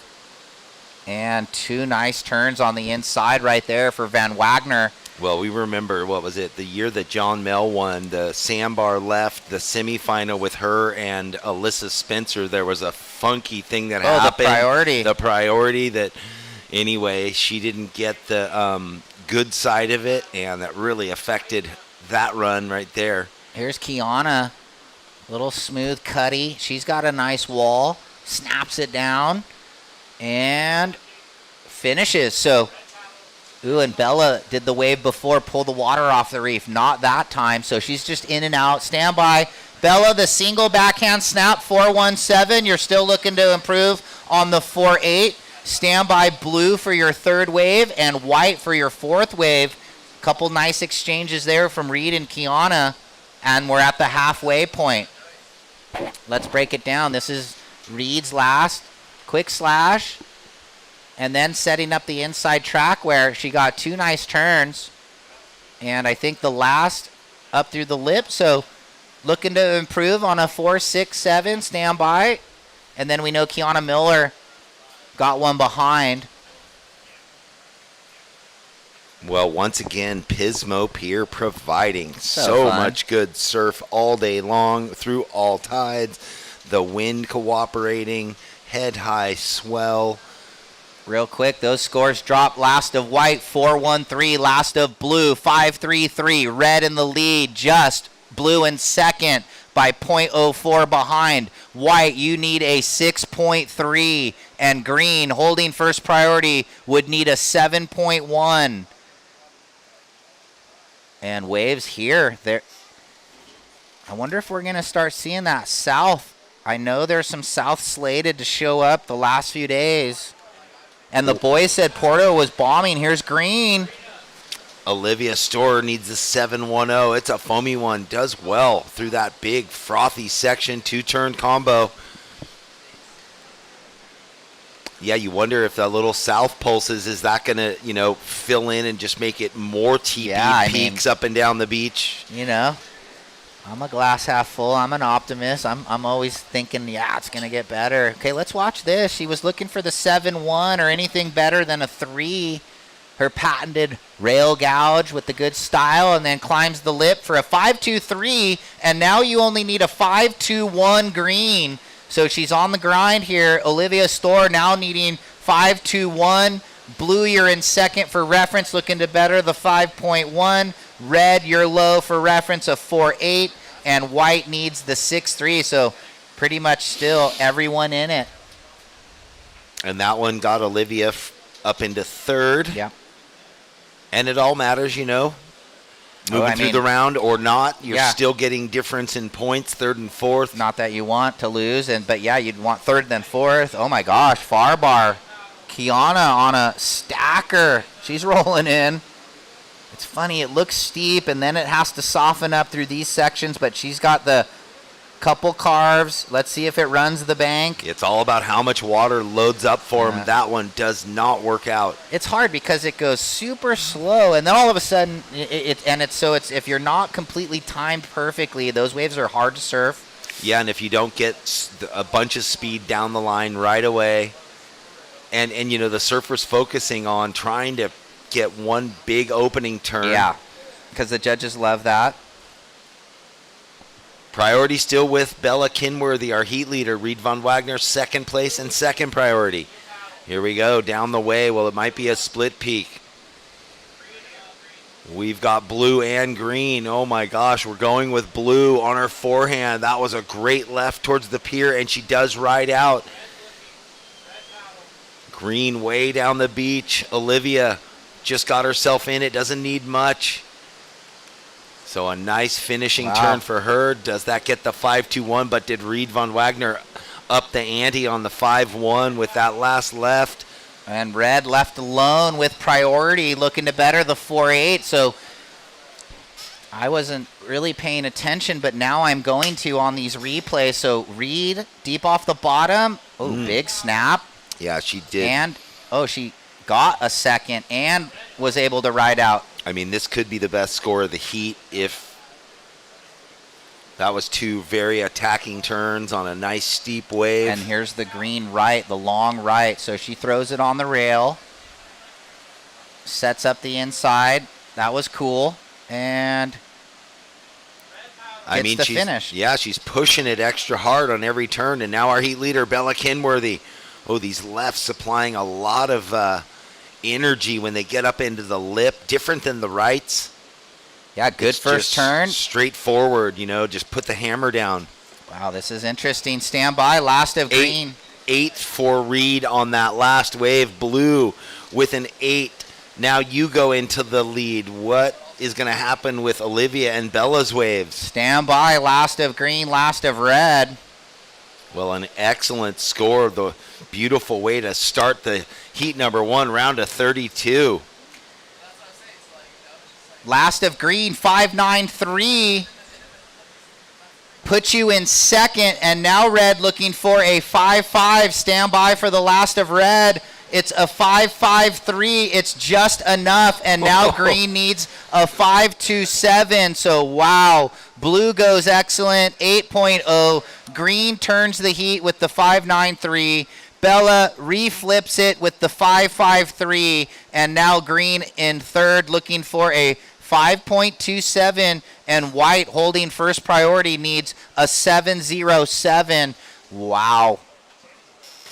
It's full throttle here at the SLO Open in Pismo Beach. Lots of points, lots of money on the line for these surfers trying to get themselves into the next round, the round of 16.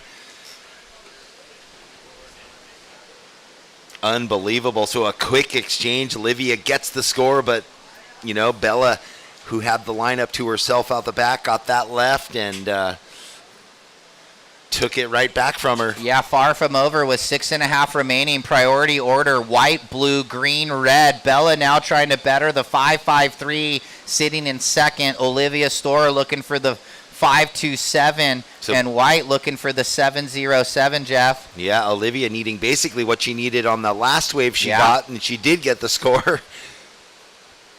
Interesting, with 6:15 remaining.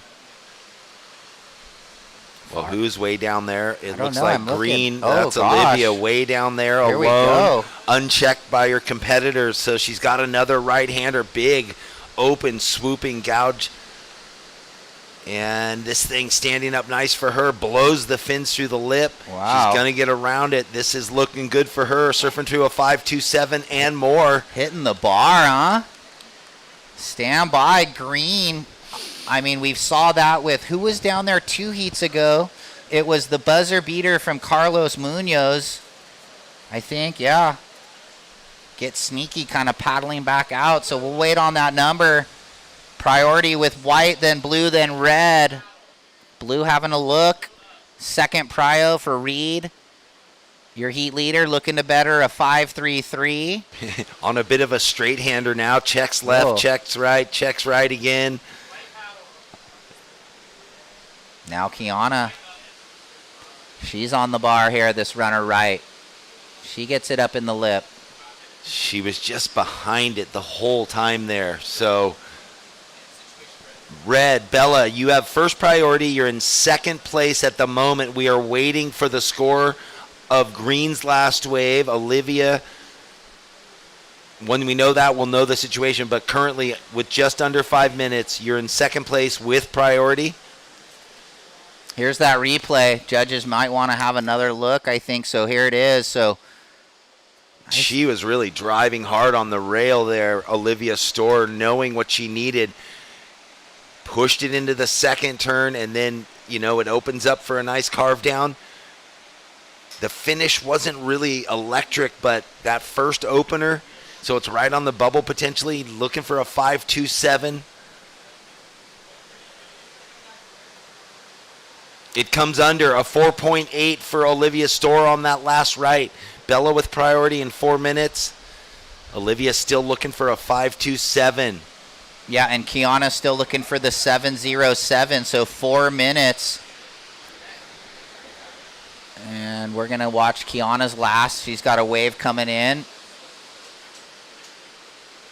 So just the backhand snap there. Not factoring in, still looking for the 7-0-7.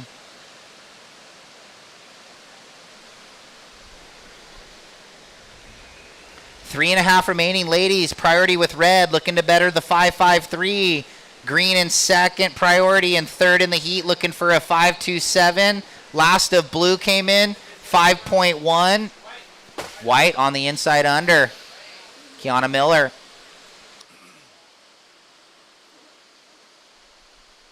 Working the backhand, trying to button it up down the line. So with 3 minutes remaining. She's just having a tough time picking the waves she needs to, surf to the, she can surf to the score, but the wave's not opening up for her, giving her the, steep green face section, at least 2 of them, before you go into the foamy, soupy section, or the reverse. Surf out of the soup into something crisp and green.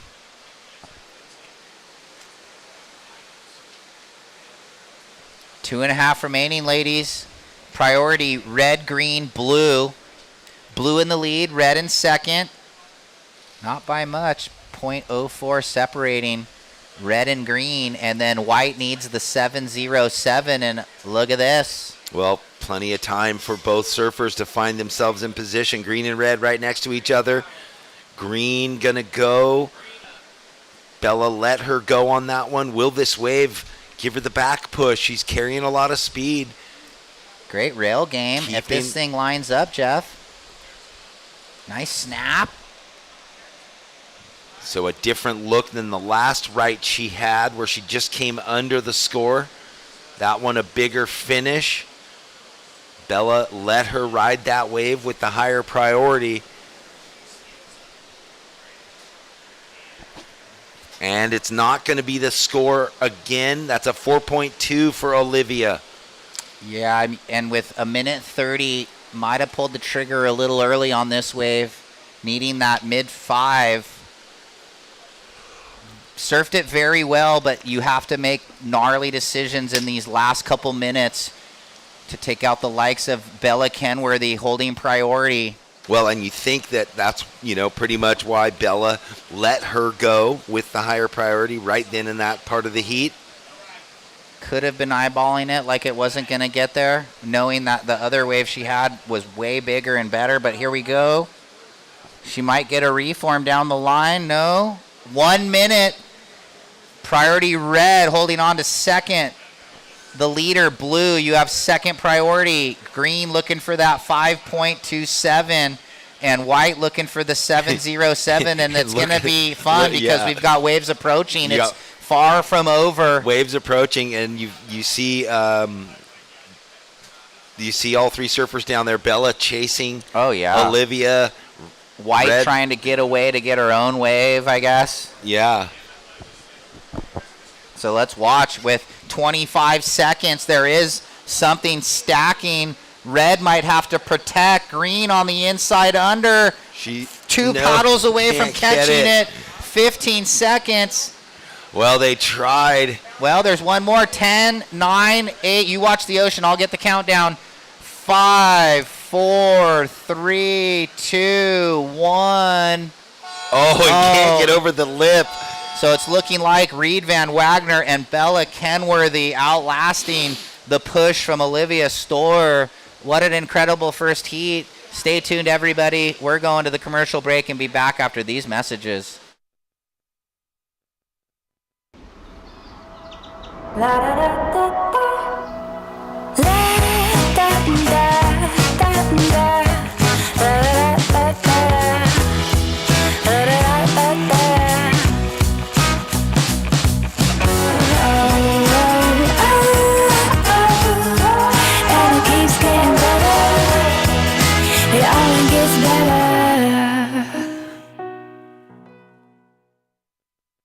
Since 2012, Surfing for Hope has been helping families navigate through cancer using the healing benefits of surfing and the ocean.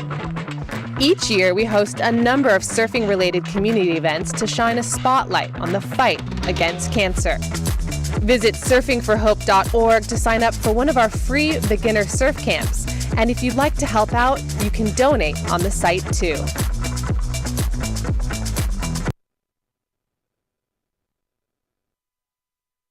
Us online, thank you. Here we are, the SLO Open in Pismo Beach. QS 3000, we're into heat number 2, round 32.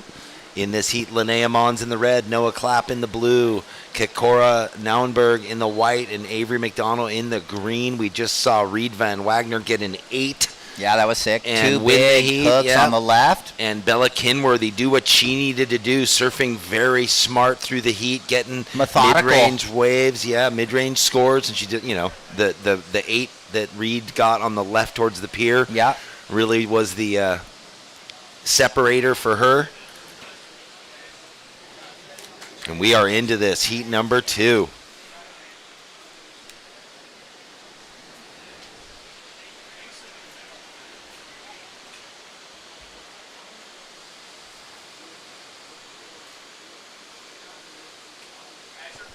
Here we go. Our first rider up, Avery McDonald, fades the left, hoping this thing, you can just see by her body posture, standing so tall on the mushy wave. Going to complete it because she had committed to it. That probably would not factor in later down in the heat. Up and riding in the white, this is Kikora. Oh, wow, big. Nice down carve for her. This wave setting up nicely for another open face carve. And again, deep bottom turn under the lip carve. And rides through the finish complete with a nice foam climb at the end. So better opener for Kikora Kikora there than Avery's wave.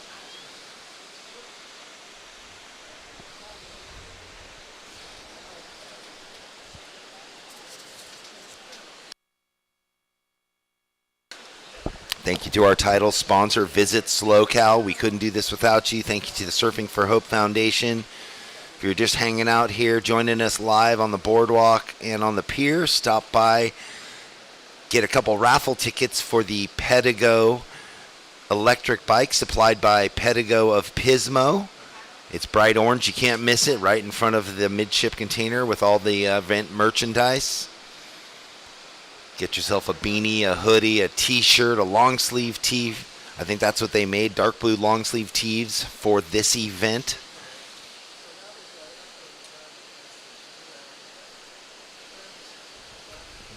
We always talk about all the things you can do up here in the Central Coast. Fresh air, beautiful vistas, culinary delights, lots of health spas. Lots of, great places to rent or hotels to stay in. Super nice community, good people, dog friendly. I'll tell you that. And the beaches are kind of second to none, especially with these big low tides in the afternoon. So come on up, enjoy the Atascadero area, the SLO zone. Here we go, Red with priority. She is on her backhand here. It's going to be one big turn. It's a beauty.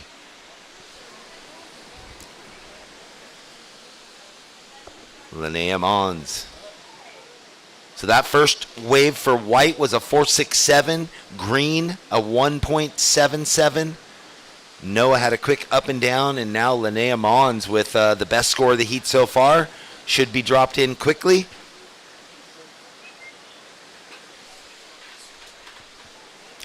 There we go, Red, a 5.67. So everyone's got a wave on the board. Kikora, you got a 4.67. Linnea, a 5.67. Avery, a 1.77. And Noah, a quick throwaway. 20 minutes left. Priority is with blue. And second priority with green. Red with third priority. All right, well, we are ready with our last heat winner, Reed Van Wagner, in the 8-point left. Take it away, Kelly. Yes, I'm here with Reed and talking about that 8. What was working for you during that heat? I was just trying to find the good waves. I mean, it was super fun. I'm so stoked we have waves, and I'm so happy that I got that little runner left, and I was just stoked to hang on to the last turn. All right, so you are a longboarder and a shortboarder, but it seems like you're really starting to focus your career on shortboarding. How is that for you? It's good. I mean, I'm trying to do both as long as I can. I'm traveling. I'm having probably the best life I can right now, and I'm going to try to keep doing that as long as possible. You had a few hours before go time today. What do you do in the morning with like a 4-hour lull? I got up, I saw the call, and then I went and got a good healthy breakfast, and then just put on some music and zoned out and made sure I knew where to sit. And that's basically what I did. It worked for you. Congratulations. Thank you so much. Back to you guys. Thank you, Kelly. Thank you, Reed. Great heat. What a way to get an excellent score. 8.0, the high point so far in this women's round, but we just kicked off. That was heat 1. We're into heat 2.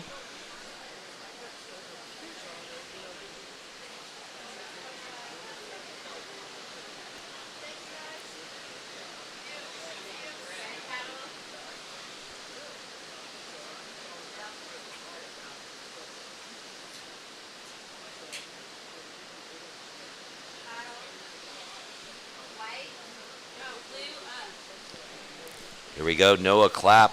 Big, strong, goofy foot. Wow. Rips into that turn. Loving those Merricks. Surfing for Germany, Noah Clapp.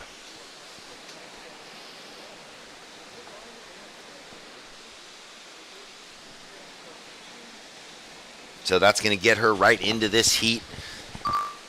Currently, though, oh, wow, look at the score about to drop for her, a 7.33. So those lefts shining for the athletes that are finding the right ones. 7.33, Noah, you go up into the lead. Red in second now. And here we go. Our surfer on her backhand, Avery McDonald. Now she wants to get into it. Oh, wow. So the surfers loving these lefts. They're just giving them the opportunity to really carry a ton of speed, throw a lot of spray. And just like that, another good score on the board. Boy, so from those mushy runaway rights, the lefts coming in with high impact.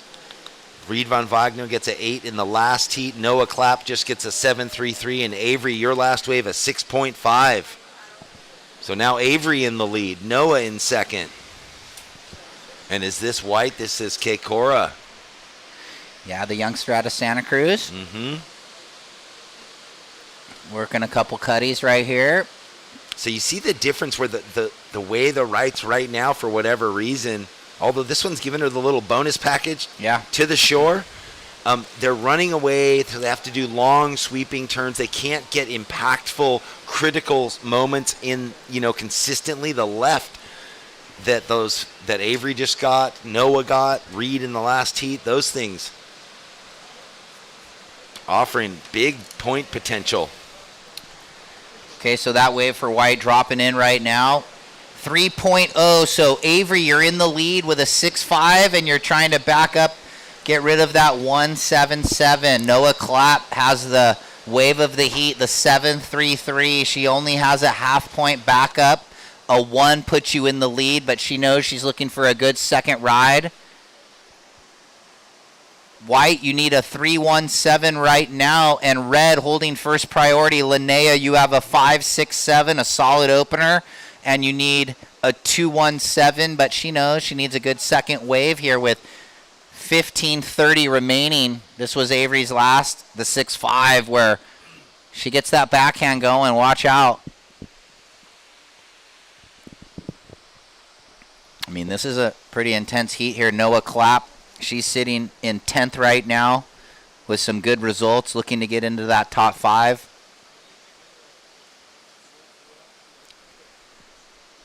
Been getting some text messages that it might be 7+1 on the men's side this year, so just not 9, 7+1. 7 plus a wild card, so we'll confirm. 15 minutes. Priority red, blue, green. Boy, that just makes it even more intense. The surfers who have been, thinking, okay, 9. Well, then it changed. Well, maybe that went out though. Just some information that we were getting on the back end. But here we go. Look at this.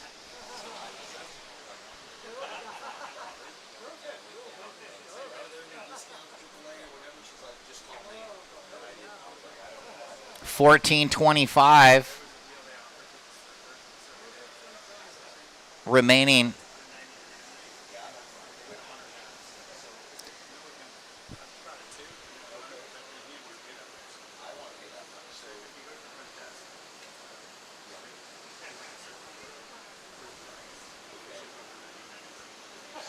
So the priority order, red, blue, green.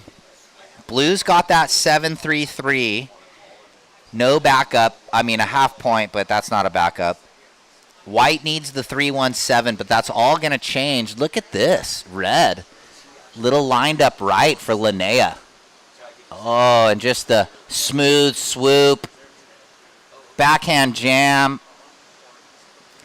Gouges down. Now going to try and just clean it up on the inside. And she does. So a well-surfed wave. She was just looking to put a second score on the board, and that will shuffle things. She was sitting way down in 4th, but she had the decent number already. So stand by. 13:15 on the clock.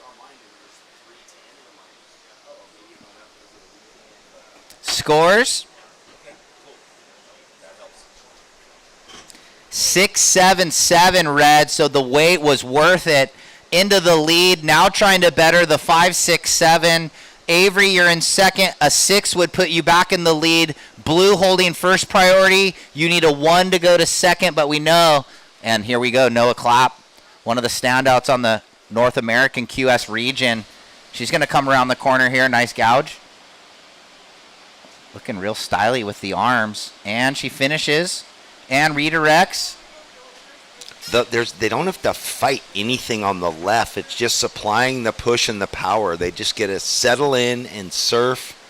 Yeah, so nice wave there from Noah Clapp. Well, what that's going to do is really, back up the 7.33, get the 0.5 out of her score line, and she'll be well on her way to settling in the top 2. 12 minutes left. Priority is with Avery now, and second priority with Kakora. Yeah, this is a sick heat. It's going to be going back and forth all day. I mean, this one for sure. Last of blue, no signs yet. We're going to have a look-see. Let's go. So this is that replay. Nice rail turn, little fat section here. She grinds through and then gets into the lip. Nice. And the backhand float. So the little 1, 2, 3, and yeah, we'll go live action. That's the youngster out of Santa Cruz. Little slide. Cuts it back. Well, as this tide has changed, those waves, you just see it's like rib to rib. Yeah, they're definitely hard to carry the momentum all the way through. It takes a special wave. Bombing sets out the back. I know. I was just going, whoa, look at these waves. All right, last of blue. Looks nice.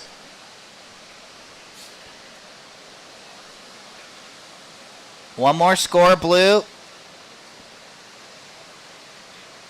So 6-1-7, blue to the lead. Red to second, looking to better the 5-6-7. Green, you have priority 1. You need that 5-9-5.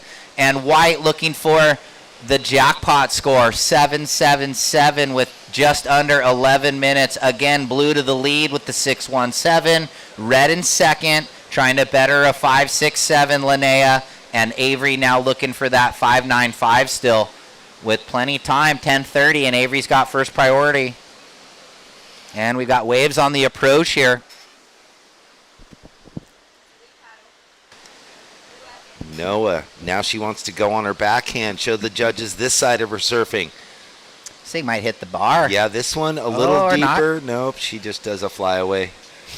She's out of there. She's got the 7-3-3 and the 6-1-7 in the lead, but not safe with Linnea and Avery and the youngster. So that wave of Kikora, kind of like Rylan Rubens had a right that sort of just fizzled. Like the long out to sea wave. And he got the same score for so much distance and work done and energy spent. A 2.77. I think he got a 2.67, which even surprised me because he had like an opening carve and a finish. But I mean, there was just a lot of struggle. That slopey slow. There's not any like.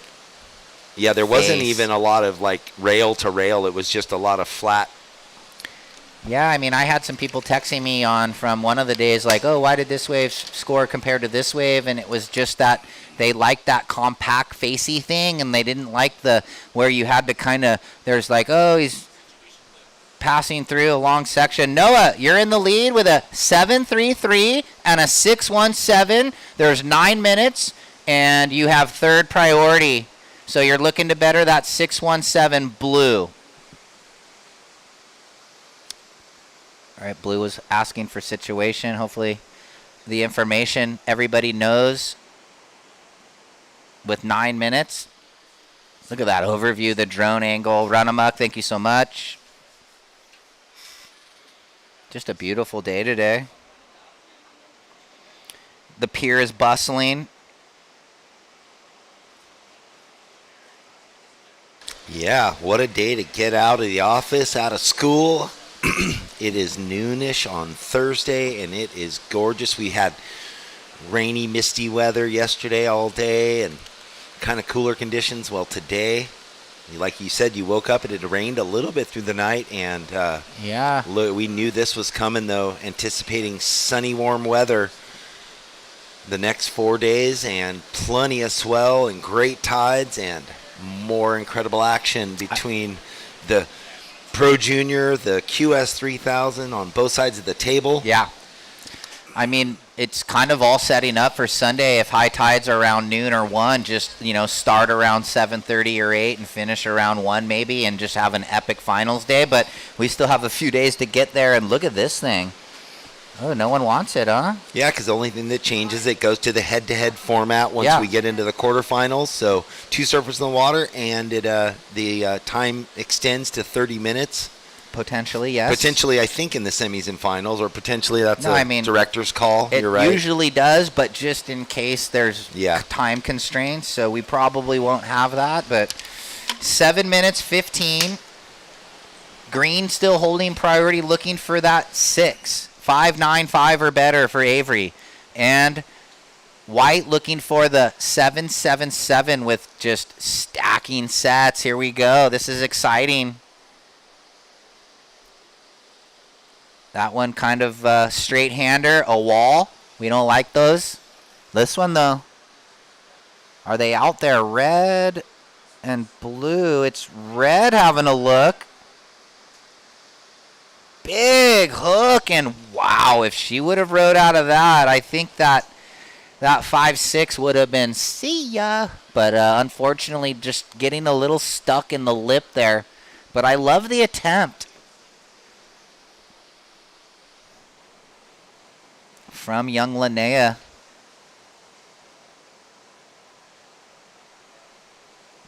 Maybe we'll check the replay if they get that. I mean, if not, it's all good because it was incomplete. Got more waves on the approach, though. This thing, 6 minutes.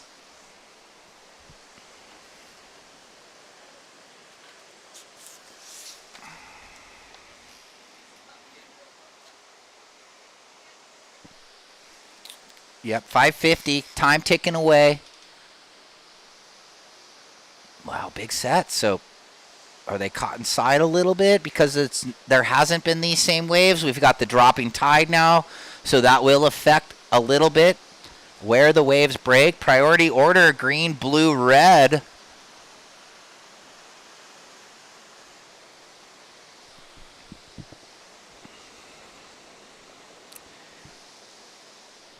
So men's and women's QS today. The juniors are off. It's going to be exciting tomorrow, too. Oh, man. Wait, what's off tomorrow? No. The QS is off? Yeah, I said the junior is off today. Oh, the junior's off. I missed it. Sorry. Nah, no worries. Trying to text with work, text with my daughters, all this. It's all happening at once.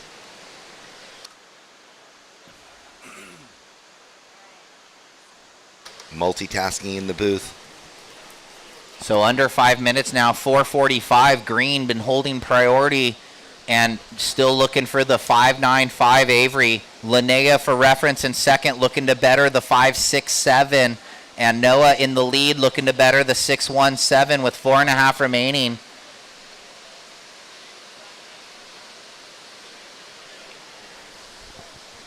Couple waves. A little mid-sized chipper set right here, so it's always tough when you have a big set and then you get small waves after. Priority with blue. Well, what? Well, it's green, blue, but blue up and riding here on the backhand, so using the second priority, and whoa, blows the tail out. So Avery wanted nothing to do with that one. It's always funny to think when a surfer's in the lead, sometimes they'll make those mistakes. And Noah got the scores there on that those two lefts. Those last two rights kind of came unstuck. I mean, that was pretty sick. She could have been on her way to better. No, I know, but psychologically sometimes when you're in the lead, you're like, oh, okay. Not quite as focused, maybe.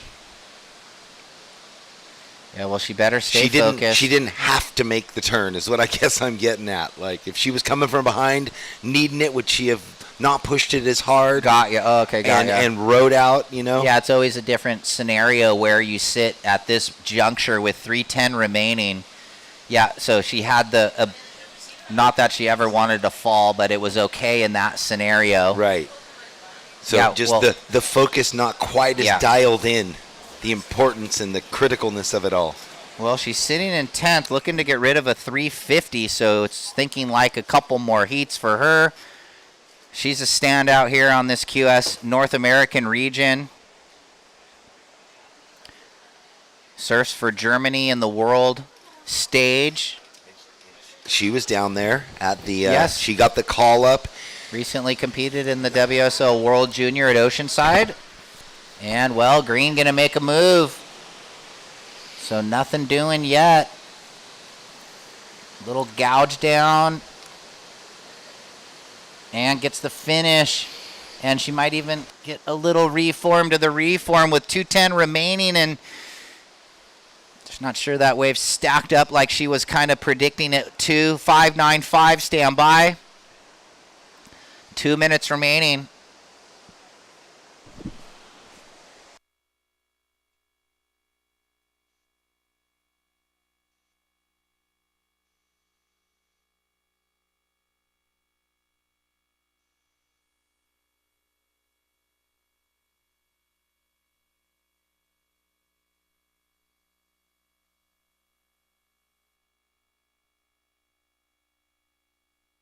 .90 seconds. So that last of Green, 3.67, still looking for the 5.95. Maybe she can pull a little sneaky one on the south corner. Blue in the lead, red in second. Red now holding priority 1. Looking to better the 5.67. Green looking for the 6, and white looking for the 7.77. Cha-ching! Pull the slot. Like one of our judges in Atlantic City the one year, and he hit Tree Kings twice, won like 8K in 2 hours. That was sick. Walk away with more pay than the week. Yeah. That was like 04. They had the 3-star in Jersey. Here we go. Look at this. Is this red? Yes. Did she get a user priority on her forehand? Linnea. Sweeping. I love that. Expressive hands. Super styly. So 2-turn combo, the rail down and the big lipper, and now we have Cora trying to come from behind. And, well, where's Avery? Because is she able to make it out and look for an attempt with 25 seconds? She's trying to get out there, I think. 20 seconds. That is a tough. But did Linnea better? She had a pretty mean gouge and a lipper, so stand by. We're down to 10 seconds now. Oh, and it looks like it's over. 5, 4, 3, 2, 1. And it looks like Noah Clapp, Linnea Mon's going to hang on there. Last of red, a 5-0. We'll go to the commercial break and be back with Heat 3.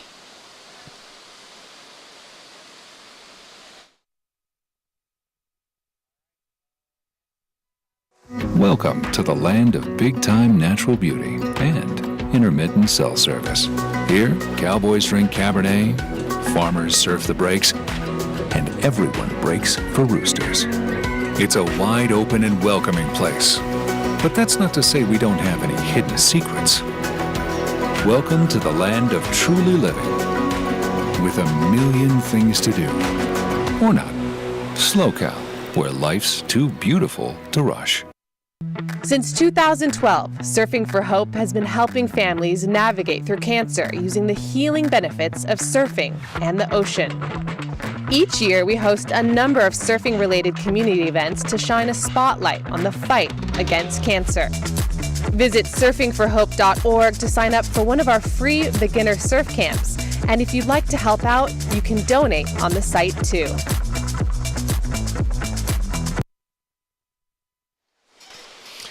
Welcome back, everybody. Thanks for joining us here at the SLO Open at Pismo Beach, presented by Visit SLO and Surfing for Hope Foundation. We are into Heat 3, round of 32. We just had 2 crackers. We saw Noah Clapp and Linnea Mons just move through that last heat, and the previous heat, Reed Van Wagner and Bella Kinworthy. In this heat, in the red, Ella McCaffrey. In the blue, Vela Mative. In the white, Remy Todd and Rubiana Brownell. In the green, Ella McCaffrey coming off of a signature victory for herself up in Morro Bay a month ago. She had reached the semifinals 3 years in a row and had a goal. Right. Yeah, just, I mean, runners up, excuse me. Yeah. And she just couldn't get past it, and there she goes. She gets the win. Vela Mative had her best event to Equal date. third. Big time. Surfing that, I think it was a yellow rail, Channel Islands. Yeah. Ripping on that thing in big conditions. I mean, at the time, it was a couple inches longer because of the size of the swell for Vela, and then it might even be the normal shorty now. These, all of these kids in that 14, 15, 16, 17 age range, they are continually growing. So this is a fun heat. Checking in, Leigh McGonigal, Matea Olin, Kaya Howard, and Maddie Stanton, and whoa. Every heat is just a who's who of the QS North America. A lot of our junior national team members, pretty sick, and all of the, the Central American surfers like Leilani McGonigal, who have been standouts for a decade. Yeah, Team Costa Rica. Rubiana from Costa Rica in this heat. Yep. It's cool checking in. I mean, you can check on all their social, platforms. Vela just continually posting all her waves at Rincon. Her Rincon, and then Ella on the other side kind of posting fun stuff about, just her life in general. But she throws in those early morning dawn patrol sessions. She had a couple clips from Swami's during the swells there. Some sunrise paddle outs. I saw her from here posting one of those. The one day was big. Oh yeah, we had some big days down at Swami, some good days. Nobody in the water, empty lineup, perfect conditions. Oh, it wasn't crowded? No, of course it was crowded. It was stupid crowded. It's so crowded that it's like lowers, like your lines are determined by who's in the way. So, you're not really surfing the wave to its potential. You're surfing around the crowd to your potential. Here we go. Ella McCaffrey, early jump, gets the first wave. She has been honing her skills for years, surfing very focused. I saw in her a real new level of concentration and then application during the heats. Nice sweeping cut back there. The sharp eyes looking good under her feet, of course. And there's the opener for Ella McCaffrey. She's coming into this ranked 4th at the moment. She's got 3 good scoring results. She's got that 480. She's got the 350, though, as her 5th. So she definitely wants to jump into the next few rounds, and as they all do. A 517 comes in quickly for Ella.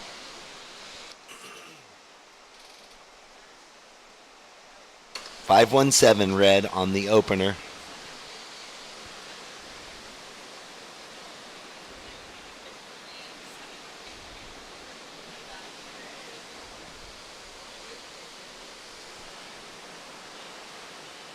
Is that the sand dunes sparkling down there, or are they closer? I'm not sure. I've never been to the sand dunes. I've never gone and trekked out on them. I got to do that. I think I got to go visit. I got that score out to Ella. Yeah, a 517. I got to go check out Avila. I've never gone down into Avila. I think I'm going to maybe go up there for dinner tonight. So if anyone has suggestions of a restaurant, let me know. I'd love to maybe get up in there for dinner tonight. I don't know if I'm going to be able to pull myself away from hoagies. Well, why not? It's a half a block from your comfy, beautiful just pillow double bed. Out of the front door into just some good garlic fries and a Sanger. No worries. You got the 72-inch flat screen in the hotel room. You got quiet. You have a perfect, comfy bed and couch. All right, well, red 517, we'll reiterate, we're getting set up for the post-heat interview with Noah Clapp. Stand by, we'll throw down to them shortly. Oh, look at the flutter kicks going. Yeah, we got a couple waves approaching, but we'll get down. So we'll see if anything happens right here. All right, I guess we're ready. Take it away, Kelly, with Noah. All right, thanks for that. Congratulations. Thank you so much. How was that heat? You got that 733. How did that feel? It felt good. It was my second wave. My first wave didn't really count. I was just in and out, so it felt good to start things right. All right. Can you tell us a little bit about your goals for this year? Definitely make the Challenger Series. I really want to do that, and then do as best as I can on the ISA, hopefully qualify for the Olympics. There you go. That sounds like a great goal. Well, congratulations, and enjoy the rest of the day. Thank you so much.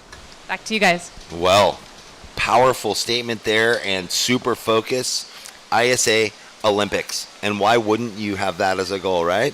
Yeah, I hope she makes it. She's one of my favorites to watch on the tour, and that would be sick if she can attain all her goals. Well, and different surfers surfing for different, flags. She's surfing for Germany. I think born there, and then, now living in Malibu area. I think she might be actually north of there now.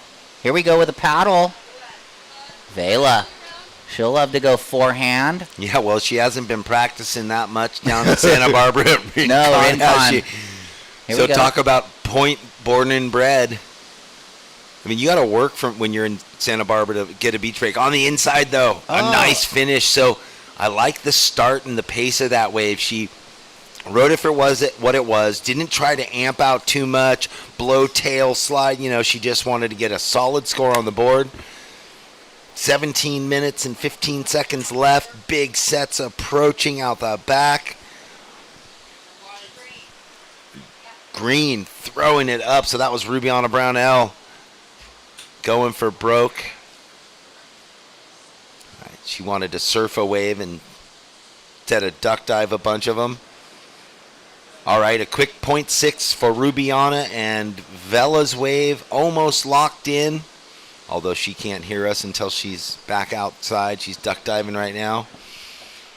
Here we go, a replay of Vela. Santa Barbara zone. There, it is the yellow board. So she's riding that magic board that she was seeming to ride up at Morro Bay, maybe. Nice. Kind of blew the fins, a little layback check, and then, well, moved the hair out of her face, and she did finish that wave with a nice clean last move, a 5.0 blue.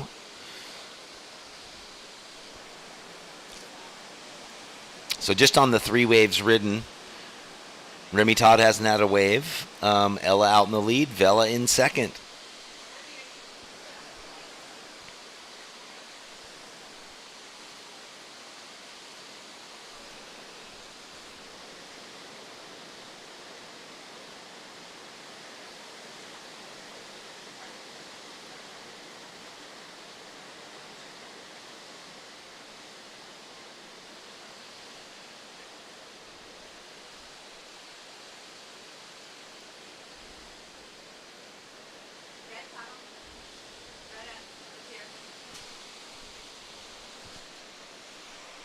All right, Ella. So now I'll have to watch the replay on that. It seemed like it was sort of a soft wave from the get-go. Unless I missed the first turn. We'll have a quick replay. We are in heat number 3, round of 32, up here in glorious Pismo Beach, the Central Coast of California. Loving life. It's about 70 degrees out, and no wind to surf on tap for everybody right now. Rubiana, now she's going to get herself in this. Hailing from those left points down there in Costa Rica. Remy Todd, she's going to get her first wave. It's a soupy one, white on white. Pushing the tail on that first section, slides the tail on the second. You can see that wind whipping up against the corner of the wave right there. So things will settle in. Ella got a 3.17 on her second wave. Red, your second wave, a 3.17.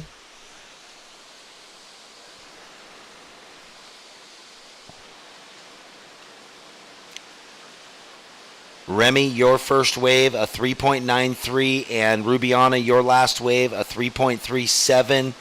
So now everyone's on the board. Ella in the lead. Vela with priority in second place after her 5. Rubiana in third, has a 0.6 and a 3.37, and Remy, you have a 3.93. So Rubiana and Remy need tiny scores to go up into second. We'll just see how this plays out after the next exchange. We've got a split peak. Going with blue. This is Vela. She's loving these rights. So this one, more power-packed turns there. She's going to get around this section, Ryan. Again, another beauty. So she's picking the eyes out of this right. It's a slow finish, but she chucks the tail into it. She's going to back up the 5 nicely, and we'll have to see how Rubiana's left played out for her. As we've seen high potential scoring on the lefts if you get the right one, but we went live with Vela on her forehand. Red, you have first priority. White, you have second priority.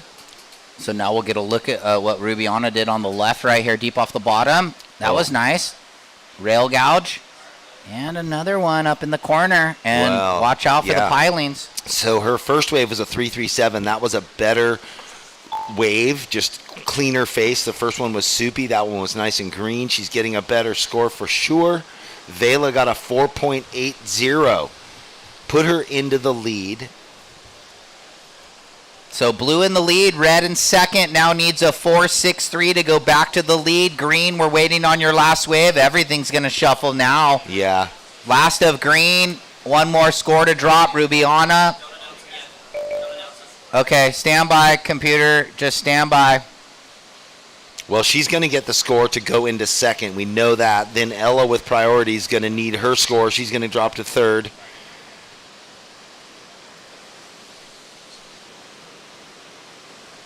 So Vela out there, she's got the 5 and the 4.80. You wonder after those 2 waves if she's going to think, all right, maybe it's time to tap into one of those lefts. Maybe she has her strategy, her game plan. It's just kind of hit or miss on if the right gives you the sections to really tap into the power source and go bigger. Waiting on that score still, green. But right now, we'll just watch Ella McCaffrey on her forehand. Wow, rips into that first section. It's a tight 2-turn combo, and why waste a lot of time? So she's not going to, worry about the score she's going to need. She's just surfing. 11 minutes left in the heat, surfers. Priority is with Remy and then Rubiana. Yeah, we're going to get that score for green now, and then we'll have a score for red after. So it's a 6 for green. She's in second. Red now looking for a 4.21 and stand by for her last ride.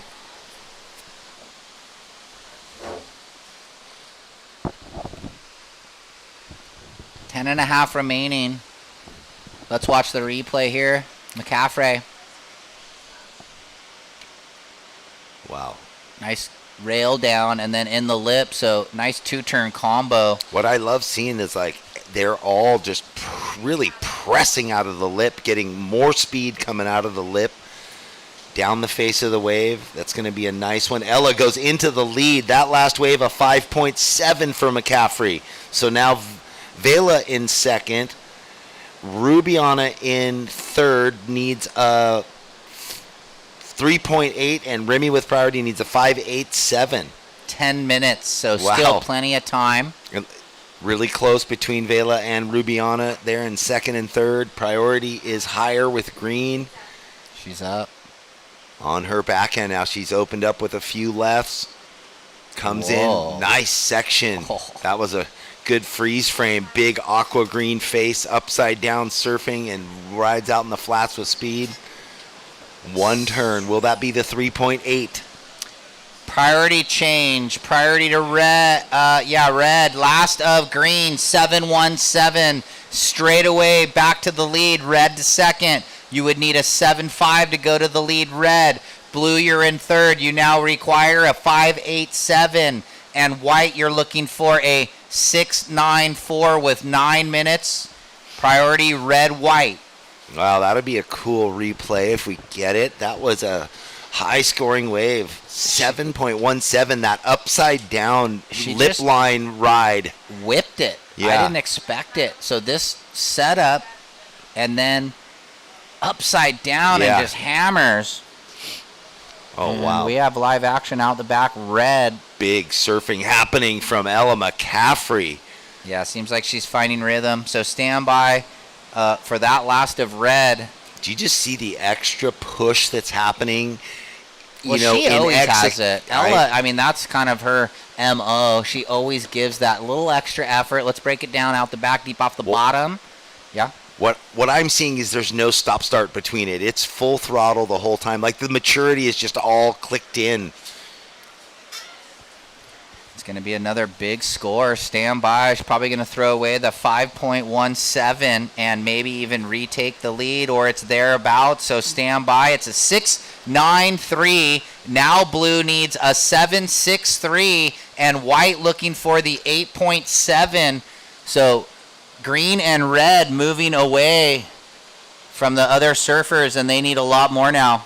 So how interesting. Ella finding the rights that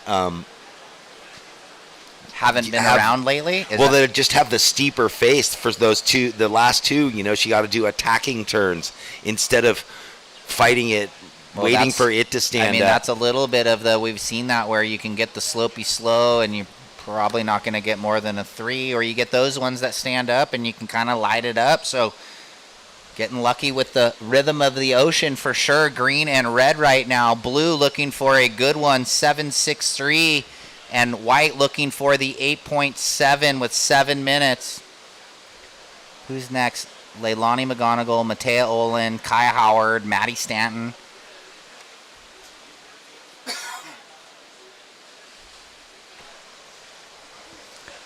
$6:45 remaining, ladies. Are you serious? Look at it. Sometimes. No, facetiously I know serious. what you Looking meant. out there going, look at how beautiful the Blue Pacific is here today for the competitors. Yesterday was a completely different scenario in the sheet glass gray look to it. It's got this misty, rainy. Today is just like Indian a summer. north wind, but it's side. It's feels side off. Kind of Santa Ana-ish. White gonna finally get into one. Here we go. Remy Todd, little fade back, and throws it on the rail, and it's that slopey when you're going into the wind. You have to make all of the right decisions. So she'll reset. Well, my wife wishes I was a little more serious sometimes because I'm always kind of a jokester. Oh, I'm sure that's pretty consistent between all partners, right? She likes to joke, though. We have fun. I think that's why we have such a great relationship, is we're able to laugh, Well, that's good. Yeah. Gotta have the humor. Totally. Does he or she make me laugh, support me, and make me feel good? Yeah. 5.5. Wow, what are we smelling? Is it lunchtime? I'm smelling something yummy. Garlic pasta or what? Oh, kid's hungry.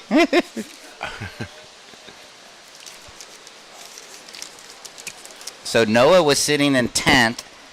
She made her intentions known. Juana makes the challenger and do good enough at the ISA World Games in Puerto Rico, where those last tickets to the Olympics, thanks so much to Fernando and the collaboration with the WSL, the ISA and the WSL, to make it happen. We are in the Olympics now, surfing.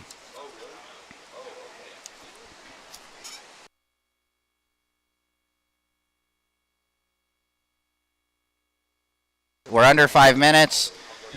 So I was talking about Noah sitting in 10th, looking to replace the 350. So she's going to be trying to make some heats. Linnea Mon sitting in 9th, throwing away a 400. The current ISA World Junior U16 silver medalist. Oh, red. Ella McCaffrey up and through the lip. That was sick. I don't know. Maybe better's a 5.7. Pretty big. Look at this right. That thing, how does that thing slide through? That's 2 big turns. 4 minutes. Priority with blue. Vela looking for the 7.63. And hello, Vela looking at a stacker. So here we go. Mative. She throws it on the rail. Smooth. And another one, maybe needed to go blowtail there, but stand by, couple carves. Looking for the 7.63, but we're dying moments. Where are we going to get another opportunity is kind of what I was referring there. Oh. So what we were smelling was some really good pizza. Yeah, I had to check out what it was. It's Me and Ed's Pizzeria and Craft House here in Pismo Beach. So thank you, Me and Ed's Pizzeria. home of original California-style pizza, pizza wings, salads, appetizers, sandwiches. Well, dine-in, takeout. Vela there on that replay. Trying to follow in the footsteps of Kim Merrig. What a legend. Well, thank you. Second year donating here. Meals to the WSL staff and volunteers for Surfing for Hope Foundation. Last of blue real quick. 5.23 now needs a little less. 7.4. Blue, you need a 7.4. And white still looking for the 8.7 with 2:40 remaining. And waves on the approach right here. Priority green, white, blue. Look at these waves. Oh, what? Oh, thank you for the pizza. One pineapple ham, Hawaiian kind. We'll grind them. 2:15.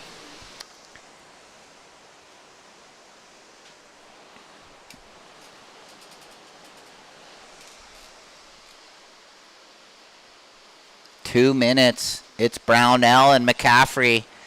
Mateve looking for the 7.4. And white, Remy Todd looking for the 8.7. She's been a little out of rhythm with the waves here. 2 minutes remaining. Throw caution to the wind, I guess. And that's kind of what I was getting at. Vela had that set wave and had the really nice gouging first turn. And, needing an 8 to maybe go for it. Just needed to go for it, right? Because will she get another opportunity that tall? But 90 seconds, maybe she will.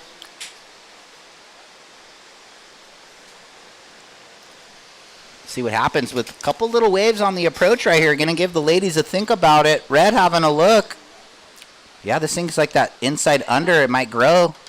Well, she just wants to keep surfing because she is having fun and feeling good. The left, right. I mean, even those kind of situations where you're just, working the foam, if you're bored and you're getting speed riding those things, just feels good. It keeps you in tune. It keeps you loose. And I think that was just showing respect because she knows what if Vela was able to sneak into it, that was the next surfer in line.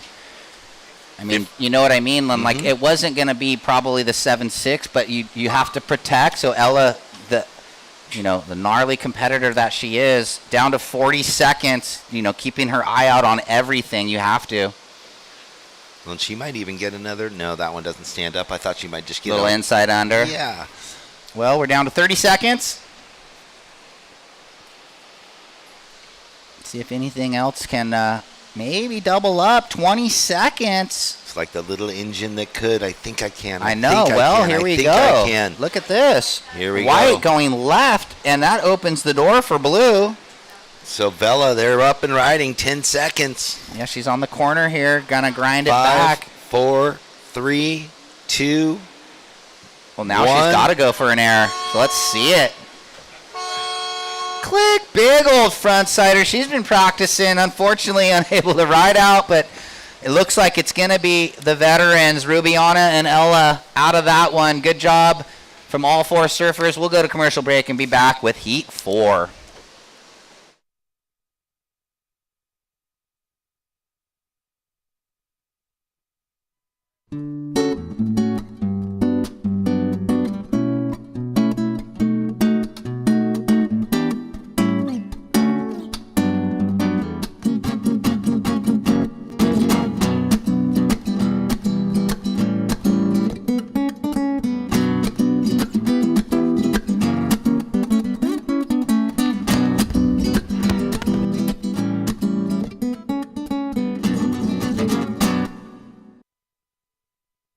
In the 805, we live life on a different path. Where medals aren't given, they're earned. Where stories aren't written, they're lived. And legends aren't born, they're made. It's not just what you do, it's who you do it with. This is 805 Beer. Welcome back, everybody. Jeff Baldwin, Ryan Simmons sitting here bringing you all the action this week. What a day today we are having. We are into heat number 4, round of 32. Women's QS 3000. Leilani McGonigal in the red, Mattia Demphley-Olin in the blue, Kaya Howard in the white, and Maddie Stanton in the green. So we've been able to watch these. Some of them are just like Leilani, we haven't seen surf yet. The seeded surfer, some of them were in the Pro Junior, so we saw them. Some of them were in the first round that ran the other day. So getting our first look at Leilani and Mattea. So they've been up here all week just watching, probably frothing. They've been, having to surf the dead low tide evening sessions to practice, or the in the dark, freezing cold, wet before we start at 7:30. So now they get midday in the sun. Yeah, let's see who's going to draw the first blood here. Oh, how did we not get into that thing? So looked like someone had a little look deep, kind of held everybody off, or I don't know, but we're wrestling papers. Here we go. You got, red had a look, didn't go, Lay. Well, when you live in Pavones, it might be hard to get out of there. I mean, the best left, one of the best lefts in the world, warm water. Take off and never take your foot off the back foot pedal, right? Have you surfed there? No, I haven't never either. surfed there. I've been to Costa Rica 3 or 4 times, and I've never been down there. Yeah, way down in the south, right? Yeah, unfortunately. I mean, for me and you, it was like watching Archie in the Wave Warriors 3 when he was going 17,000 miles per hour on the backhand? Like, oh my God. Yeah, I sailed down south a little bit, but not that far. And then we sailed all the way up to Puerto Escondido from there. It was incredible. All right, look at this. Waves stacking, coming around the corner right here. Couple 2.5 off the clock, 25-minute heats, no priority established. Beautiful green afternoon peaks here. Lunchtime. Let's eat a few waves for lunch. Well, thank you to our supporting sponsors, 805 Beer, Meathead Movers, Mid-State Containers that you can see up and down. We're all sitting in them. Americana Riviera Bank, Alpha Fire Unlimited, Peak Wi-Fi, Sex Wax, Pedigo Bikes of Pismo Beach, and a special thanks for all the work that Matrix Mobile TV is doing to bring you this webcast, and the whole production team, and the drone camera support by Run Amok Photography. Run Amok running these drones that you're looking at right now. Looks like we have a paddle, blue. This is Mattea Olin out of Tofino, Canada. She won Moro, right? The sisters final 2 years ago. That was sick. And I think... That's right. Yeah, so we're going to throw it on to Kelly with the last heat's winner, and then we'll talk about it. Go ahead, Kelly. Thanks, guys. Yes, I'm here with Ruby. Congratulations on that heat win. Thank you so much. You got a 7. What was the score? Was it? I think it was a 7 and a 6, I'm pretty sure. Okay. How was that for you? Stoked. The beginning of the heat was really slow, and my goal is always to start quickly, and if not, I get kind of stressed. And that did not work out in the beginning. My first wave was like a 3, and I sat for 5 minutes waiting for it, so really happy my second wave worked out, which was the 6, and it allowed me to be a little more comfortable and wait with priority and then get that 7, and yeah, super happy it worked out. And you're from Costa Rica, but you do have family in California. Talk to us a little bit about what you've been doing over the last 10 days. Yeah, for this contest, I always like to come a little early and get used to wetsuits again in the cold weather because it's always a transition for me. So really grateful that my grandparents live here. Shout out to them for always helping me out when I come. And yeah, happy to be here, and I'm enjoying it. Well, congratulations to you, and have a great day. Thank you so much. Back to you guys. Thanks, Kelly. Good job, Rubiana, keeping it going. Sorry. Thanks, Kelly, and good job, Rubiana, keeping it going. I didn't have my mic in front of my mouth there. Trying to shovel in these pizza slices. Oh, we got a paddle. White. Young Kaya Howard.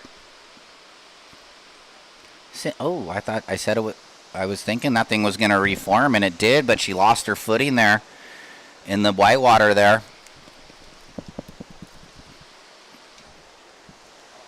Checking in, Zoe Benedetto, Zoe Kleina, Kylie Pulcini, and Bailey Turner. Ooh-wee. Look at this wave. Hello. Maddie Stanton gouging. Comes around the corner, hits it. And Whoa, she's got the link up. Hits it off the top again, and this is just the gift that kept giving. Looking to finish this thing and button it up. Nice little finish. Little late, but still, it's a great wave. Stand by. Maddie Stanton. Her dad was on the NSA national team with me and Greg Browning and Homer Hennard, Omar Echeverry, Kieran Horn, the whole crew. Maddie, 5.33 on the opener. Kai Howard, 2.33. Here's that replay. 5.33. Judges already have the score in. They don't need the replay. They were all in unison. So a good opener from the youngster from Seaside Reef.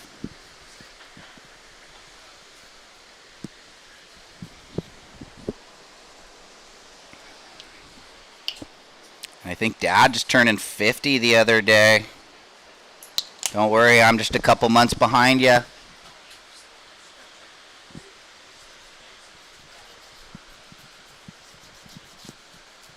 But I feel 30, don't kid.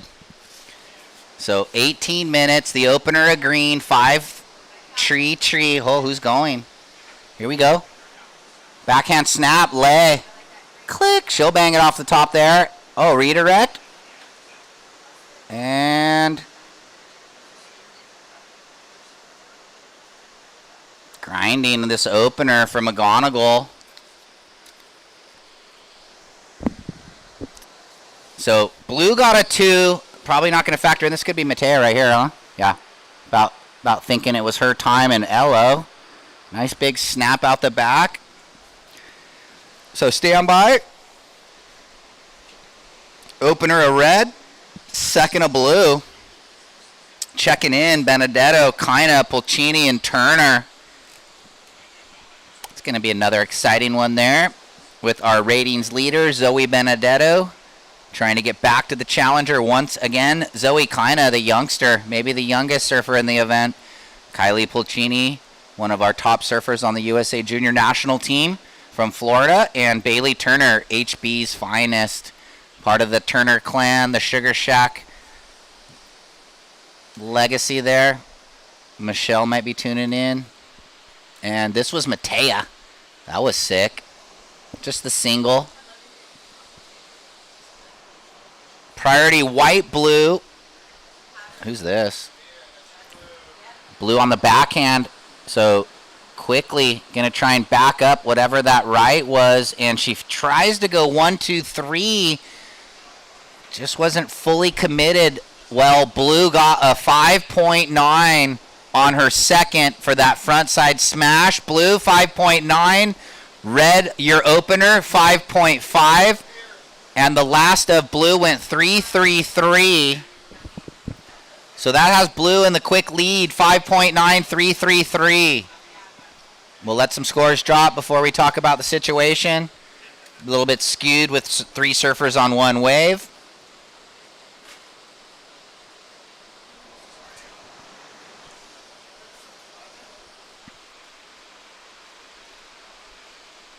Looks like White having a look. Kaya Howard sitting in priority looking at one of these runner rights. Was it going to let her in though? And oh no.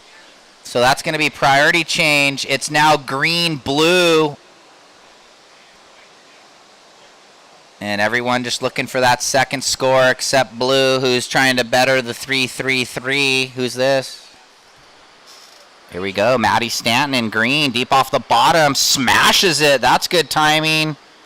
And another one, so here we go. Wow, this is a wave that had the wall, and she took advantage, and now she's going to cross over the dead zone, or not, so good work out the back for Maddie. Stand by. Pinned it twice. And there's just that difference. When you get the lip and you time it right, and you can just see it. Well, red and third priority can have the dig. Deet. Scores dropping in for last of green. 6.4. Green takes the lead. Blue to second would need a 5.84 to go to the lead. Red, you need a 3.74, and white, you need a 6.9. Well, Kaya is going to get into this one. Ooh, layback jam. Comes around the corner. Does it again. Bit stuck, but she's going to come out. Gouges down. And if she can button this up, it's going to be nice. Kaya, one more. So good opener, and then cleaned it up on the end bit. So stand by white.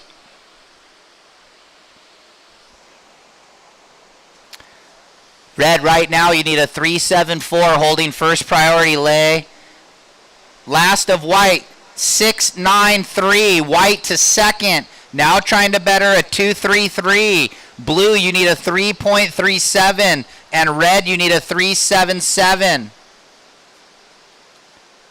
So the youngsters holding it down with the 6-4 and the 5-3-3 for green in the lead. And Kaya Howard just drops the best wave of the heat with the 6-9-3. And now she's going to want to work on that 2.33 backup with 13:20 remaining.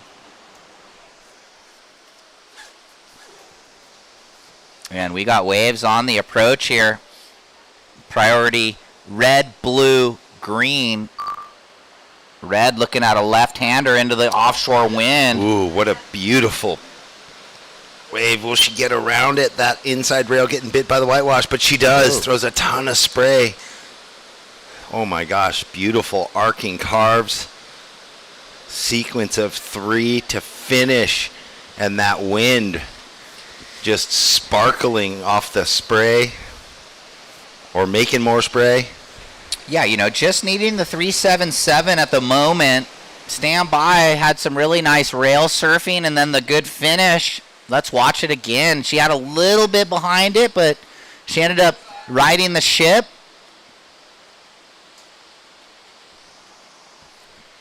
So this is Lei finishing on the inside. We just had Mattea Olin get a wave live. We'll be back to that as Lei finishes right there, and we still don't have that number. So stand by red, and we might get that replay of blue, which was just then as we were watching the replay of Leilani. So no signs of the red yet. Hotly contested heat right now with this 6-4, 6-9-3, 5-9-5-0. I mean, everyone right in it. Maddie out in the lead at the moment. Yeah, things are going to square up here, though, with the last of red and the last of blue. So stand by, all surfers. Yeah, what a difference, too, huh? The backside attack from Leilani on a bigger one, and then Mattea with that left in a series of beautiful arcing turns. I mean... Yeah, she did well once she got back to the open wall to get the 3 slashes and then the nice finish. So has the 5-5 already on the board, just looking for the 3-7-7 right now. So stand by red. And there's 11 minutes remaining. It looks pretty good for red. It's a 7.23, and she goes into the lead, and green is in second with priority looking to better. A 5.33, Maddie. Kaya, you need a 4.8, and blue looking for a 5.84, but she had a wave, a set right. I think she did 2 snaps, like a big gouge and a hit. She did. So stand by for Mattea. So I got that backwards, but yeah, those lefts bringing big potential scores, the way they bend in at them. Here it is, Jeff. Yeah, just the real replay quick. on this right on her forehand, ripped into the first turn, and again, as that tide draws out, getting a bit steeper. Didn't really get the tail up on for the finish, but... So carved down to the closeout, looking for the 5.84. Oh, boy. Scores going big. Judges loved it. 7.67 for blue. Red in second, blue in the lead, green in first priority. You need a 6.34, Maddie, and Kaya, you now need a 5.81. So the veteran said, hold the phone, youngsters, we're coming back. And now blue in the lead, trying to better the 5.9. Lei trying to better the 5.5. Maddie, you need a 6.34, and Kaya, you need a 5.81. So what a fun heat right now. Well, even though Maddie didn't get the tail up on the lip in the finish, she had there's such a Mattea, such a driving. Well, I think the size of the wave, the speed and the carve down And, yeah, getting up and over the closeout. Judges, nearing the excellent range, so fits right into the scale. Kaya got almost a 7 for one big explosive turn, the layback blow tail, and then she kind of cleaned it up. So they're saying that Matea's wave, almost a point better. So it's fitting all perfect into the scale. 9 minutes remaining, and this thing's far from over. Yeah, with Maddie standing in the heat and Matea, you can't call Matea Maddie. Just as it'll be just a short turn, No. Like Matty. Oh, yeah. Ooh, so little breather here. Take a bite of pizza. What was it? Maybe. Me and Ed's? Yes, me and Ed supplying the lunch for us today. Thank you so much. I got to call my dad, Ed, back. He called me the other day. We clipped him. We were online. Yep, me and Ed's Pizzeria and Craft House here in Pismo. It's a community event. All the local restaurants getting involved, sharing the responsibility of feeding us. Thank you so much this morning. Sunsets on the pier, bringing us the breakfast. And Iron Wolf Coffee, keeping us jazzed all morning and warm. Lay up, quick snap. Going to work on that low backup. Another one, and click, one more. So trying to throw away a 5-5. It's not over yet. If she can grind out one more turn, you might be thinking about. So onto the inside, finishing there. McGonigal, and out the back, we've got Kaya on the backhand. Little snap, and just a closeout wave for Kaya Howard. So we're really looking at the red sitting in second, looking to better. The 5-5 would make it a little tougher on green and white, and it's looking like it might trend in that direction. 6-2-7 lay. Now green with priority 1 needs the 7-1-1, and Kaya looking for the 6.58. 7 minutes 10, so. You know what's interesting? Each heat has its own sort of personality. Totally. This heat trending in that high 6s and low 7s are totally out there and achievable. Yeah. Since they're all across the score line for each surfer. So both Maddie and Kaya know, okay, they're here. I already have one in my score line. Yeah, okay. It's not like you're sitting there and there's one of those scores in the heat that someone really just scored the wave. They're all over. Seems like in this window there's a lot of good opportunity, so you're saying that they should keep that theory going in their mind because they need, good call.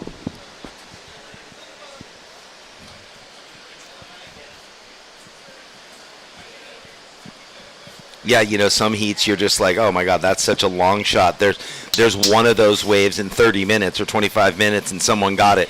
Yeah. In this heat, everyone's getting that type of wave. Sun's coming out. Oh boy, I had to put my lid on to block the sun rays hitting my eye. We are into heat 4, round of 32. After this, 4 more. And that will conclude today. We'll whittle the field down even more. We'll be into the round of 16 on the QS side of things for both the men's and the women's. We're down to the quarters for the pro juniors on both sides of the table. Who? Red, your last wave lay 6.27. That bettered. Green now needs a 7-11, and white looking for the 6.58. So Maddie holding priority. You need a 7-1-1 or better, and Kaya Howard needs a 6.58. In the lead, blue looking to better the 5-9. She's got the 7-6-7 with the 2-turn combo on the set wave, and then Leia McGonigal, one of the most intense competitors in recent times. Hey to mom and dad if they're probably back at home watching. And brother. Yeah, Noemar. I mean, how many fun events did we see him just use that super low gravity power style, huh? Yeah, power surfer. We love Noemar surfing. Big, amped young man. 4:45. What is he? Is he doing stuff out at Tavian? I don't know what he does. Oh, okay. I don't know why I thought I heard that. He's just cruising around home, hanging, surfing, enjoying life. So 4.5 remaining. Let's see if the youngsters, Maddie Stanton and Kaya Howard, can flip the script on the older surfers. But they're not that old, Lays. Probably mid-20s, and then Matea, early 20s. Maybe not even. Matea might be 19 still. 4 minutes. Kind of went flat after all of those good waves, so the ocean does do that, taking a little bit of a breather. 3:45. Green holding priority. Let's see if she can find it and bust a +7 score. And then Kaya Howard needs less because she's got the better first wave. She needs a 6.58, so she just needs to do what she did on that good wave again, I guess. And it looks like we have some lines, so heads up. 3.5 remaining. This could get interesting. Well, we've seen those big lefts come from where they're sitting. Maddie Stanton has gone left and right, I think, in this one, yeah. With the priorities, so she's got a lot of time on the clock, and there's all those opportunities out there. Yeah, the 15-year-old from down your way. Isn't that wild? I know, 15. Yeah. 15-year-olds competing against 24-year-olds, and that used to just be like, it seemed so impossible. Groms against veterans, but that is not the case anymore. Priority change. It's now green, blue, red, white. I think white had a dig and moved down one on the rung. So it's green, blue, red, white. I think Kaya might even still be 14, 1 year younger than Maddie. Isn't that crazy? Pretty spectacular. And, you know, the way that they're so young and surfing so strong and mature and powerful. I mean, you don't know they're that young until you see them walking by or in the jacuzzi hanging out. It's like, oh my God, these are like super groms. But truly, when it's isolated into just a replay and a video, super mature. And we're down to 2:10. Will we see fireworks? And well, you know what? Maddie got a 7 in one of the heats the other day to get the score and advance. So something right in that wheelhouse, a 7.11. Oh, thank heavens for 7:11. Yeah, here it is. Maddie on a set. Oh, and digs that front rail into that oncoming up the face chop wind. It's that bobble. It's that wind affected left right now with the north wind. It's angling. Here's Matea on the backhand, going to be working on that 5.9, your heat leader. And you can see almost the wind trying to stop the forward progress, but she'll get there. And I don't think that's going to better a 5.9, but she's still in the lead. Well, the wind a factor. I mean, if you're tucked in on a really vertical cuppy wave underneath it all, you're fine. But as soon as it's flat and your chest is exposed, just like when you're paddling into an offshore wave and you can't get over the edge, same when you're standing. It's like a parachute. Oh, the seagull is just mowing down these little sugar donuts. Kelly, can you help us right here? Oh, yeah. Happy seagull getting the yummy sugar donuts. She can't hear us. It's a weird little window. Just maybe shoo this guy away. We've got a hungry seagull. Oh, look at that. He saw the approaching Kelly and got his last two. 45 seconds. Greedy little buggers. Hey, bud. All right, 35 seconds, and will they get another opportunity? Blue on the inside under. She'll go on the forehand and blows the fins out. Her mom might be watching. Hey, Dion. And Mavi might be tuned in. Little brother. So with 15 seconds, it looks like we will see Matea Olin on the glass, and I don't see much coming in. So Leilani McGonigal looks like she's done enough. Good job to Maddie Stanton and Kaya Howard. We're going to count it out in 3, 2, and 1. We will go to commercial break for all of you watching the broadcast at home, and we'll be back with the last 4 heats of day 4.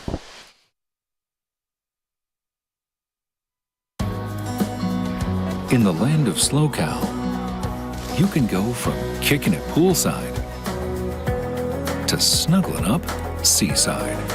Start planning your journey across the land of SLO now. Let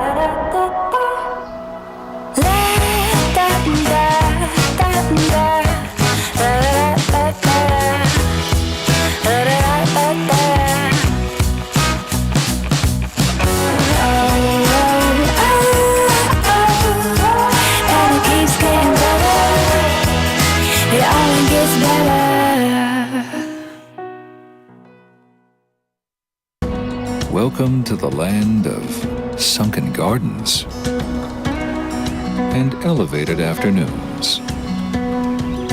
Welcome to SLO, where life is too beautiful to rush. So, in the yeah. quarterfinal, and did Kaya make it? I don't Kaya, know. I don't have that right in front of me, Well, but I know let's look. Maddie did. Oh, you've got the sheets Well, from I the other think- day? Yeah, maybe we still have some sheets. Let's see if they were updated. Which They is a might not bonus. be. So the Pro Junior going on at the same time as the QS 3000 here in Pismo Beach. Yeah, we can just go to the So app. you think about, 14-year-old Maddie Stanton playing up, so to speak, in the big event, and also still involved, working her way into finals day in the quarterfinals. Yeah, so for, Kaya and Maddie there in the QS 3000, they're going to take those points all day long. They're probably not trying to make the Challenger yet, but it sets them up for maybe next year or the year after.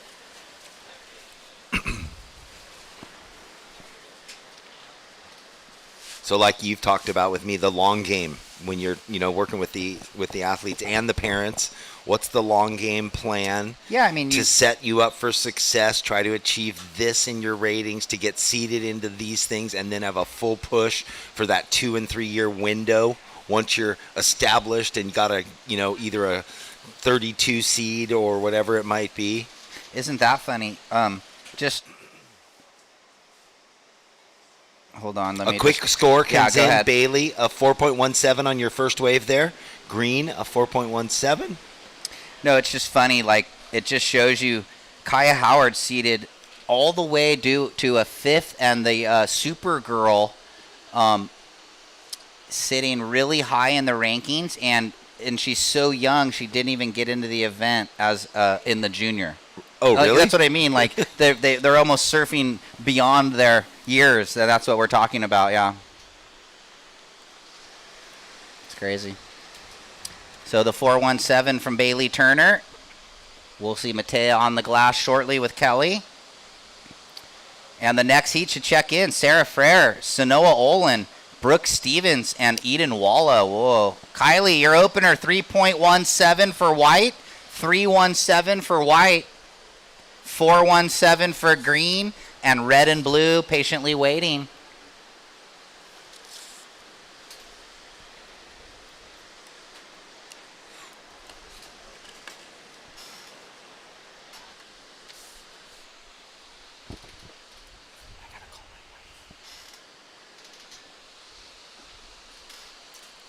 Some little lefts approaching. No takers just there.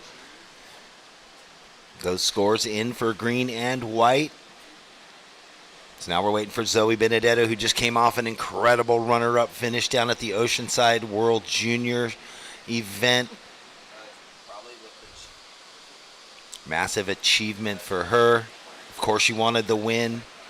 Lost out to Sierra Kerr, but still, what an event.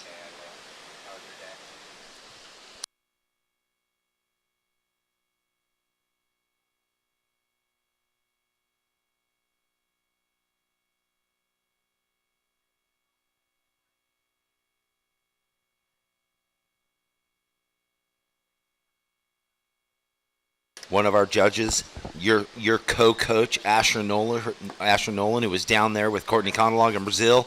We were talking while we're passing each other. He went for a run to go up to the Pismo Preserve for a run the other day, but it was closed, just like our technical operator, Dylan. I saw him hiking back. We all got kiboshed on that because of the rain. Too muddy for us to go hike the trails, but maybe it's open today, and if not today, tomorrow. The state park's letting the trails dry out so they're not so thrashed. Look at green out the back. Bailey. Red had a quick up and out. Bailey gets the backhand snap, slashes down, and all fired up on her stamps. finishing there. So Zoe Benedetto had a little front side snap, and then Bailey Turner's going to get a second score to the 417. It's so cool that Stamps, local shaper there in Huntington, yeah, has Brett, has Courtney, has her, has a few others. Here we go. Blue Zoe Kina. She throws it on the rail and brings it to this inside track. Down carve and looking to button it up. Fin drift. Ooh, no, too much. Yep. A little too much. Well, yeah. But I really like how she's pushing it rail to rail between every turn. That's when the big scores come, when the excitement is happening. Yeah, Zoe Kina's got that really good flow. She kind of rides a little bigger board than everyone else for her body size, which looks good to me. So first of red, 2.9. Last of green. One more score to drop. She's going to get another 4-2-3. So green in the lead with the 4-2-3 and the 4-1-7. Red, your opener, 2.9. We're going to get the opener of blue now. 4-4-3. And again, white, you have a 3-1-7. So a couple mid-rangers to early days out here right now. It's funny how that is. Some of the smaller stature surfers over history have ridden boards a little longer than what the taller surfers, a 5'11 guy or whatever, they're riding 5'11s. Adriana D'Souza, a great example of someone that always rode a board that was 2 inches longer. Or even up to 4 than most in small waves. Because he just felt comfortable and it translated in his surfing. Looked good right now. Kylie on the backhand working a few snaps and then trying to draw it into the inside. And gets the finish. So nice backup for white. Stand by. Okay, we're going to throw it down to Kelly and Matea. Take it away. Yes, I'm here with Matea. Congratulations on that heat win. Thank you. Love the pink board. Yeah, I do too. I only have a couple like this, but I think I'm going to get them like this from now on. Nice pink rails. Okay, so you won Morro Bay in 2023. And having that win coming to here for this competition, what would it mean to win Pismo Beach as well? It would be great. I mean, here in Morro Bay, it's just been really fun waves the last couple of years, so happy to be here and just get the opportunity to surf. And I know you drove down with your sister last time I talked to you about it. Did you guys drive this year? No, not this year, but yeah, last year we drove down here and we did like the Pismo QS and the Morro Bay comp, and it just worked out really well to drive. So you flew? Yeah, definitely flew this time. That's a long journey. We actually did it this summer, and it took us like 36 odd hours. Yeah, it's definitely far, and like we live on Vancouver Island too, so then you have to add a ferry and another few-hour drive on top of that. But what a magic zone. Well, congratulations to you, and we'll see you later. Thank you. Back to you guys. All right, thank you. What a win. What a wave for her that left. She got the big score on. That's a commitment, that drive. You got to turn it into a surf adventure if you're going to do that. And if you're just coming down for events, you can't always just have a long surf adventure from Canada down. So during that interview, Jeff, Kylie got a 4.4. Zoe did a huge turn. The spray is still falling. 7-0 for last of red. So red in the lead with a 7 and a 2.9. Green in second with priority, looking to better her 4.17. White, you need a 4 to turn the heat. And blue, you need a 3.97 to turn the heat. Last of white dropping in. I think she just had like a single turn off the pier, 3.5. So white, as you're paddling out, you're in third. Kylie, you need a 4. And Zoe Kina looking for a 3.97. Similar score needed. 16 minutes. So Matea flying this year. That's probably a good call. Might have been during the COVID, I think, when they were driving. Canada was pretty strict on all that in and out. So here we go. Look at this. Green, Bailey. Okay, nice little backhand drifter. Feel like her other waves might be better, but the judges will decide all that. And who's this? Down the way on this bombing left. Blue. Ooh. All right, Zoe Kina. Just a quick turn and then straight in front of us. We got Kylie up. Yep. She had the knife down in the late float, so stand by. Kina with the pretty big lipper on a set wave, pretty clean. Looking for a 4, call it a 4. She needs the 3.97. Bailey's last 4-1-3, doesn't better. Waiting for last of blue, last of white now. Priority with red, trying to throw away that 2.9 for Benedetto. This one maybe? Looks like she's having a look. Ooh, this thing double up. All right. Oh, there we go. Oh, but she's coming off a little sickness recently, so might not be 100 in the energy level. But let's see, she might throw away the 2.9. We're waiting for red, blue, and white now. Who did we see? Oh, it was 2 years ago at the World Juniors. Alyssa Spencer, super sick. Oh, there we go. What an opening left. This is better for her. Well. Oh, and it runs away, that low tide now. I don't think that's going to better the last one, so stand by. It looked like it was going to, though. I know what you were thinking. I was thinking the same thing. Stand by red, blue for 2, and white for your 4th. Priority to green. Little glare. I had to chuck on some sunblock thanks to Evan Caples sending me some Kelson recently. Nice. Evan Caples. How is he? Good. Well, and then his son, Curran ripping one forever. of the gnarliest street skaters around. I think it's their little thing, so it's cool. Yeah, I had to move the score monitor over to block the glare. It helped out a bit. Who's this? Kinda, I think, on the inside under. The 13-year-old. It just blows me away, right? She's special, yeah. Well, I mean, we have no end of the 15 and under, 16 and under Army that are in this event. Oh, yeah. We were talking about that in the last heat with Maddie Stanton and Kaya Howard. Yeah, a 15 and 14-year-old, I think. So scores for everyone except green. Stand by. Isn't it like that? The best wave always takes the longest, maybe. And, you know, that was pretty quick, like in succession, so they just want to make sure it's all good. They've been doing a great job, the judging panel. Previous to blue, the good lipper on the set, 3-6-7. Who's this? White, Pulcini. Comes off the bottom. She's doing good turns, but she keeps getting the closed out waves. So well, and there's just more and more of those closed out waves. I guess with the low tide. Yeah. Or at least that's the personality that's happening in this heat right now, where the last heat there was lots of 7s and high 6s everywhere. So Zoe there trying to better her last wave, which came in 3-1-3. Last of blue, no change to the 3-6-7. And white, your previous wave, stand by. She might flip the script on green here, Pulcini. 12 minutes.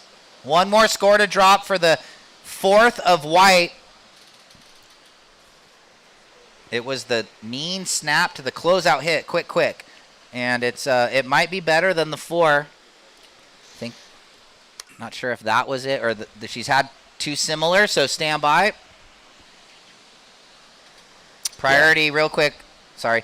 Green, blue, red. Now we're going to get the previous of white, 3-9-3, still looking for a 4. Ooh. And blue looking for a 3-9-7. In the lead, red trying to better a 3-1-3. In second, green with priority looking to better the 4-1-7. White, you need a 4, and blue needs a 3-9-7. So this thing's still door ajar. This is the scrappiest of the day so far between Bailey to Zoe. Well, I mean, 8-4, 8-3-3, 8-10. Like both they're Zoes. all Even Benedetto with the 7 is holding on to the low 3, so that's precarious. Here we go. Who's going? We love these heats, though, as fans of surfing competition. 0.3 of a point separating so second to 4th at the moment. Yeah. So we'll see how the priority plays into it. Look at this. Red, how did she come away with it in second priority? Looking to better if she can hammer a big snap. Well, okay. Pretty nice up and over. Trying to better a 3-1. Maybe. I know it's a tough call. So the judges in that moment, too, where they're probably reassessing, what's the potential out there right now in this heat. Everyone getting those one-turn waves. And it is better. 5-1-7. They like the speed, so extending the lead for Benedetto. the speed and the finish, and you can see as the tide draws something happening here over by the pier. It's definitely changed in hasn't- this heat, yeah, right? it Like hasn't- this is the heat where the tide drops a whole foot, and you're like, whoa, it's a whole different picture. There's more of a bend to this area up on the inside, so maybe those little things will start winding on that sandbar. Well, we're under 10 minutes with 9:45. Priority green, white, blue, and white and blue just need 4s. I mean, so here we go. Look at these rights just stacking. They're going to catch the girls off guard, though. And that's what happens when this tide starts moving out here at Pismo Pier. You can see they're almost 30 yards inside, but it's that whole game of some of the better waves break in there. You paddle out for the set, you miss them. So it's where do you go? Yeah, it's funny. This year, no one's paddled way out. Last year, we saw people elect to finally go way 60 yards further out, and they got them, but that hasn't happened in the men's or women's round through this event so far. Not yet. If it gets bigger and it breaks further out, will we see that? Maybe. 9 minutes. This thing's far from... I remember that was like kind of bigger storm surf, so it was really like big rolly peaky things that were easy to find your way into. These big sets so far have been just kind of straight closeouts through this event. You need to be like on the end, the left, the south portion of the long wall, maybe. Well, and we saw, Kalohe paddled out there. It didn't work out for him. Kay paddled out over there to start his heats. It did work out for him. Yeah, Kalohe seemed a little bit wave-starved on that south corner, and he kind of just stuck to his guns over there. He didn't really move over to the pier. Unfortunately for him, it didn't play out. Oh, and then when he did move up this way, he got a series of waves that just didn't give him anything, and then he was kind of forced to throw it really hard, and he was playing catch-up the whole heat, unfortunately. We'd love to see him go further, but again, rated way up there in the top 3, I think. I mean, he's doing okay. I don't think Levi, he's in the... No, he's not in the Levi, top 3. Dumphy. Oh, okay. He's 4th. 4. Oh, I was close. Right, close. And he had a 0. So whatever he got here, add to it, and then he gets to add the 5,000 result. So he's definitely... I think it's 7 plus 1, not 9, so we just want to make sure we're saying the right things. 7 minutes 30. Well, the other thing, too, where he is in his career and what he's done, the fact that he's stated his goal to make the Challenger Series and then make the Olympics. Yes. No one else is saying that, you know? That we've heard. No, that we've heard. Here we go. It looks like Bailey. She's ready. This thing is, like, clean. Everything just cleaned up the pool. And look at this thing. Snaps it on the open wall. Checks it down. And up in the lip. So, little combo up. Stand by. Is she going to throw away one of those low scores? Well, that's important and critical in this tight heat since Kylie and Zoe don't need much also. I know, and I think, maybe getting the job done. Let's watch. Just a clean one, hey? All of that sets cleaned up the water. Quick snap down. Little check turn. A nice grooming. And a good finish. And it's a 6. And now white with priority looking for a 5.84, and blue looking for a 5.81, ladies. 6.5 remaining. White, you have priority. You need a 5.84. Blue, you have second priority. You need a 5.81. In the lead, red, looking to better the 5.17. And now Bailey Turner in a second position, looking to better the 4.23. Nice, Simo. Flowing the story together seamlessly.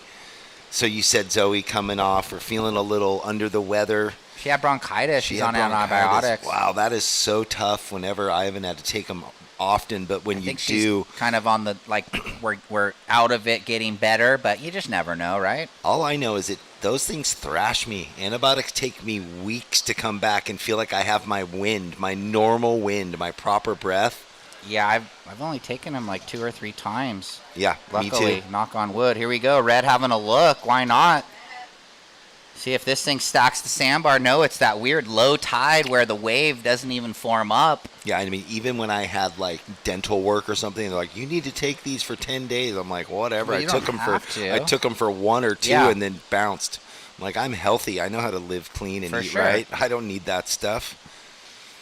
But I remember Alyssa Spencer at the World Juniors making it to the semi, and she was just she was taxed. really ill. She Yeah. had been ill in, she had in pneumonia hospital right and before pneumonia. that, yeah. And she was, and those were insanely And big, remember, powerful conditions. She hit her head, and that was bloody the nose. final. I she mean, probably could have surfed through it, At but least she's she like, made the tour. Now we can talk about I tap out. Look at this. Outside. White. All right, here we go. Kylie, this is a big wave for her, needing a 5.84. Is she going to make it down and around? Will this thing give her bonus sections? She needs more. Well, she's done that. She's going to find the inside. She's going back, trying to find more power in this thing. She's going to get a big airdrop finish. Slams into the shallows. Kylie Pulcini. Looking for a 5.84. So priority shifts to blue. Zoe Kina with 4.5 remaining.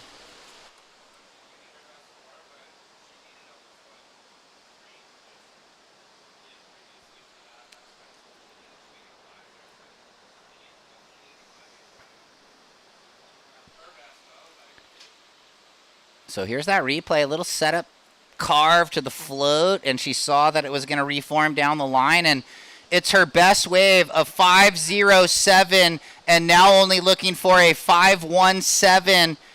So she's cut down the task. Kylie, you now need a 5.17 with 3.50 remaining. Bailey in priority 1. So it looks like, Blue rode a wave. Zoe had a outside wave and then didn't complete the turn, so that's not going to, it comes in instantly for her, a 0.93. So green had a look, but no, she's holding priority 1 and priority 2 to red. 3.5.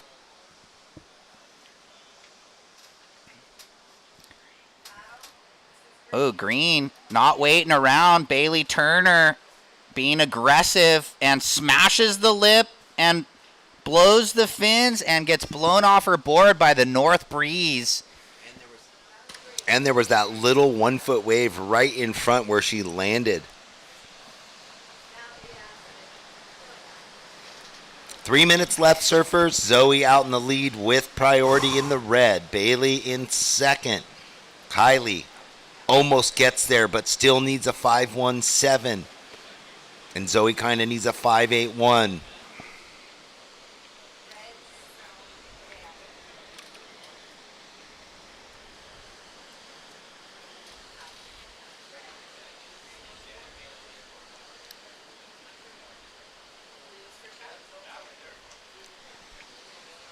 How classic was the Seagull? That one's been hanging out right there on the pier railing every day.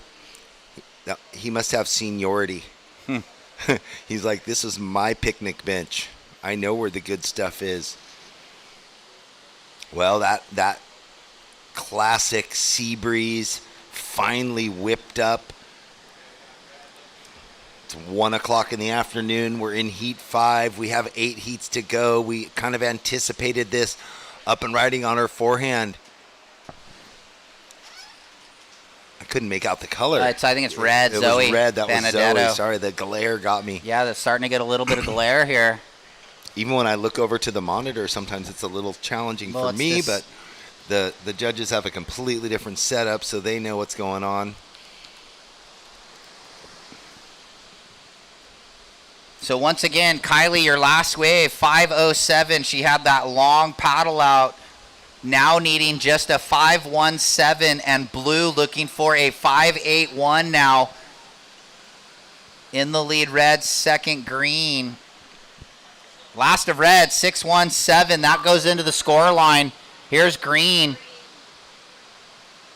And she gets the backhand hook. And we'll see if that improves with just 1 minute. So we'll see if the youngster, Zoe Kina with priority, can get, looks like about a 6, 5.81 or better. Well, where is she in out the there? line? Is she out the back? Yeah, that's her on the outside. That's her paddling over that wave right there. Yeah, Kylie's still trying to paddle out because she rode the wave way I in saw that, here. yeah, and turbulent long paddle out for sure. but most of the score for her was on the inside, so she kind of had to do it. She so had we're to not commit. faulting her. No. 30 seconds. I'm saying time No, out. I To know. get back out is just It's- a challenge it's with 4 25 minutes seconds. right now, like you were saying. Yeah. When you said, 4 or 5 minutes on day one, I was kind of chuckling like it's not that long, but it is. You were right. Yeah, No, I know. It's when they get slow tide like this, 15 seconds. So where's Blue? She's way out the back. We're going to look at the wave and the time. 10, 9, 8. Is this thing going to get here in time? 5, 4, 3, 2, 1. Well, on the Who's on inside, someone stood That's up. red. That's red. So Zoe taking a casual glide into the shore. Yeah, so it looks like red and green hanging on. We'll go to commercial break. Look at the beautiful run-amok view of the drone, and don't go anywhere with the last 3 heats of this day.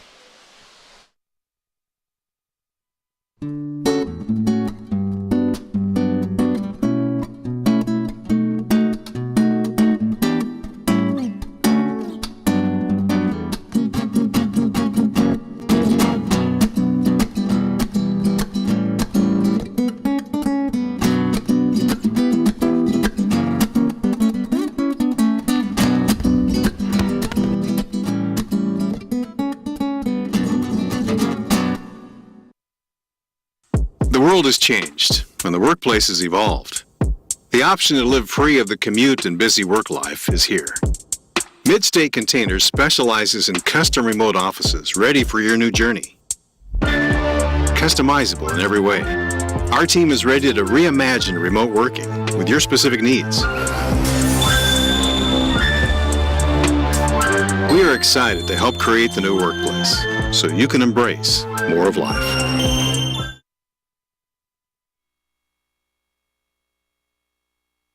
All right, welcome back, everybody. Thanks for joining us here. A glorious day it's been so far in Pismo Beach. Right now into heat number 6, round of 32. In the water, in the red, Sarah Frey.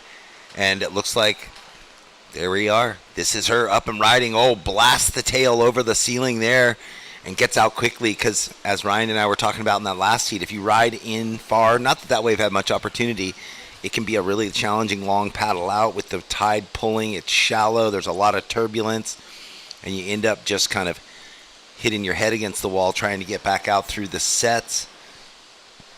In the red, that was Sarah. Blue had a quick wave. Also, Sanoa, Brooke, Steffens in the white, and Aiden Walla in the green. In that last heat, we saw Zoe Benedetto and Bailey Turner moving on through into the round of 16. And here we go. Is this Aiden Walla on her forehand? Oh, goes for the big attacking speed line through the lip. What a way to start the heat for her. So as that scale's constantly being adjusted with the conditions, you got to think that was a fully committed big turn by Aiden. Sarah, your wave comes in at a 5. Sanoa, your opening wave of 4.33. And it'll be interesting to see where the judges go here with Green's first wave. Now we got Sanoa on another wave on her backhand. As Ryan was saying, the Olympian, ooh, adds a little extra drift there to finish that turn off. That's run amok for those at home. Flying the drone, providing all these amazing views of the pier, the surfers, the rides, and that is Avila Beach right up there in the far end, that point. Just a few miles north of here. This is the replay of... Man, what a wave for Green. That was Aiden Walla.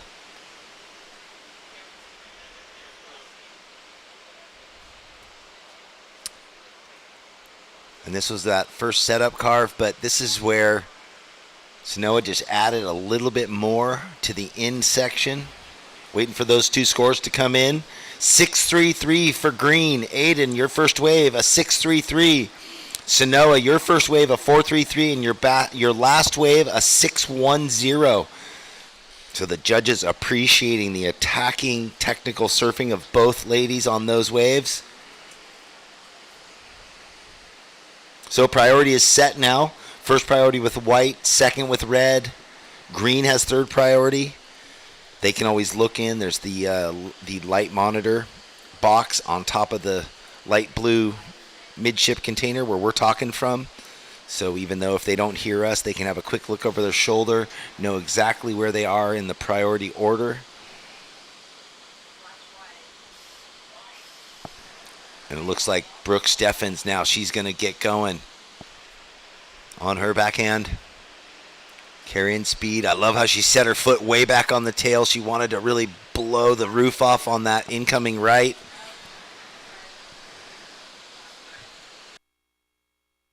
You can see there's a lot of chatter up the face with that wind that's whipping up into the face of these lefts. So now the right, that wind behind you.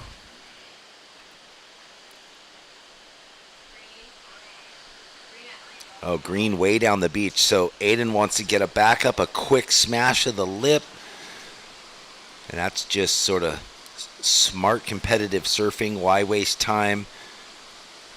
They've been watching all the heats before. They know what the competitors ahead of them have been getting on similar type waves. So definitely clinical strategy going into these heats. It's not just willy-nilly free-for-all.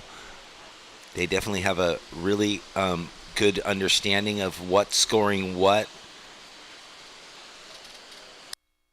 And then implementing their, go-to game plan throughout the heat of 25 minutes.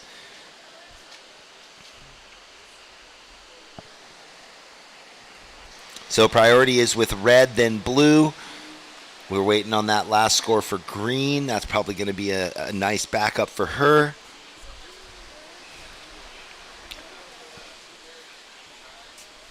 Oh, I like the cherries on the board there.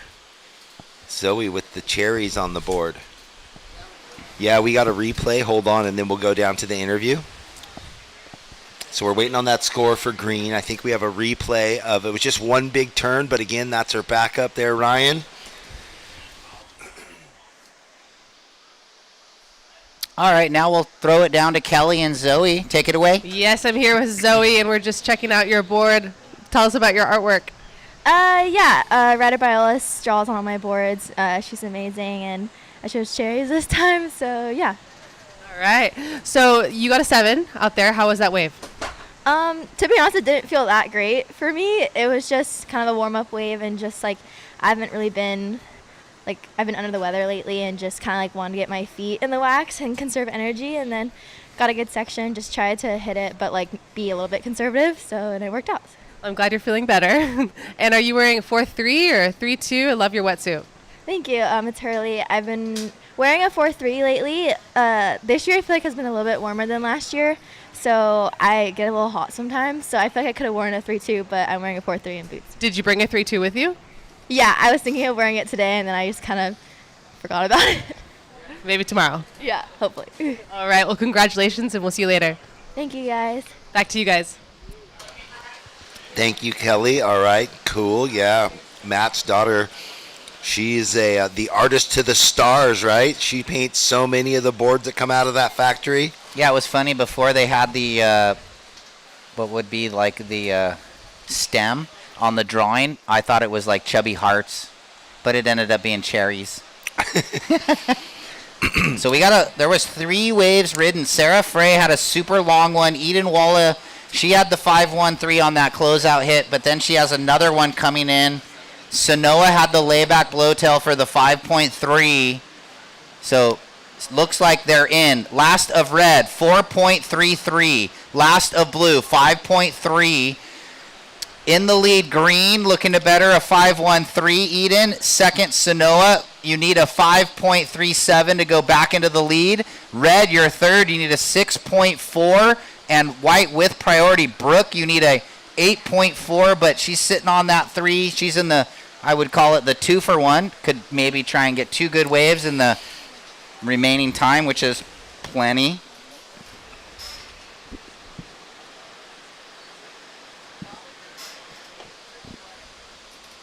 So yeah, Zoe was talking about just a little bit of that illness affecting her. She said she could barely breathe in her heat. So she's going to rest. Maybe they do the junior tomorrow, not sure, but maybe those QS women will get a day off. it's been a grind for 3 or 4 months for a lot of these athletes that finished the Challenger, like her and all of the girls and guys that were on the Challenger finishing Brazil. It was late October. And was the Challenger down there and the ISA?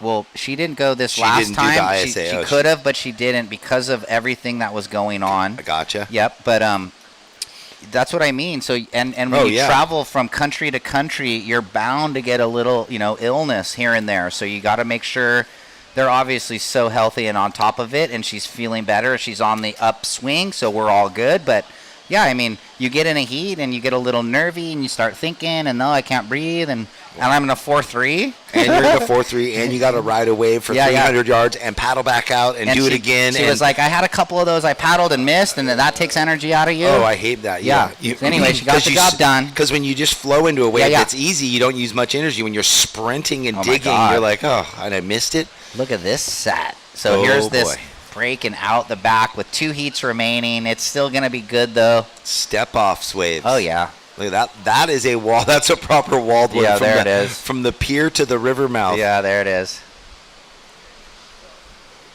Maybe building swell. Because usually it's been dropping when the tide gets to this point, and now it's still pretty sizable. Well, yeah.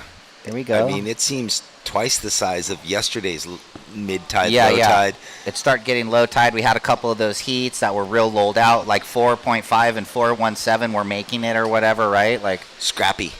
But ugly heats. If you're winning, like I said, there's no pictures on the scorecard. Nope. No one's going to look back and go, oh, you made the round 4 heat with 9 points. Who cares? You could end up winning. So we're down to 14-20. And this one, it's all Eden Walla and Sanoa Ola, and Sarah Frere needs the 6.4, and Brooke Stevens with priority. Just the 3 on the board, but she'll be looking to get 2 good waves, I'm sure. Looking for the 8.4 right now.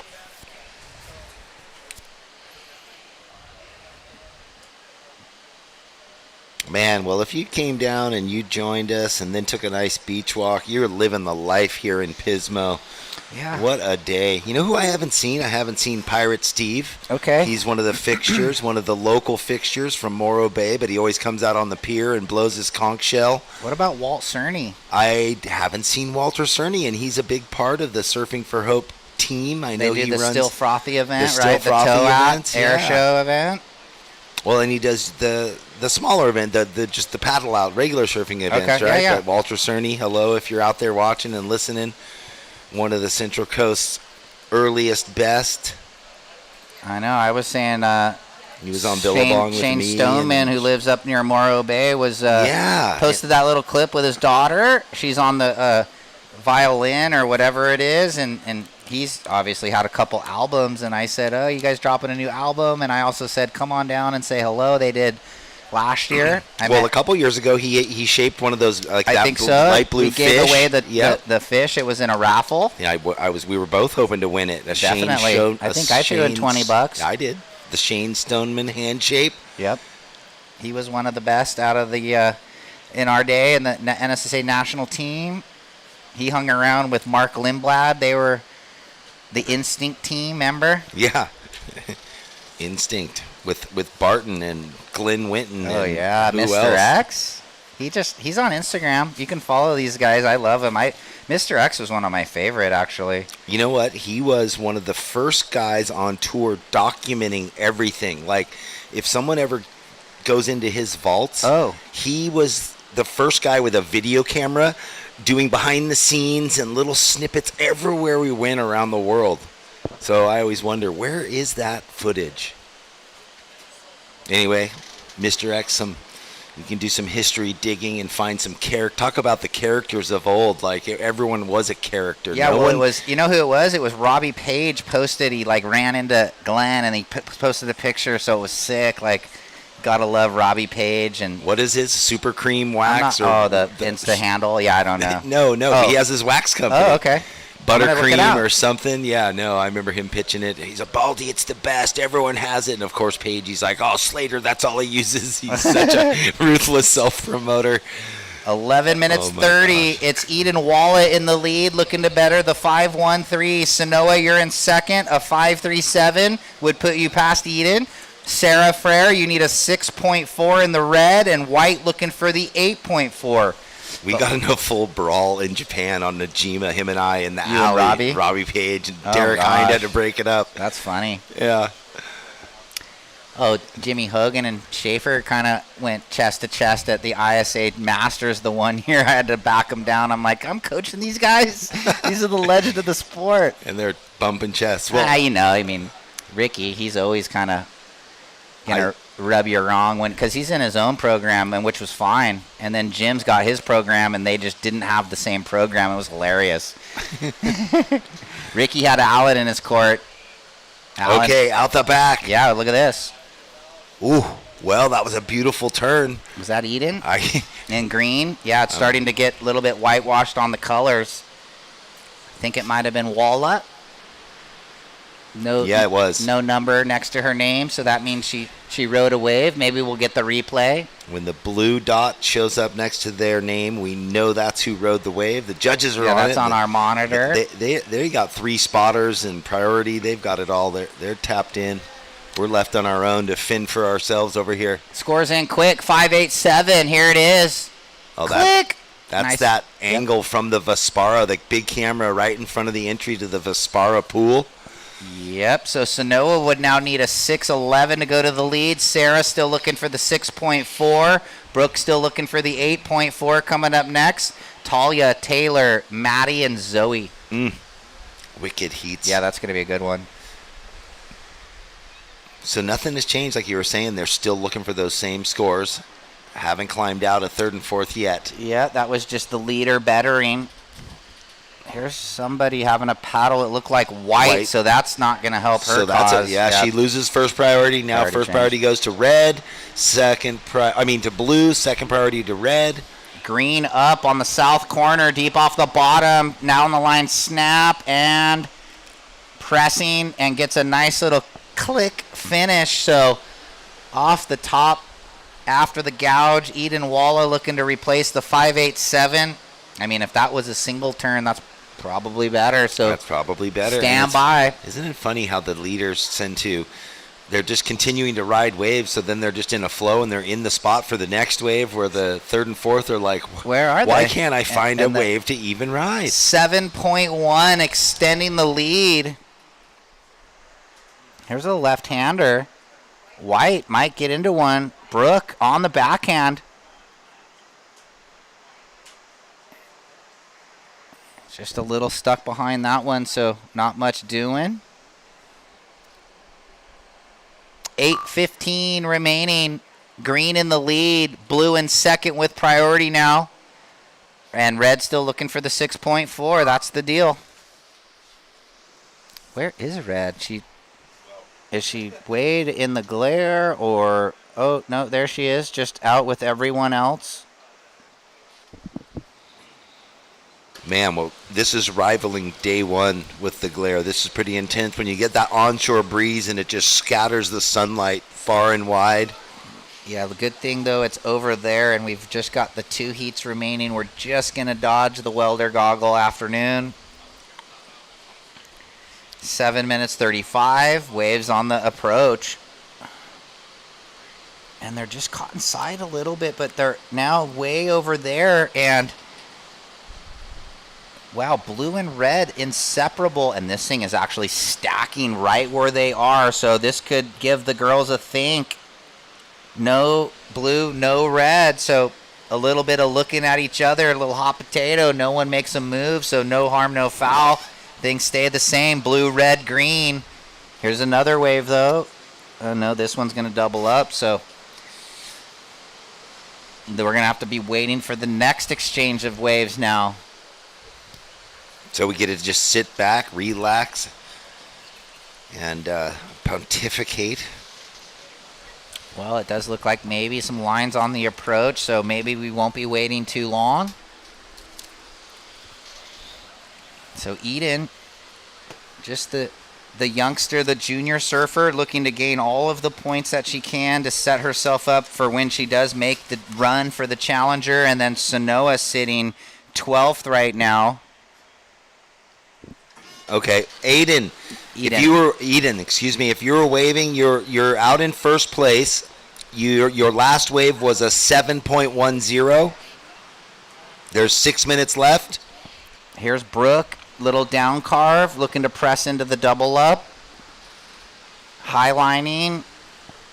Now she's cutting back, and she'll finish on the inside there. Really kind of keeping our eye on blue and red because Sarah Frere just needs the 6.4, but I think she's got Sanoa protecting already. Yeah, right up her back there. Sarah is a pretty dangerous surfer, but here we go. There's so much time. One of them's going to have to break the lock and ride a wave, and that's what we see happening right now. Yeah, Sanoa. So Sarah kind of made her go on this, so she's trying to bet her with the 1-2. So that's not going to do anything for blue. Now red with first priority. It played in her favor. It's one thing when there's down to 2 minutes or something, but with 6.5 minutes like there was, plenty of time for Sarah to hang out and get first priority again. Now she still needs the 6.4.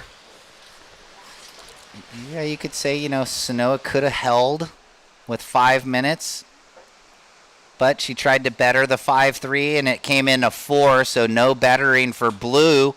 Red still looking for the 6.4, and white looking for the 8.4. Last of white, 2.9, and we're under 5 minutes, ladies.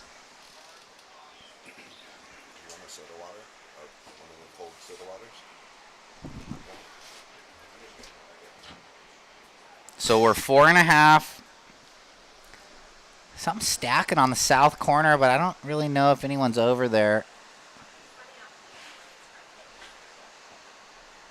So green in the lead, blue in second. Red holding the ever-important first priority, looking for the 6.4. And white looking for an 8.4.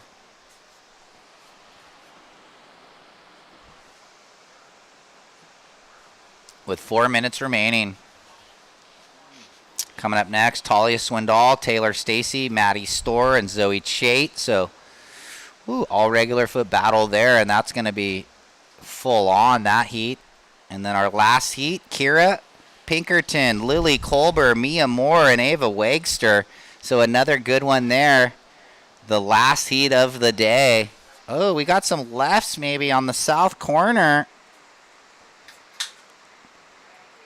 And it looks like red is going to attack. Here we go. She'd been waiting for this. So she's on her backhand, right? Yes, Sarah going left. Sanoa had a quick backhand snap on the right. Sarah's wave going into deep water, but it might well up. Gets a last snap, so looking for a 6.4. Here's Eden on the right, running down the line.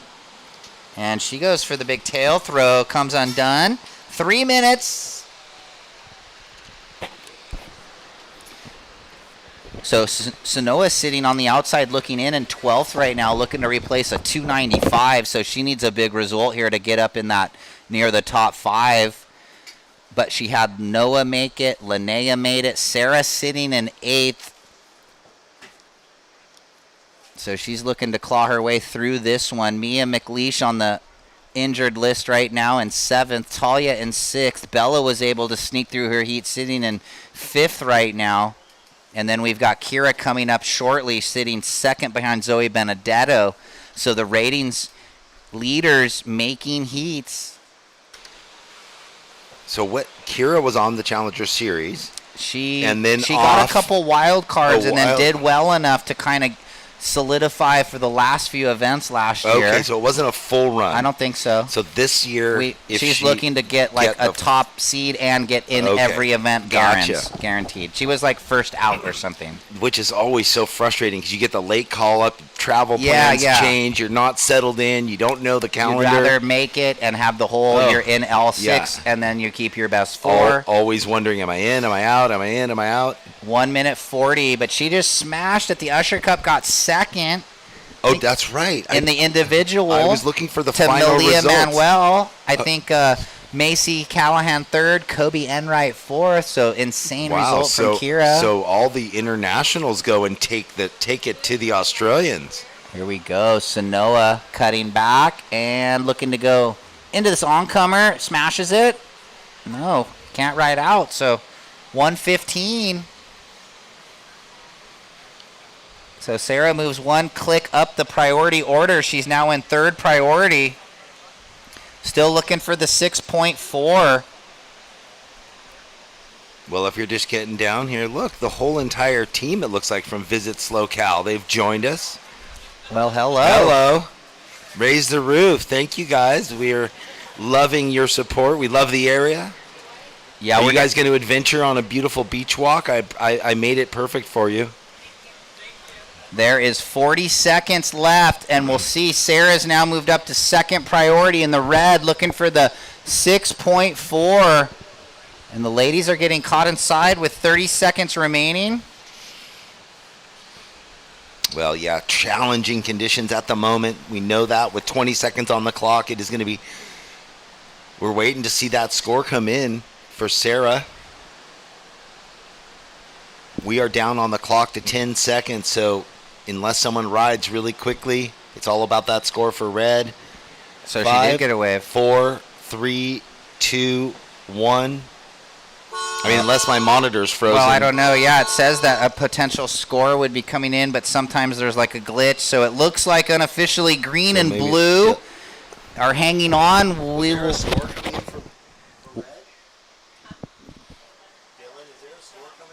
No, so sometimes it does that. We're going to go to commercial break and be back after these messages. Stay tuned for the last two heats. Welcome to the land of wide open spaces, full of hidden secrets. Welcome to SLO, where life is too beautiful to rush.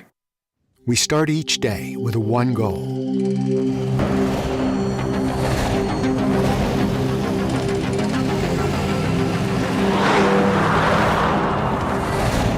With our state-of-the-art network, we provide reliable, high-speed internet to the Central Coast with no contracts and no limits. Visit peakwifi.com for plans and coverage of our rapidly expanding network. Welcome to the land of complex wines and simple pleasures. Welcome to SLOCAL, where life is too beautiful to rush. Swindal up and riding, nice little aggressive frontside turn here at this WSL QS3000 and Pro Junior, hosted by the Surfing for Hope Foundation, our title sponsor, Visit SLOCAL. So a minute off the clock, and Talia gets the quick start there. Stand by for the score. Her mom and dad might be tuned in. Hey, guys, here's Talia. That was sick. And she did the pop-off.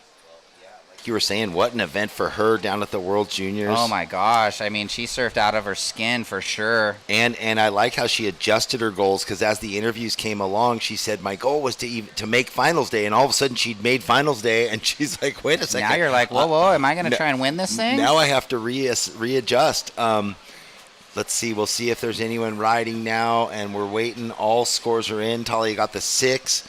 I got a fun announcement because the whole Visit SLOCAL crew is here in front of me, and they get the opportunity to sing happy birthday to their CEO, wow, Chuck Davison, who is here with them. Okay. So I don't know if they're actually going to do that, but are we anyway, singing happy birthday happy or what? birthday to the CEO of Visit SLOCAL, our title sponsor for years, and thank you so much to the entire team and to Chuck Davison. That's great. Maybe just a photo op. Oh, and right now, though, up and riding. Yeah, Maddie Storer with the down-the-line gouge and the nice connection turn. So she gets on the board. Talia, you opened up with a 6 in the red and standby white. We've got your score dropping in. And it's a 5-1-7 for white. So check in Kira, Lily, Mia, and Ava. Well, you got to imagine that their birthdays are pretty fun because they get to go to any winery they want, any restaurant, and just get carte blanche, right? They run the tourism side of things here, promoting everyone. 22 minutes on the clock. And here we go. This is Zoe Chait. Wow, nice big first turn. That thing gave her a big opportunity. Weaving through, and it's standing up.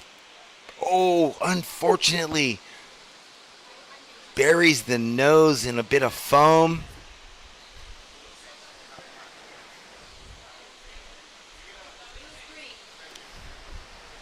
Maddie, your opening wave, a 5-1-7. Talia, your first wave, a 6.0.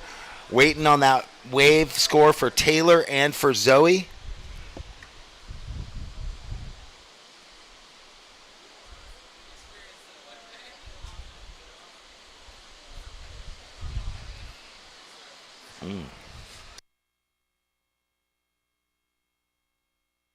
Zoe, your first wave, a 3.83. And I think there's a wave still coming in for Taylor. Priority is with blue, then red, then white.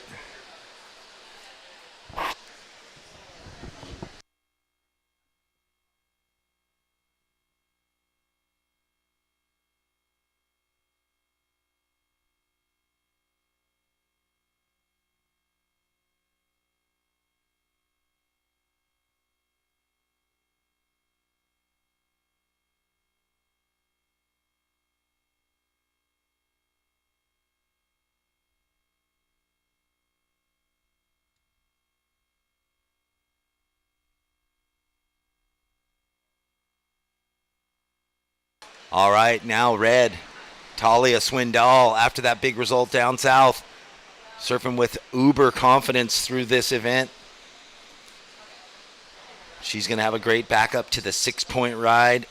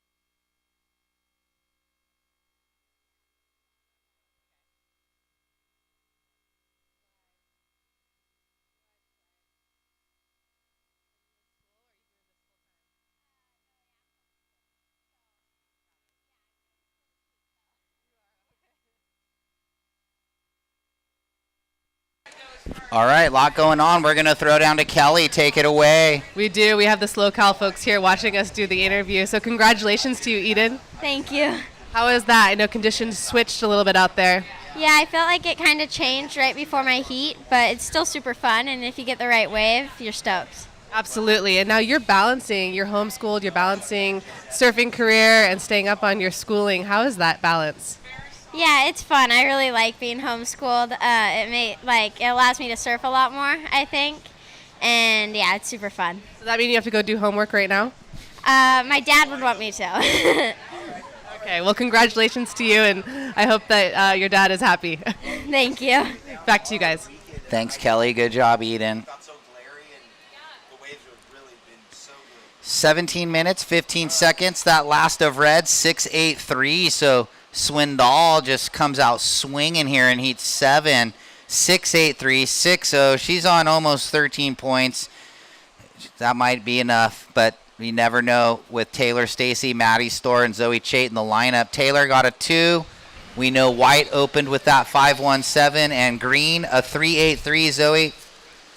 Zoe, the current copper medalist, she was 4th in Brazil at the ISA World Juniors, and Eden, who just did the interview, was 3rd bronze medal. So those Linnea, Eden, and Zoe were our medal finalists down at Brazil in the ISA World Juniors. Huge for Team USA. 16.5 remaining. And you can see the drone work from Runamuck right there. We love it. Oh, we love it. Well, that was cool.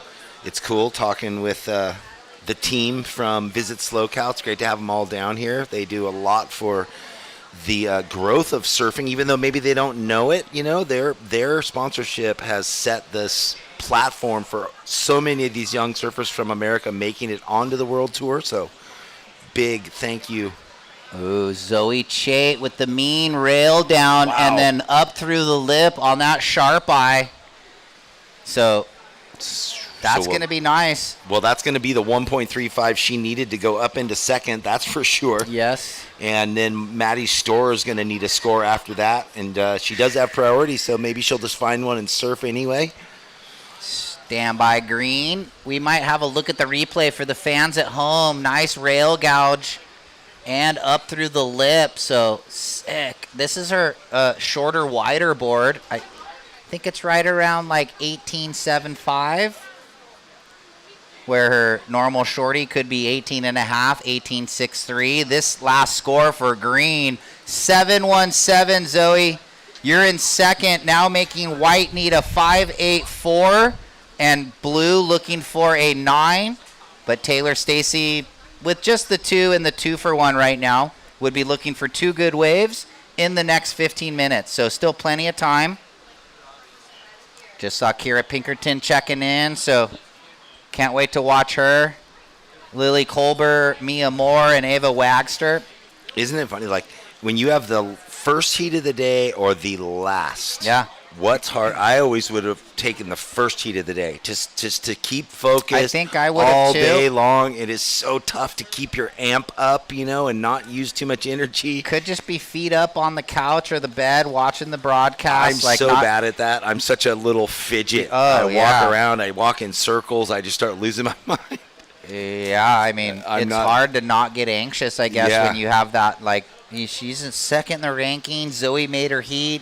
Kira throwing that, whatever this result in that 5th. We got to ride her up. We're going to go with Maddie Storr. This is what she needed. So she needs a 5.84 after that wave came in for Zoe. Oh, and just unable to button up the very finish, but a couple nice rail carves for the smooth surfer from Santa Cruz, now living down in Orange County.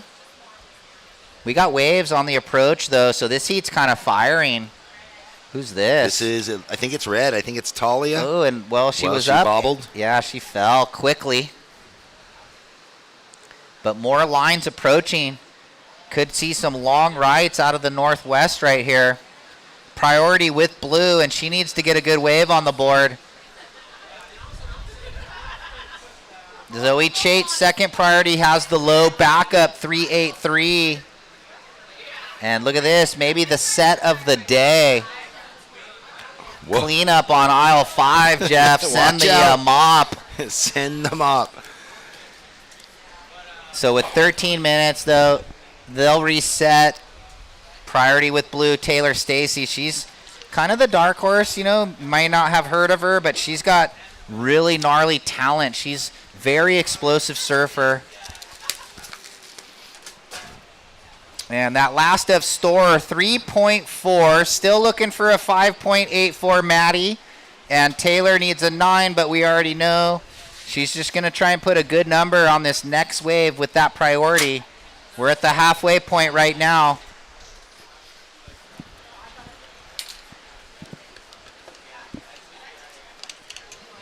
And we'll see where they are situated. They got cleaned up, and it looks like now they're resetting, almost like funny. They have to paddle out, and then you almost have to move back in after the set because the good waves are sort of inside under. Yeah, otherwise they're just too far out, and it's that little dance they play with the wild ocean, riding tsunamis. So I guess while there's a little break, let's say thanks to the Surfing for Hope Foundation. They're a nonprofit organization that was created to help ease the difficulty of cancer through the healing powers of surfing and ocean life.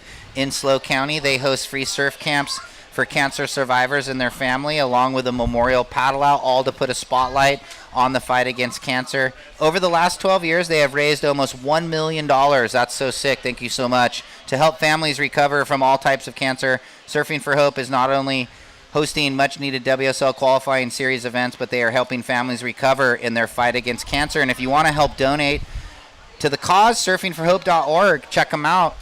Well, and we know that Bob Foglin will be here. We'll get him on the mic at some point this weekend. He was here earlier hanging out, giving us thumbs up.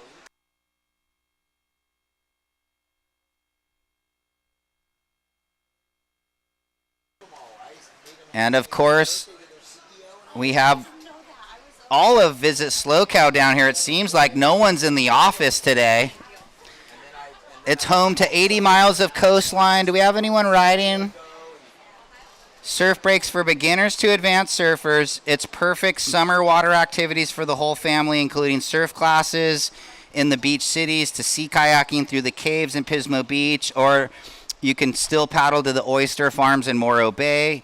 And I know you were a sommelier. Is that the word? Yeah. And home to California's third largest and fastest expanding wine region, SLOCow is the perfect choice for sipping. 300 wineries growing 60-plus varietals, so there is enough complexion to please every palate. So I guess for the competitors, if you're of age and maybe after you lose, I guess. Well, you think about when they do the West Oz event, and all the highlights, and they bring all the stuff to the wineries, and they wine them and dine them, and red carpet. I think I got an idea for Lisa and for Chuck Davison moving forward.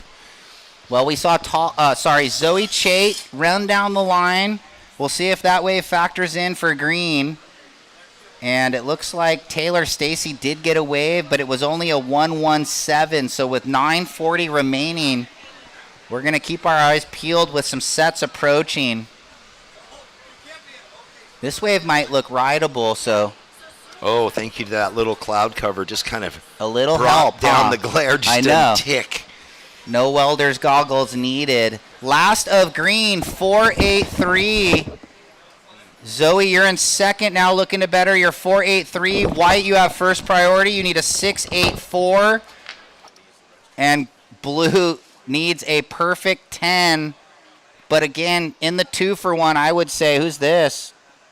Looks like Taylor Stacy in the blue, gouging down just the one time. She just had a 2, so I think that might be her best wave with 8:50 remaining. Stand by, blue.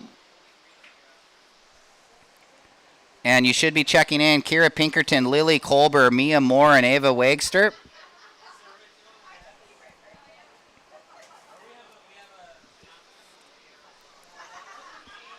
So if surf lessons or wine tasting doesn't fill you up, you can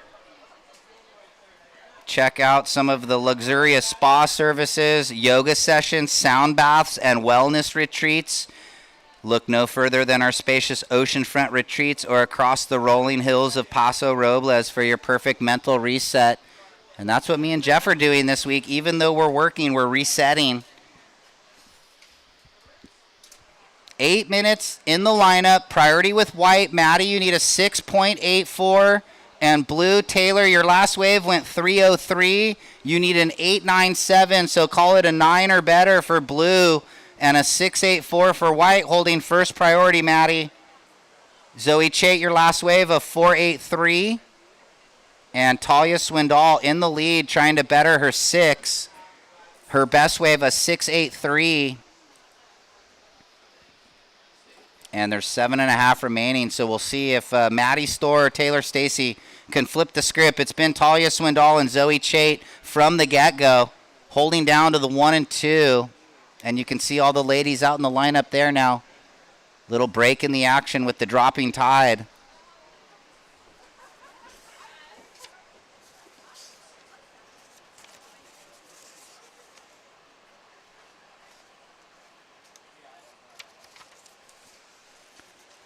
Should be checked in. Kira, Lily, Mia, and Ava. That's a good one there.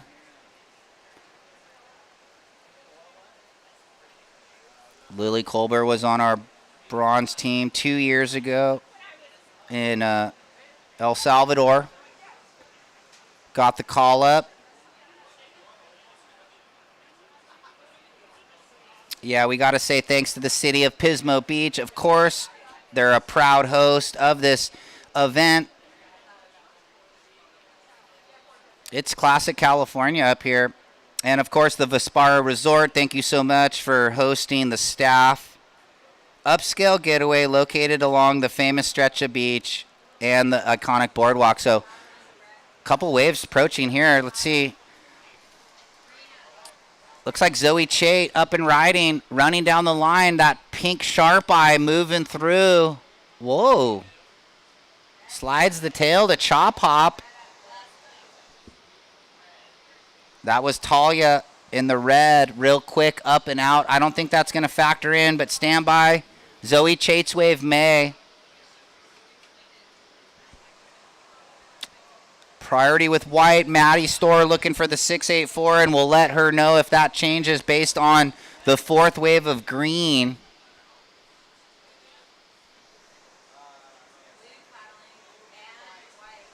So maybe a split peak. You can see. Ooh, white. That was sick. Maddie Storr, frontside hack, and then I don't know what Taylor did on the left. It might not have panned out, so stand by. We've got a few scores to drop in. Actually, all four surfers will have a wave with 5 minutes remaining.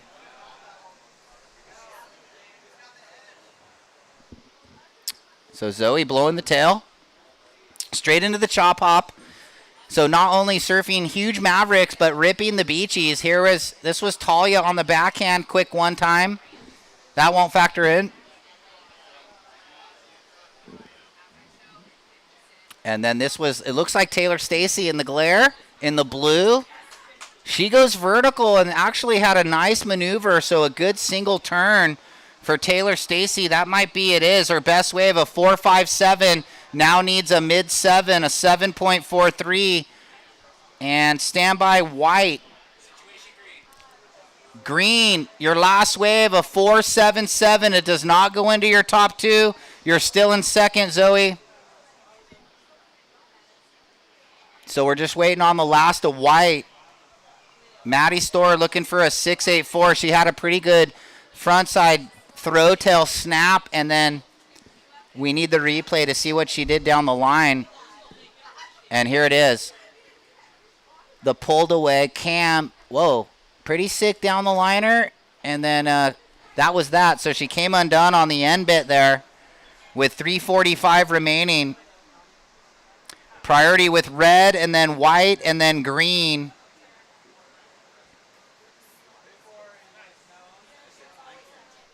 Looks like maybe a left. Look at this thing. Who's got prio? But red comes away with it. Talia gouges in the froth, and then the huge backside hook. Talia Swindal, your heat leader. I mean, I feel like that might even better her backup, so that was really good surfing.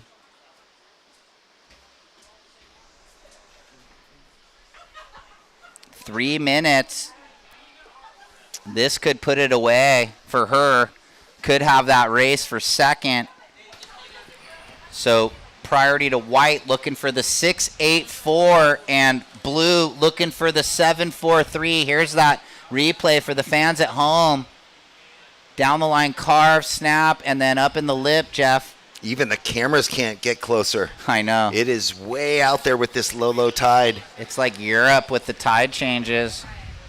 2.5. We need a boom camera down at the Remember the zip line the one year in the U.S. Open? Oh, I know. And that the camera was crazy. going across the zip line. Didn't that we was have sick. that for the? Was it the games? Are we gonna have to just talk to Andy about zip line maybe for next year?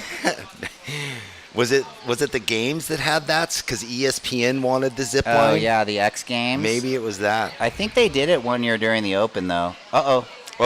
Priority protection. Jumped off. Yeah. That's okay. Zoe Chait. And she rode out of it completely there.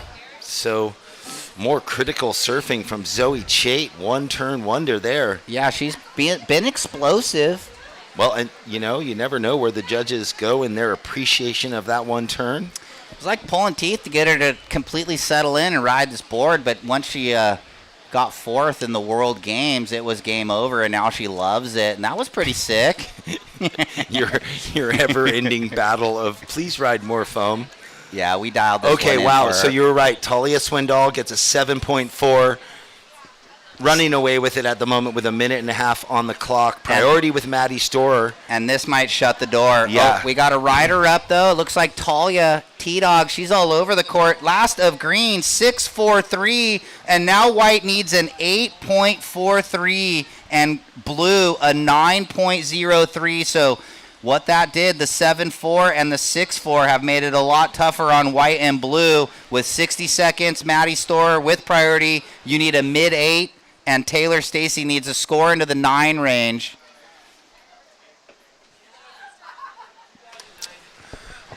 Talk about closing the door in the final minute of the heat.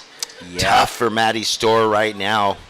She'll and take Taylor. the points, and they'll take the points and run with 35 seconds. And they don't have a choice right now. I know, and I'm not saying they can't get the score. Here we go. Who's this? Green up. Taylor Stacy working the backhand. 1, 2, 3. Was that blue? That was blue. Okay. Yeah, Taylor Stacy could tell by the style, even though they're in the glare with 20 seconds. That might be the last wave ridden, and she needed a 9, and that's probably not the best wave of the heat. So looking like red and green hanging on. We're going to count this one out. Here we go. 5, 4, 3, 2, and 1. So heat 7 in the books. For all you fans at home, stay tuned. Just one more heat here on day 4. Don't go anywhere with the conclusion.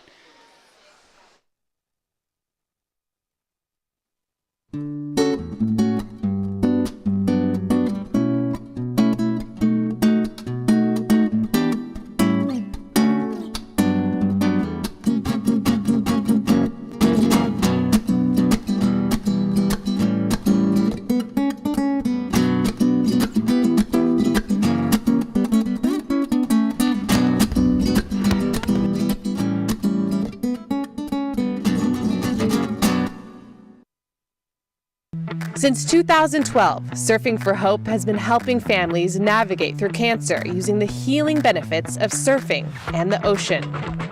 Each year, we host a number of surfing-related community events to shine a spotlight on the fight against cancer. Visit surfingforhope.org to sign up for one of our free beginner surf camps. And if you'd like to help out, you can donate on the site too.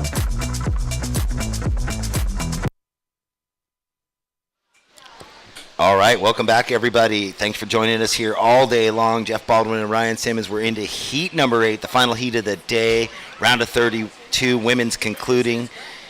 Right now in the green, Ava Wagster. In the red, Kira Pinkerton. Blue, Lily Kluber. And Kolber. I said Kluber. Kolber is what I meant. And white, Mia Moore. No worries. Small kind tongue tie. Well, after we just say 1,000 million words every day, all day long. Ava came out real quick with a 1.33. What a day it has been, Simo. I mean, we have had just no end. Right now it is challenging for the surfers, but again, there's still points, meat on the bone out there for them. They're all in the same, boat together, so to speak. It's like every day I'm like, can tomorrow be better than today? And every day eclipses the day before at this event. I better not talk about it too much, though. It's funny. I keep waking up thinking it got smaller, and then the sun comes up, and I'm like, oh, no, there's plenty of surf. It's big. It's head high plus and bigger with closeout sets the whole time. And we knew the forecast just looked incredible leading into the event, and it still looks really good. Look at these waves. This is that new northwest swell filling in, I think. And then I just wonder if it's the way the sandbars are. Like my home beach break in Del Mar always is 3 feet bigger than everywhere else on funky west swells. You drive north from Del Mar, and Cardiff beach break is waist high, and Del Mar's overhead and closing out. You're like, oh, I thought there was surf. So maybe there's just the way the sand is here. Anyway, we score year after year. And once again, thank you to Visit SLO for everything they do for this event here and up in Morro Bay. We couldn't do it without you. And you guys have been a part of getting young champions onto the World Tour through your sponsorship. Yeah, 6 American men and 2 women this last year. We'll be watching them in a few days at Pipeline. Can't wait for that to get underway. The draws are out. Sawyer and Alyssa on the women's side. Oh my gosh, we'll get into that. You guys leaving? Well, thank you guys. Bye. Go enjoy all the wineries and the restaurants and whatever else you're doing. It's all for free. Thank you. Visit SLO. Just all of the lovely employees coming down. Field trip at the beach. Come again tomorrow. They said they are, so sounds good. We'll see ya. They're going to get out of the office somehow, some way. Well, that was cool. I called Lisa and someone else over. I asked what restaurants to go to here in Avila. They gave me all the lowdown. Okay. Kira up and riding. Good first turn. Couple swizzles, trying to button it up on the inside. Pinkerton just coming off a second in the Usher Cup. Netted her 4,000 Aussie dollars. Oh, they got paid. Yeah. Not only for country and club. Saw the big fake check. Those are always fun.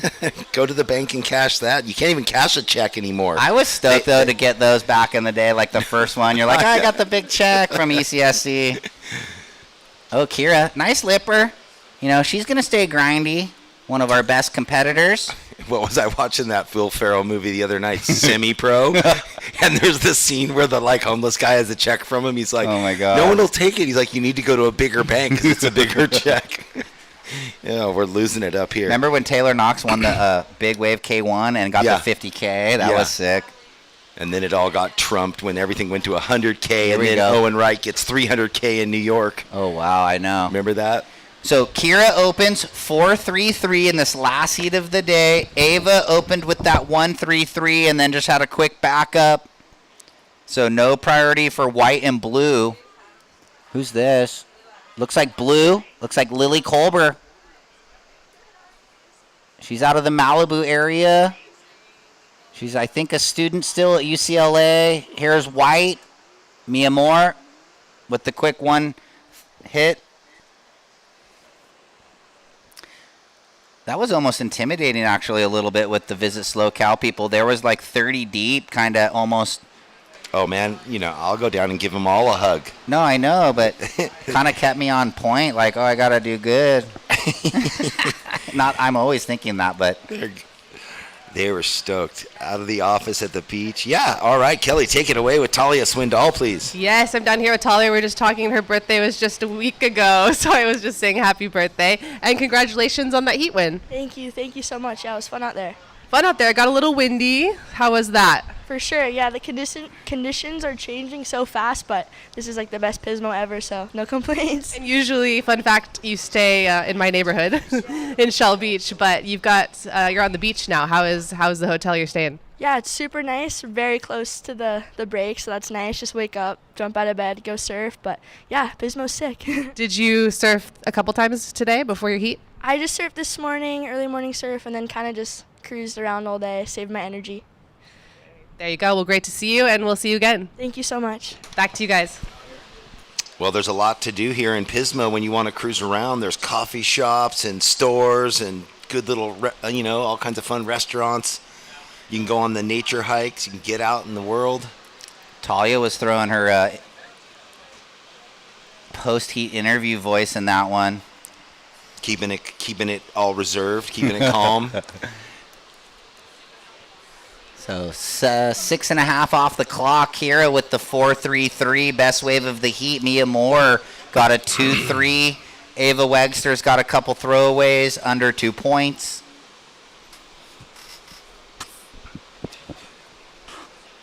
Well, thanks again to all our supporting sponsors, 805 Beer, Meathead Movers, Midstate Containers, Americana Riviera Bank, Alpha Fire Unlimited, Peak Wi-Fi, Sex Wax, Pedigo Bikes, Pismo Beach, and of course, special thanks to Matrix Mobile TV for the production of this event day to day and all these events. They've been working with Andy McKay, Surfing for Hope, and the WSL at every one of these events since they've started. So they've really learned along the road how to produce these surf events and also to run amok photography. He runs the drones. Thanks to the Chris's that we're always talking with off air. They keep us informed, keep us on schedule for the breaks and the countdowns. And again, thanks to the judging staff. We got a great panel here for this QS 3000 in Pismo this week. Who do we have up and riding down the way on her backhand in white? That is Mia Moore. Oh my, she just went right. I just went blinded into the glare. So that's going to be her backup wave.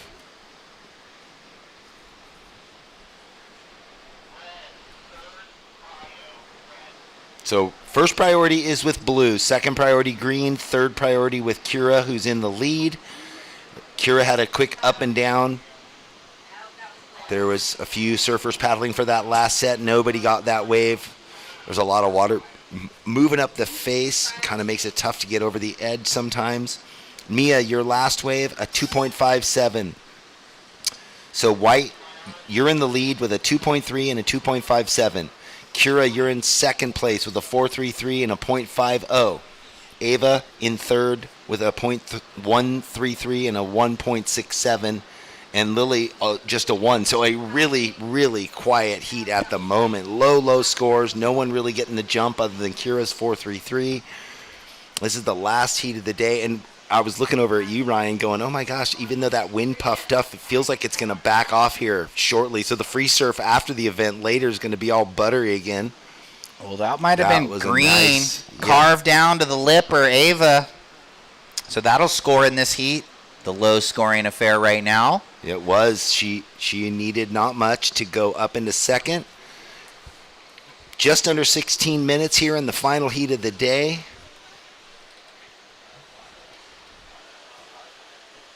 Man, I might have to jump in the ocean. That might be my go-to. Little swim? A little post-work sand beach walk and jump in the ocean. That wave of green came in, 4.27. You're in the lead now. White in second. Red needs a half point. And that was that her? I think so. Red? I think so. It looked like her style. Yeah, that was Kira. Okay. So that was red with the front side lipper, just looking for a half point. Well, Kira, fond memories. Not only did she, what did she get second at Kira, did you say, the Usher Cup?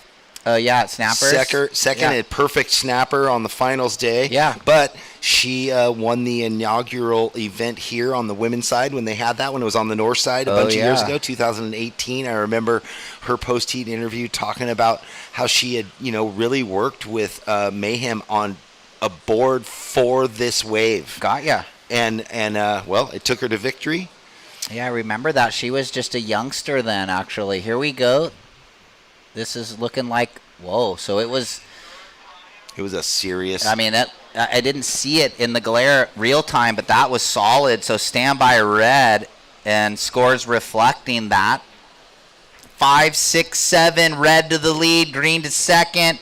Green trying to better that 1.67. White, you need a 3.38. And blue, Lily, you need a 4.94.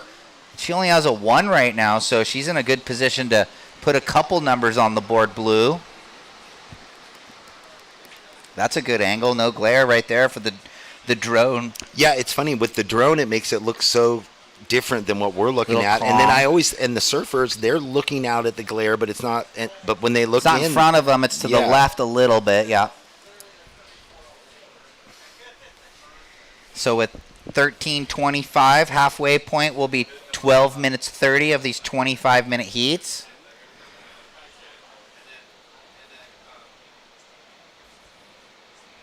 Zesty.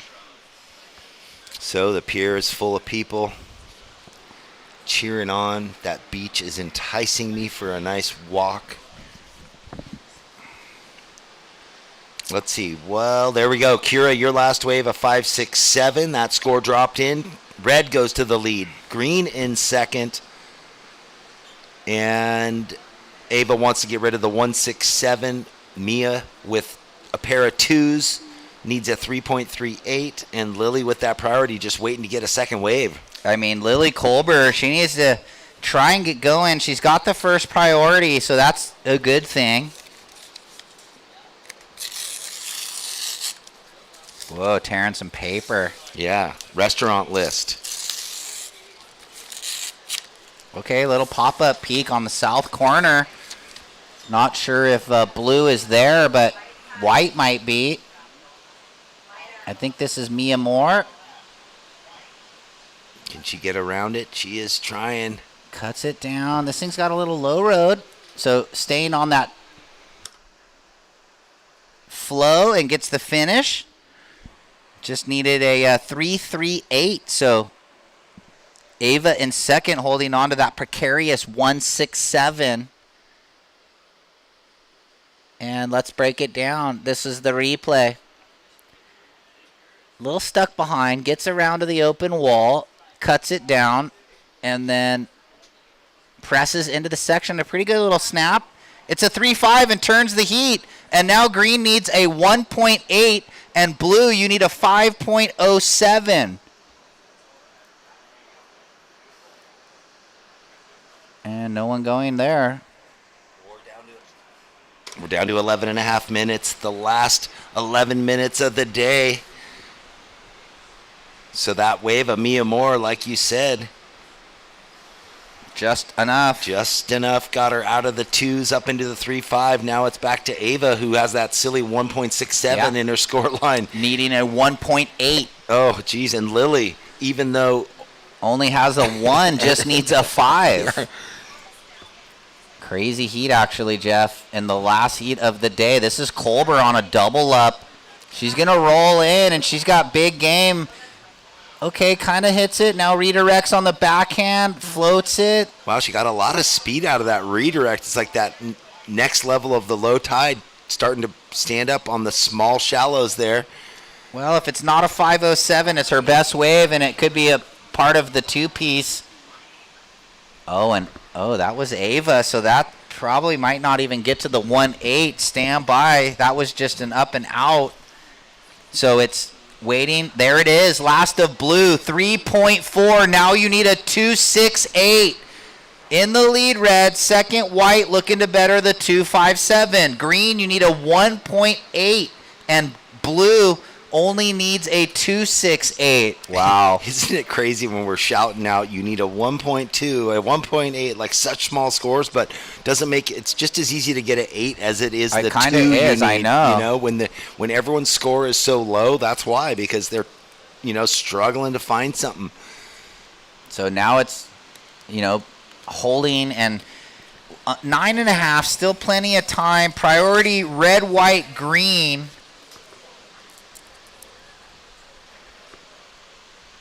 I think everybody knows the situation.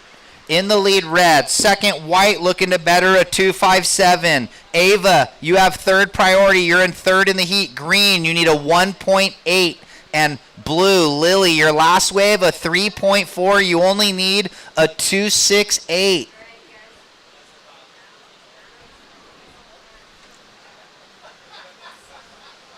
All right, well, 9 minutes on the clock, ticking away here. Day 4 unfolding.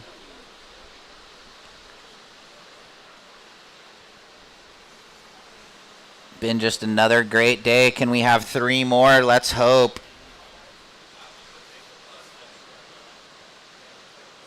So priority red, white, green, blue in the order of the heat.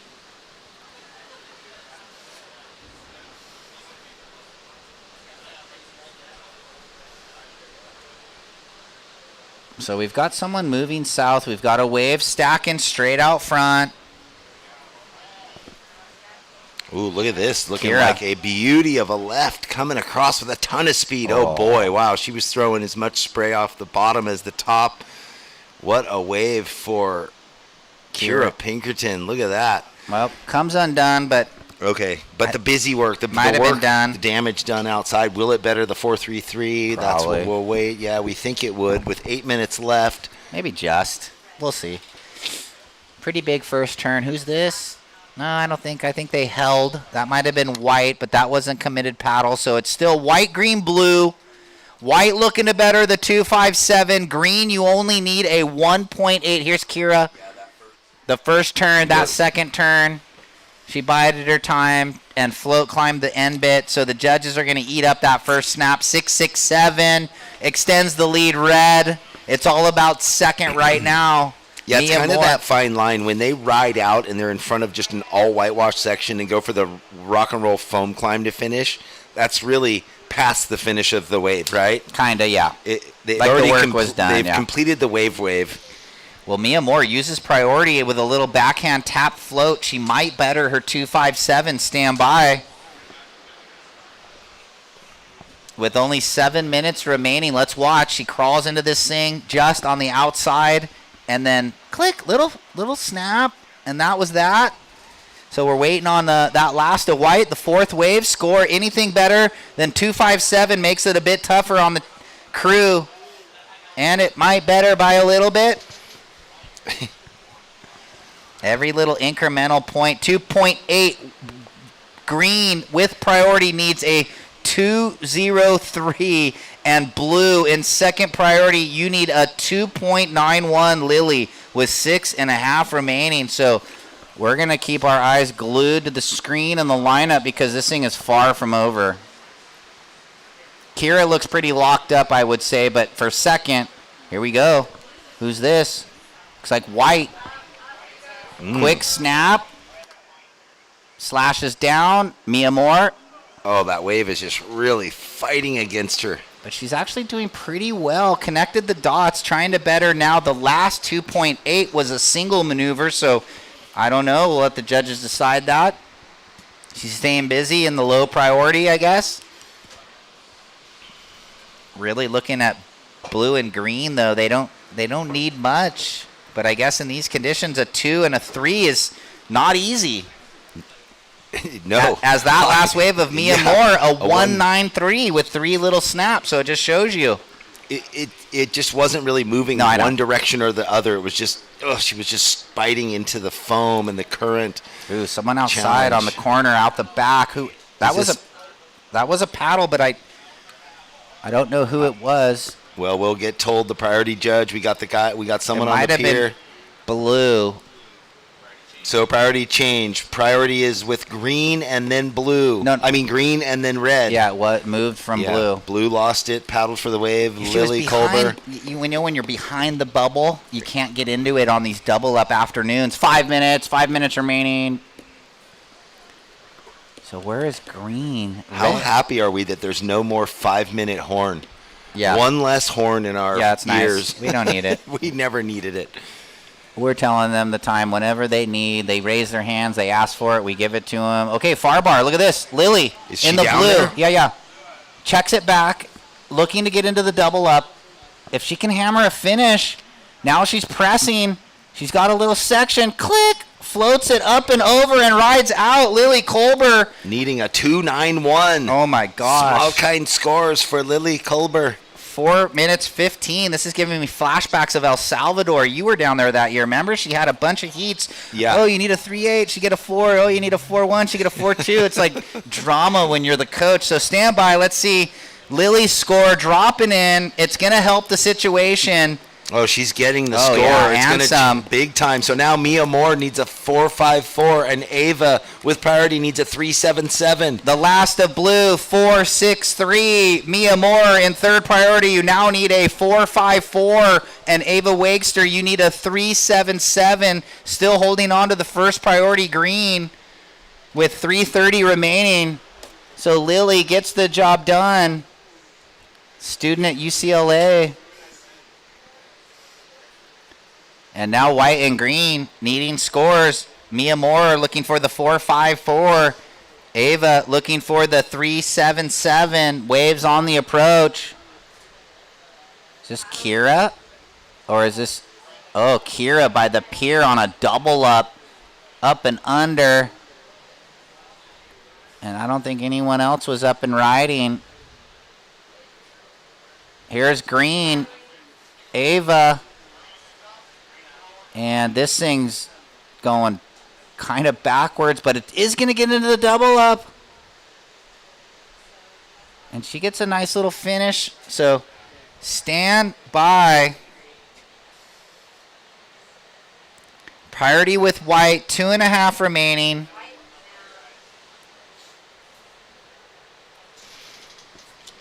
Down to the last 2.5 minutes here.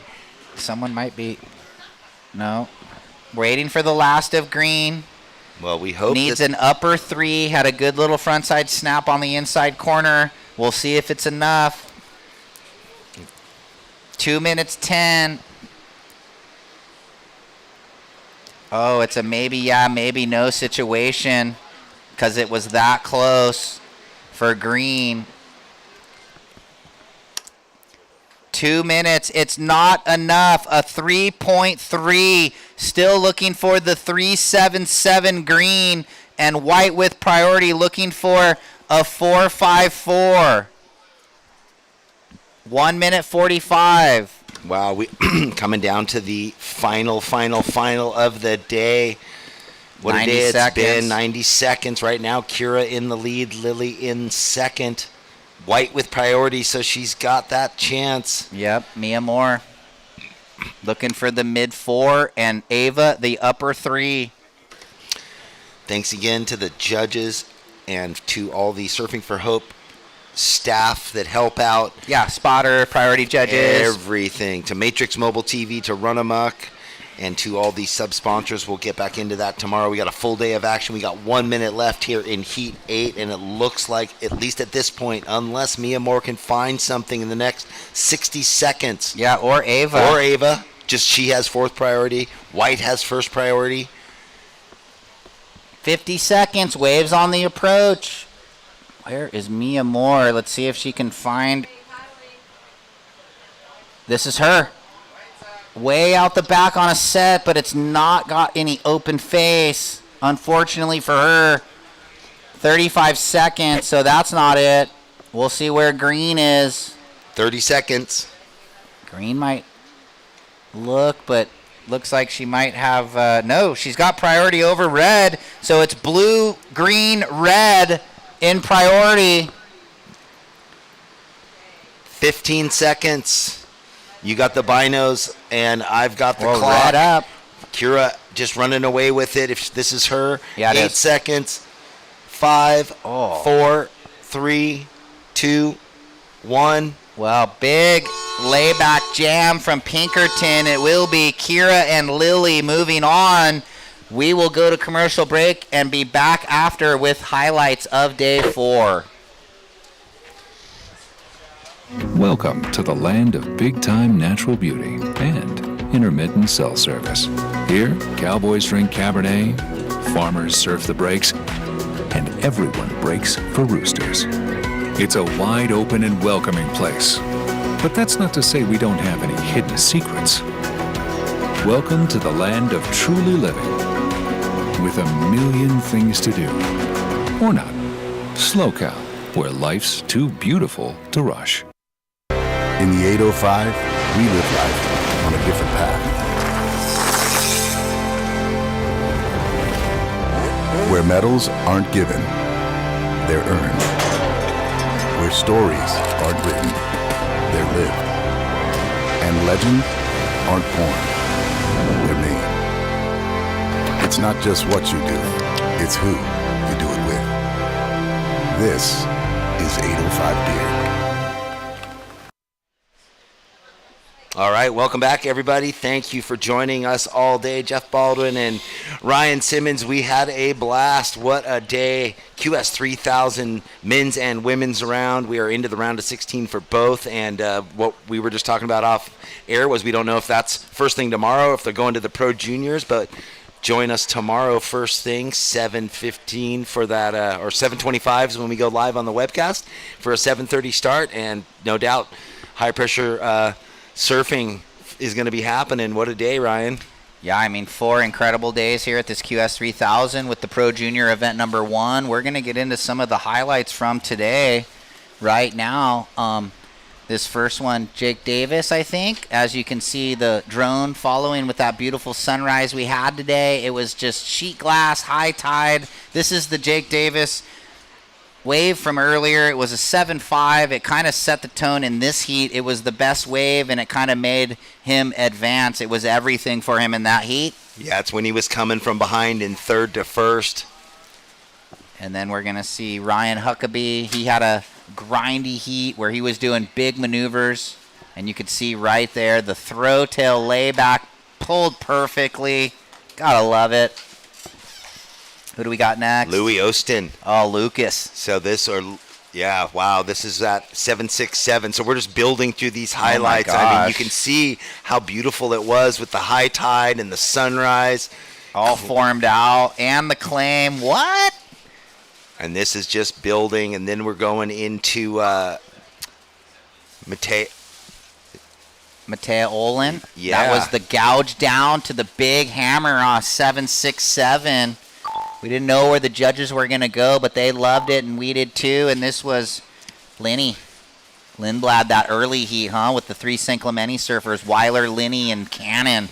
And Lindblad just doing that power rail surfing, Jeff. This turn right there. We've Woo. come to love. Oh, man. And then finishing big with this patented, his Layback. stylish layback drift. So sick. And then we go into this left, I think it was an 8. Reed von Wagner. Oh, gosh, Reed. Beautiful. She's on fire. What? Big hook on the Borst and the face wipe, Sonny Garcia style, and riding out. So sick. And at that time of the heat, there weren't a lot of those. And then we're going to finish with Owen Moss, the 9.6 high wave of the 10. day. Yeah, a couple. One judge. And that's why. So really good surfing on day 4. You can see right there through all the highlights, Jeff. And what you don't see in a lot of those is those scores came in clutch moments, like with 4 seconds on the clock. They needed the score, and they got it. So we hope you enjoyed day 4. Everyone watching the broadcast, stay tuned for day 5. We've got 3 incredible days remaining here in the Central Coast. The SLO Open at Pismo Beach, QS 3000, and a Pro Junior, hosted by the Surfing for Hope Foundation. And we had all of Visit SLO down here. Thanks for coming down, and we'll hope to see you all tomorrow. Pismo Beach, have a great night.